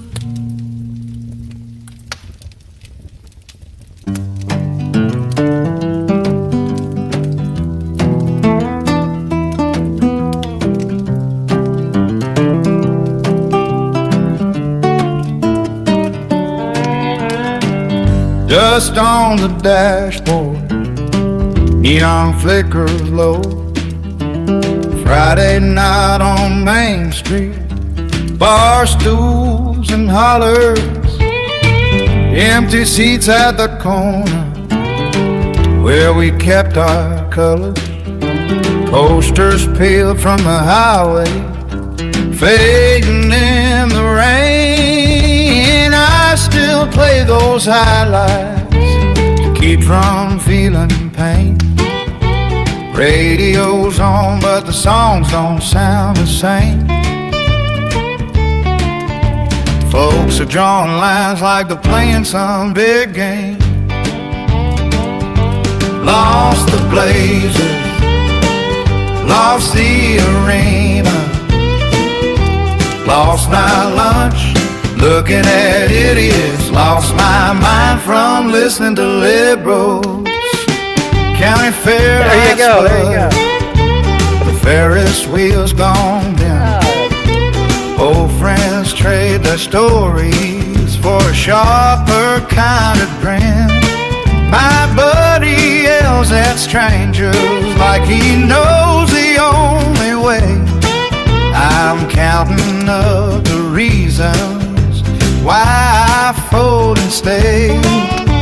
Whiskey fixes nowhere, it only buys me time. Words get heavy when the preacher and the pundit ride.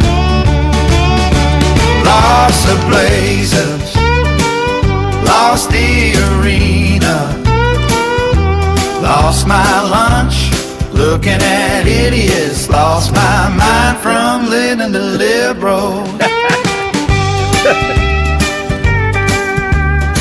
Yeah.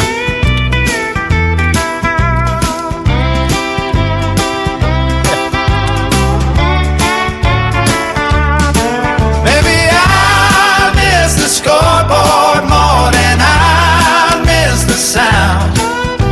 Maybe I'm tired of fighting ghosts that hang around.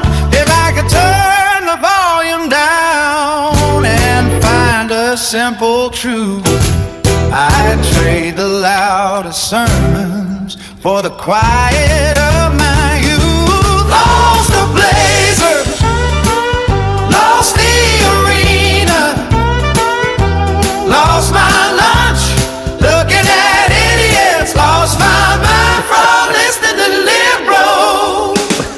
Dust on the dash, That's right. and a map with no lines. I keep on driving till the sun Phyllis must have left already. You didn't even hear her song.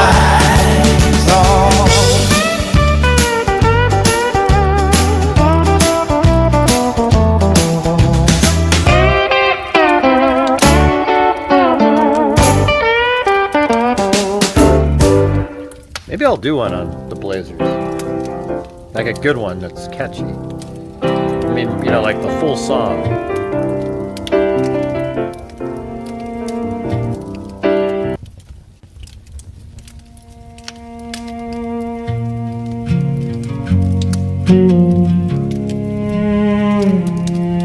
Boot scooting. From all different socks. Yeah. Night hums in the corners where the bright lights don't reach. This one sticks in my head a lot, this one.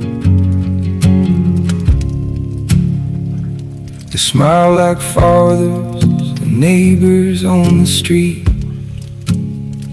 Polished words like honey to drown out your feet. Okay, this is the last one.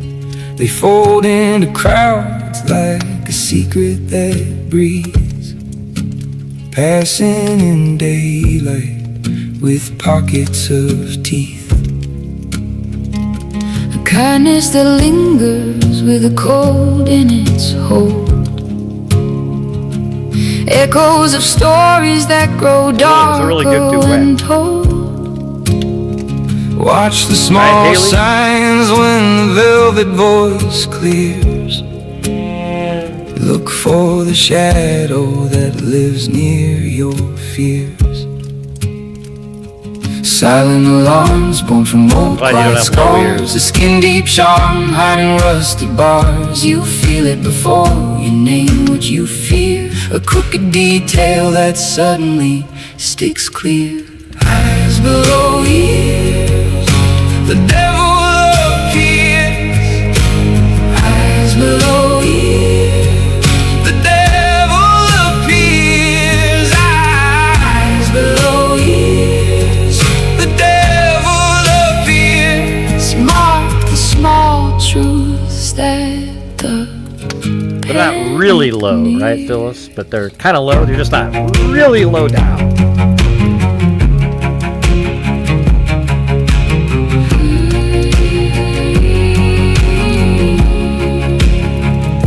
They learn how to kneel and how to bow just right. Speak like a guardian in the hush of the night. They glide through families with practiced regret. Wearing concern like a hand-me-down silhouette. Listen to laughter that trembles and strains. Notice the hush where the warning remains. Old stories whisper where the new lies steers. Follow the sign where the silence clears. Little betrayals tucked in the grin. Patterns repeat where the danger begins. A pulse at the throat, a chill in the ears. Truth's baby step closer, dismissing the ears. Eyes below ears, the devil appears.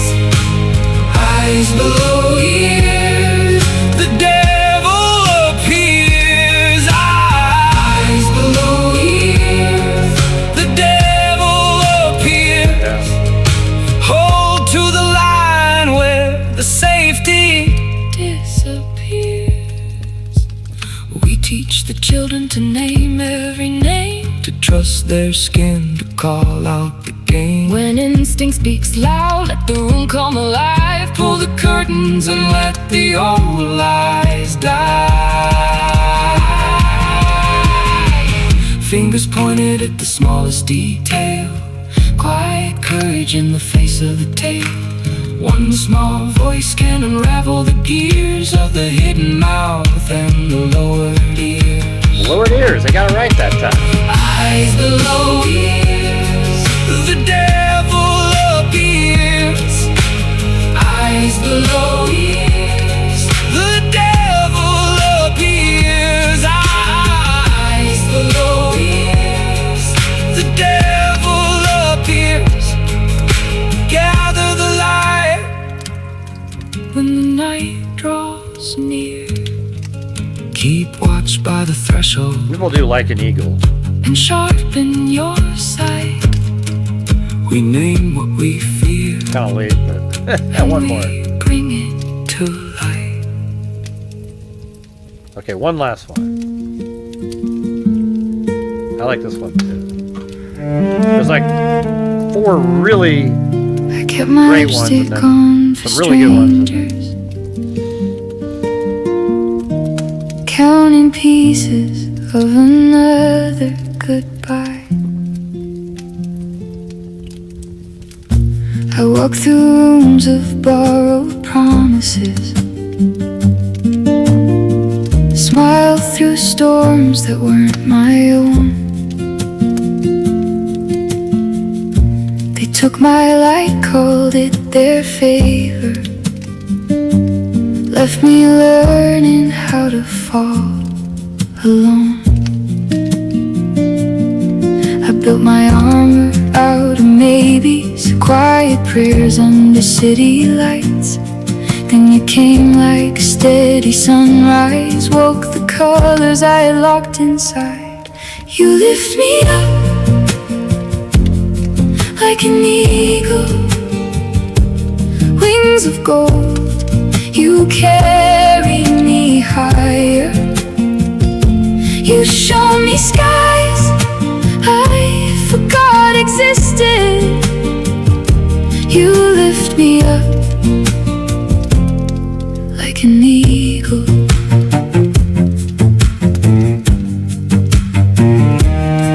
Like an eagle.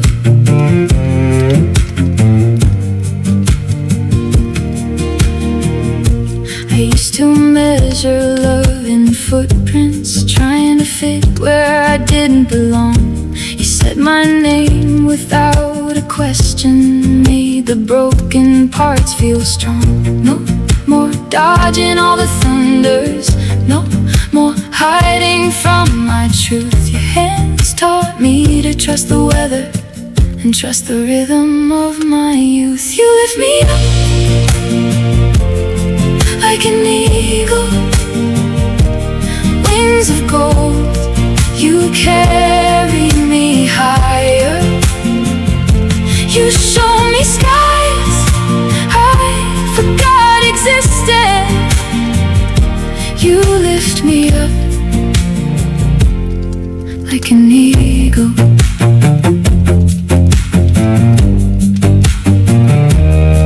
Like an eagle.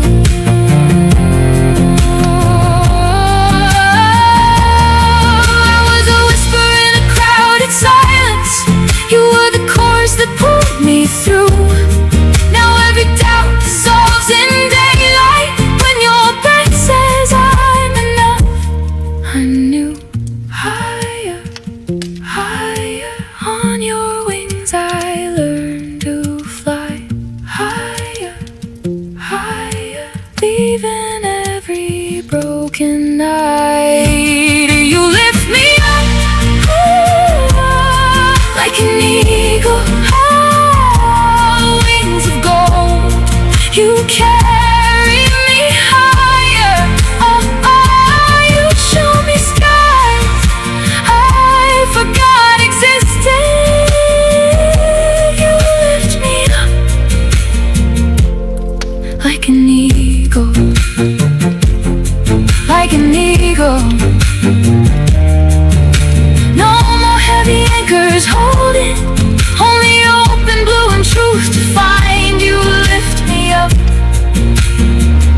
and I am fearless. You lift me up, and you are mine. All right. Maybe I'll make one with Marty's lyrics there. Let's see. Some treat me mean, some treat me fine. Most folks just go their way, don't pay no. I don't know. What would that be about? You know, like, because then it has to write all the lyrics too. Sometimes it can just figure it out based on that, though.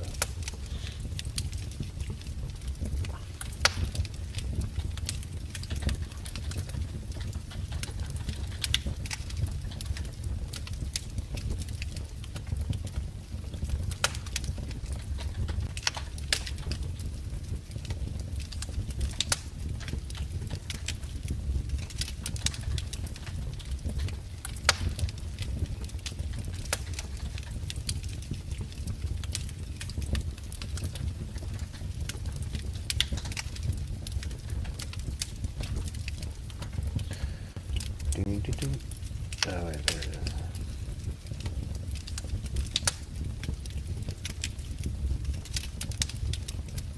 Huh. Kind of froze up on me here.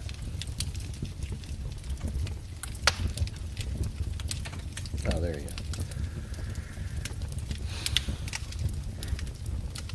go. Anyways, thanks everybody for being here. You lift me up. All right. Like an eagle with wings of gold.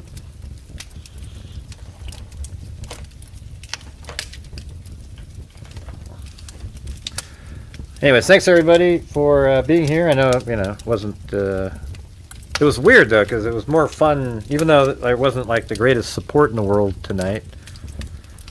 It was kind of fun doing something else, so that was cool. Like going over that city council thing, that was kind of, I don't know if it was interesting for you guys at all, but it seemed like it was okay. Hey, well, you too, Phyllis. Hey, thanks everybody, really appreciate it. So we'll see you guys tomorrow. Maybe we'll get right back on the really popular true crime cases, all right? Anything that's really, really popular, we're going to have to cover. It's going to be great. Maybe I'll do something on, we'll do the Nancy Guthrie one again. We'll work through everything and, really put it, really put it perfectly together like we have 75,000 other times. Isn't that amazing?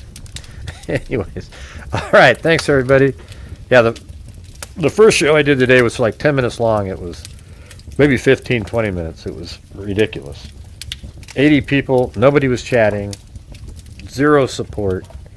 I think Richard Watts sent $2, and that was it. And then we switched over to another show, and it was just as bad.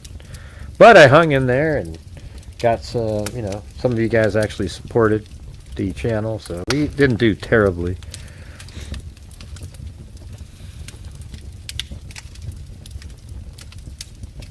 Oh wait, let's see what the lyrics are. Walk the corner where the lights are low, paper hearts in pockets, and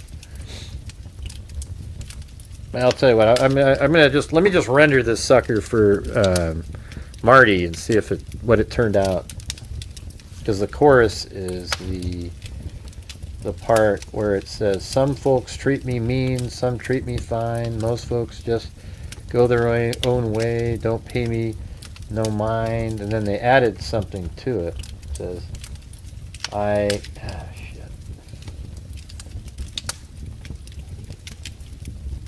hum my little tune and I keep my stride. Some folks treat me mean, some treat me fine. So it added that little line in there and repeated it again. Yeah, have a good night, everybody. I'm just gonna sit here. You guys can take off if you want. I'm just gonna see what this render sounds like.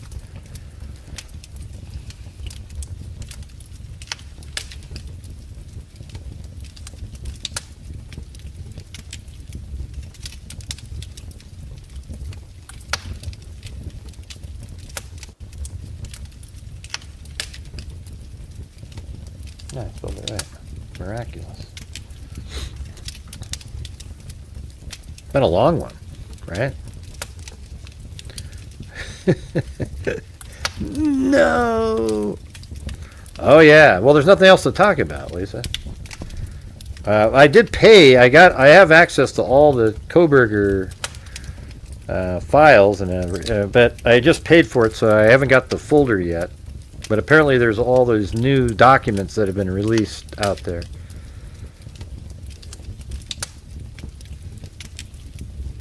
I don't remember what I said.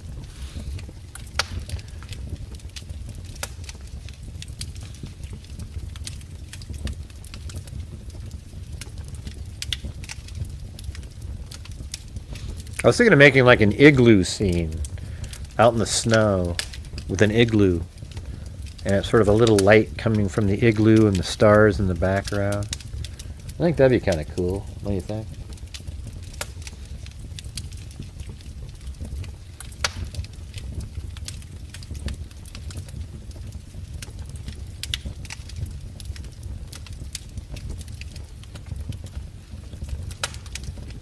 All right, Marty, we're going to see. We're going to see.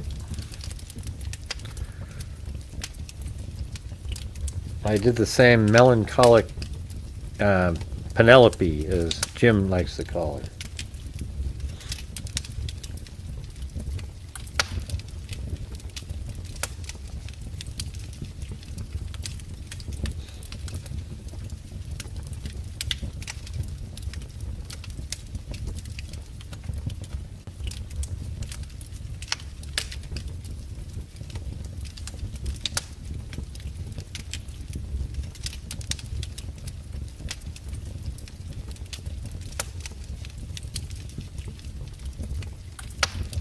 All right, here it is.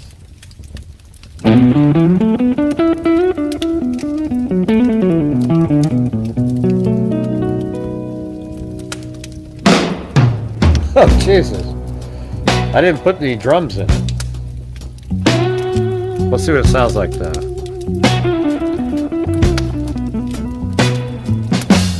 I walk the corner where the lights are low. Paper hearts in pockets and a winter coat.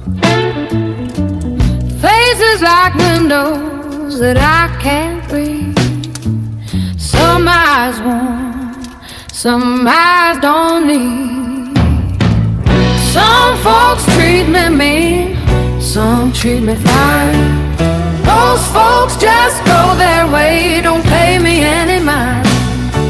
I hum my little tune and I keep my stride. Some folks treat me lean, some treat me fine. Yeah, I didn't put blues in there though. Lady with a coffee gives a crooked grin. A passerby hurries like he carries sin. Children chase sunlight down the alleyway, while the rest of the city just slips away. I count the small mercies, I count the small light. Hold on to the good through the long, slow days. Some folks. Oops. Oh, God. I was trying to get the right. I got to get the setup over here. I didn't mean to flip that off of that. Oh yeah, that's right. That arrow down. Brings us back, and then I can go over here. Just go that way, don't pay me any mind. I hum my little tune and I keep my stride. Some folks treat me mean, some treat me fine.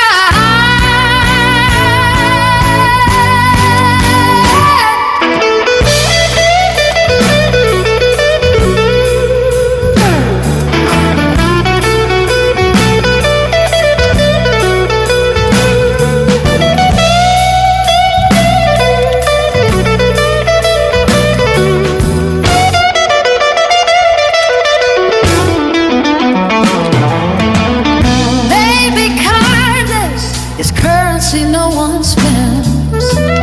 Maybe love is a rumor that never ends. I plant a seed in the cracks of the street. Watch how a stray smile learns to me. Some folks treat me mean, some treat me fine. Most folks just go their way, don't pay me any mind. My stride. Some folks treat me mean, some treat me fine. Treat me mean, some treat me fine. Most folks pass me by. Still I call it mine.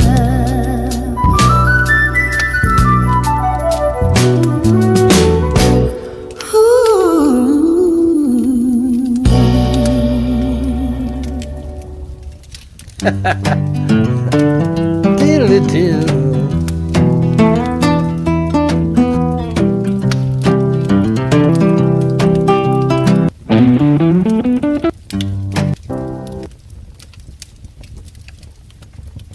All right, I'm going to try it one last time.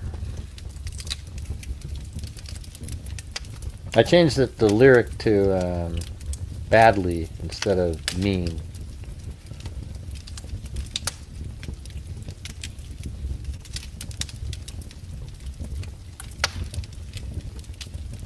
We'll see how it sounds. Then I switched it to the same style as I Never Learned. So we'll see how that goes.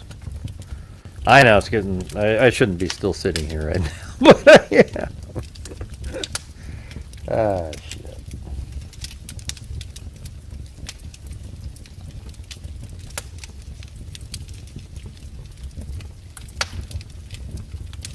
You know, there's a whole industry of people make videos. You know, like the scene that you're looking at right here.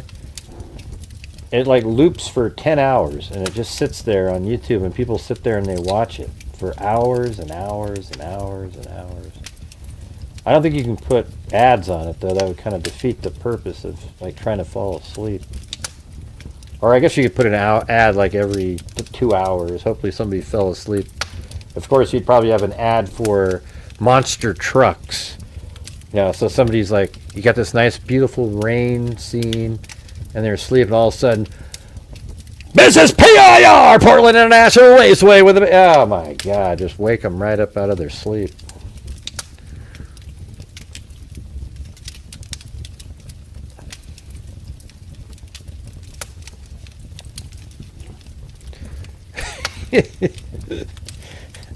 They're dead asleep. And then that shows up. Yeah, that would suck.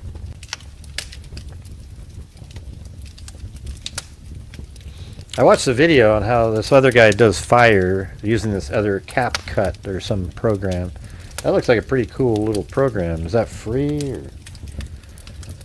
But I used Premiere. It was kind of cool how I did the fire glow on there. I took the same fire and then made another fire, the same fire over the top of the fire, and then you make it bigger and then make it transparent and then very minutely, very transparent, and then a blur effect. So it kind of is bigger and it just sort of goes ding ding. It looks like it's the fire emanating like glow to it.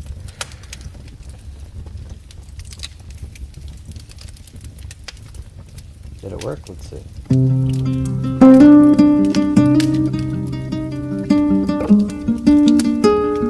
Oh, I like that little kind of Spanish sounding.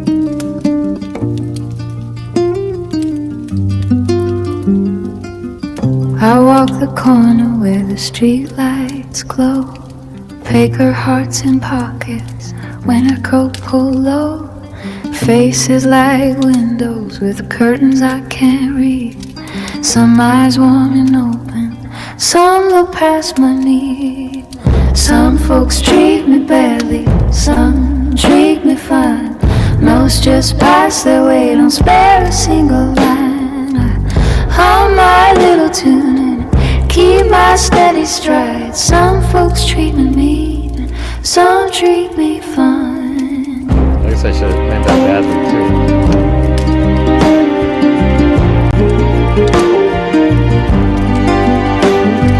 Lady with a coffee flashes a crooked grin.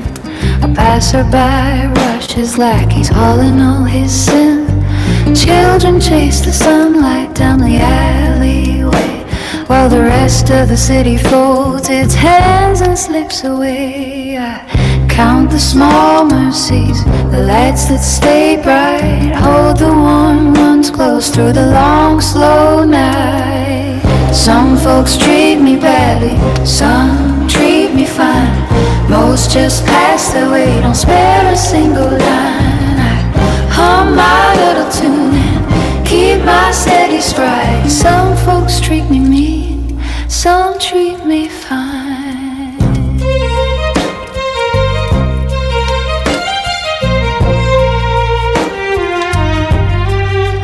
Maybe kindness is currency we never spend. Maybe love's a rumor that keeps coming back again. I plant a seed in the crack of a cold gray street. Watch how a stray smile bends down to me.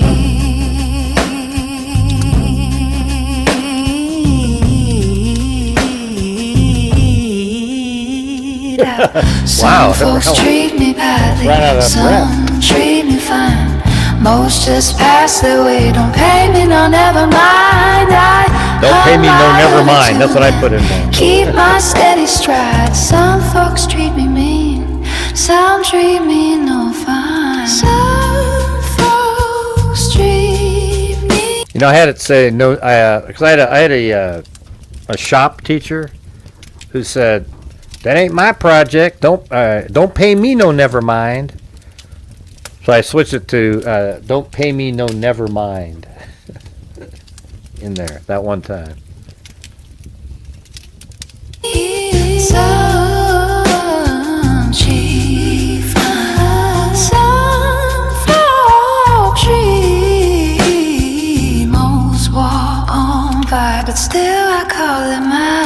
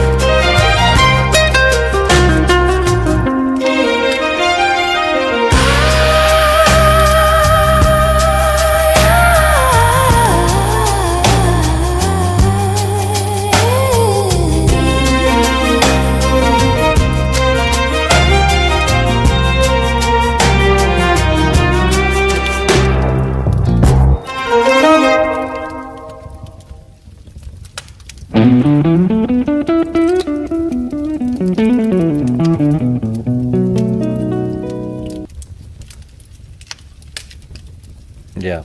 Anyways, you guys. All right. Well, thank you all for being here. Sorry, I already said that a minute ago, but we'll say it again. Thank you. We'll see you tomorrow. And as I always say, everybody, till next time, be safe out there.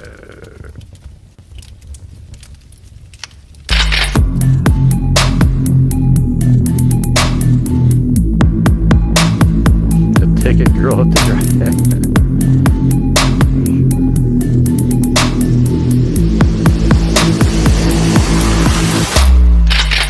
Good night, freaks. Good night, Haley. Good night, Marty's Bar and Grill. Good night, Phyllis. Good night, Lisa Valenzuela. There's nobody else here right now.